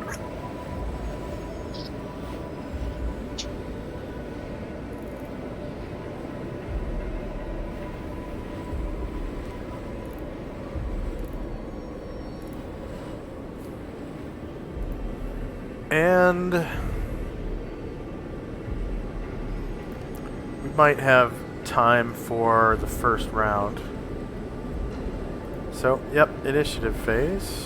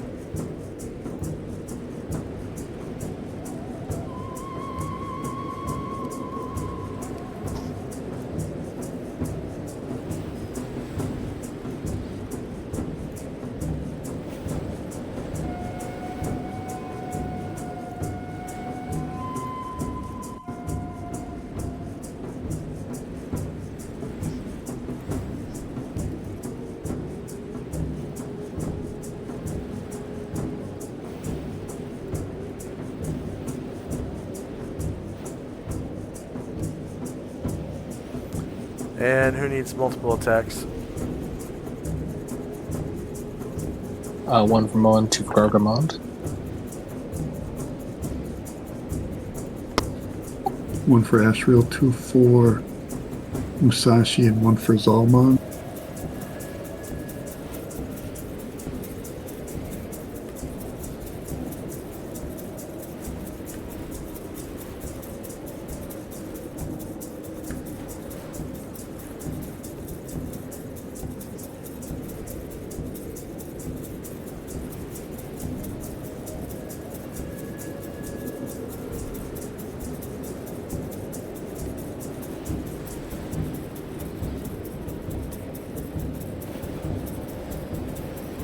That was just a stroke of luck coming across these tokens when I did.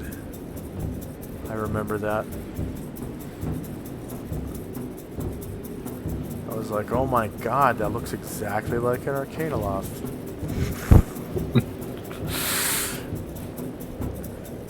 And lo and behold, 3 Arcanoloths in this little library that you're about to fight.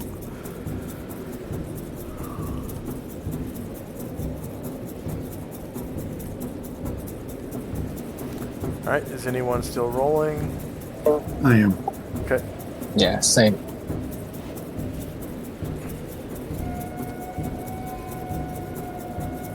Yeah, looks like we're running out of time. I thought we were gonna have Yeah, I time mean, for one round. we can just leave after we roll initiative if you gotta Yeah. go. I'll give you guys the experience for the Migo, however. So there were 2,000 apiece, and there were 1, 2, 3, 4, 5, 6 of them. So 6 Migo. 2,000. 2-player characters. 11 NPCs. Creatures defeated was all 6. Number of hit dice per creature.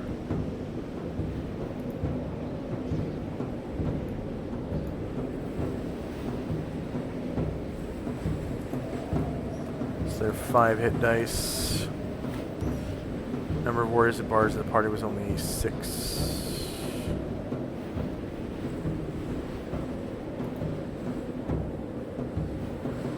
Alright, so next session we can start with round 1 of combat with these 3 Arcanoloths.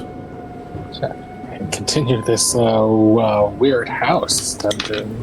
Yeah. I think, isn't this the first house dungeon you guys have had? Possibly. I mean, maybe if you don't count the couple of daimyo estates we did in Adria. Oh, that's right. Yeah, that is right. Okay. Yeah, I forgot about those. Okay, so you can go ahead and calculate your experience points. And was there anyone that was close to leveling up last session?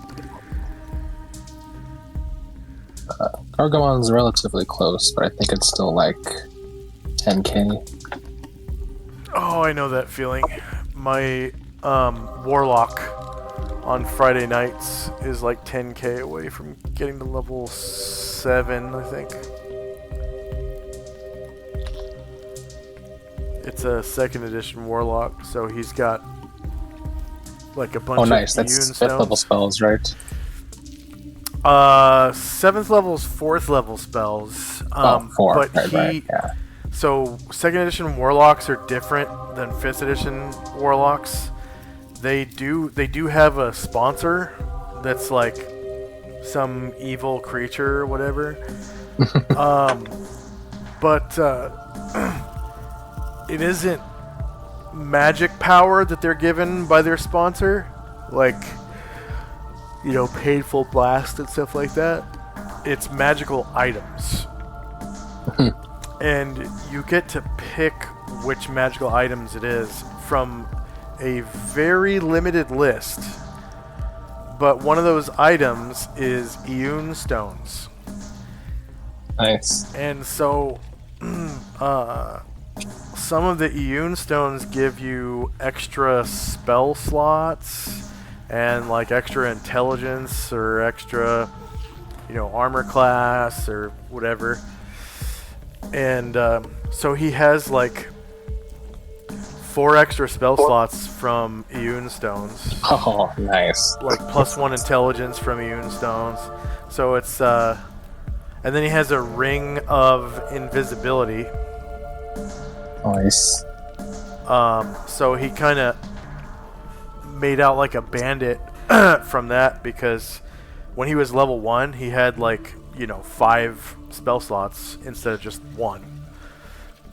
Yeah, that's for a sick. mage. Yeah. So, and there was a player in this campaign that did that, and he ended up having at level 1 he had like nine level 1 spell slots because of how he built his character. I think he made him magic missile is what, invocation? Yeah. So he made him he was a warlock invocation specialist, and I think he did like signature spell for magic missile. So he ended up having like 9 or 10 magic missile spells at level 1. Because he had also an Eun stone that gave him extra spell levels and stuff like that. So he always had something to cast, which was cool for him. And he was a drow, so he had innate spells. So yeah, that guy was really good at making characters. He was pretty good at this game. Did anyone gain a level today? No. Okay. Aw, shucks. Alright, any questions, comments, or concerns for me? Did I screw anything up? I know I'm mixing, of course, Lovecraft stuff with, I'm digging it. Yeah, cryptids, and also lower planar creatures. So the last 2 campaign arcs, not including this one, I used a different kind of fiend. Like in Adria, it was all demons. In Aperceba, it was all devils. This one is going to be Yugoloth. Nice. Yeah, that's cool. Yeah. And so, a good little variety of monsters, especially in the dungeons. And I'm still rolling, like random encounters when you're traveling, but I'm trying to replace whatever you roll with something that's like appropriate to this area. So like, you wouldn't run into elves and dwarves out here. You'd run into other things. Just like it was in Adria and Aperceba, there weren't any elves or dwarves or anything like that. So, but all right. Another good session. There's no questions, comments, or concerns. Just want to shout out to Watch Your Pants. Thank you for the bit. Really appreciate that. And to the rest of our live viewers, thank you very much for watching. Please like, share, subscribe, and leave a comment if you're watching this VOD on YouTube. And if you are looking for a way to donate to charity, I highly recommend our link to the Wounded Warrior Project. It's just below the view screen on the right-hand side. Should say donate to charity now or something like that. But our charity, for our house charity, as I would call it, is the Wounded Warrior Project. Our goal is $500, and we're currently at $101 of $500. And then if you really want to help out the channel rather than a charity, on the right-hand side of the screen, there should be a Prime Gaming benefits reminder. That's for people who have Amazon Prime, if your Amazon Prime account is linked to your Twitch account, then you are given free of charge every month through Amazon Prime one subscription to a Twitch channel of your choice. And may it be our channel. That really helps out our channel when we get subscribers. Also, if you don't want to use that, if you still want to help out the channel, down below the view screen we have links to Patreon and PayPal. So the Patreon is for a monthly pledge. So you choose an amount that you want to pledge every month, and then you get specific benefits depending on what the amount is. So you can, if you're interested in that, go ahead and click on the link for that. And then there's also PayPal for just like a direct tip if you want to leave a direct tip. Also there's links below to our Discord if you want to join our online community, the Wizards of the West Coast. And then there's also Discord benefit for patrons. If you pledge $1 or more every month, there's a special channel in the Wizards of the West Coast server called Patrons. It's for patrons only. And I'm usually chilling in that channel when I'm doing world building stuff. So when I'm doing world building stuff for D&D, you can come in and talk to me if you want to, and we'll talk anything you want to talk about, other than politics, obviously, because that's one of the rules on my channel is no politics. So don't want to break my own rules. As you can see down below, the title says U.S. Army veteran, Roll20 English, no politics please, charity, Iraq veteran, and Afghanistan veteran. So I just don't want to like have anyone offend others' political views. That's why I made that rule. So, and then but yeah, anything else you want to talk about, we can talk about. Video games, D&D, whatever. I love to play video games and D&D. So, and then just want to say thank you for watching. The next time I play D&D is gonna be this Friday night, where I play that warlock that I was talking about. He's a gray elf warlock, and he's a pretty cool character. The next time I DM D&D is going to be, of course, next Sunday if Shandrak and Tenzi are able to show up. I may not be able to.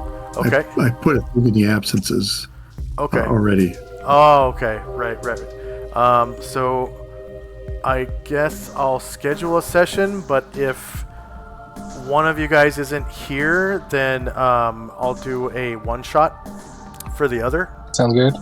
So, yeah. And then, yeah, so that's next time I DM. And then next time I roleplay at all is going to be this Monday night at 6 p.m. Pacific, 9 p.m. Eastern. I'm going to play Cyberpunk Red. I made a new character, and it's a new GM. It's not the same GM as last year. So, and I haven't played Cyberpunk Red for about a year. So this is the same GM as my Delta Green game. So he's pretty cool. And he's running a new Cyberpunk campaign, and I decided to join it. It's on Monday. So, and then also next Saturday, probably gonna play Delta Green. So for non-D&D games. So I play D&D, DM D&D, and then I play in Cyberpunk Red and Delta Green. So at different times. And I should probably make a streaming schedule. Well, maybe not. I'll just announce it every week.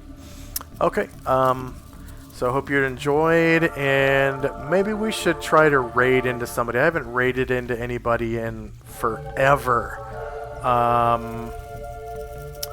I don't even remember how to do it. I think okay, go back to my dashboard, and then you click on this little parachute thing for raid. See if any of my friends are streaming. Let's see. Skagith is playing Minecraft. I don't think you guys want to watch Minecraft. Matt Colville's not really my friend. Dresdy is playing Teamfight Tactics. She's cool. Yeah, let's watch Teamfight Tactics. There's also Zach Rar, but it looks like he's talking politics. No, he's talking games today. Yeah, let's right into Dresdy. Playing Teamfight Tactics. She's cool. She's the real life bard. Friend of mine, but she is playing Teamfight Tactics right now, which is like a grid-based RPG, tactical, live action. I don't know what it is. But here we go to Dresdy. Okay. All right. And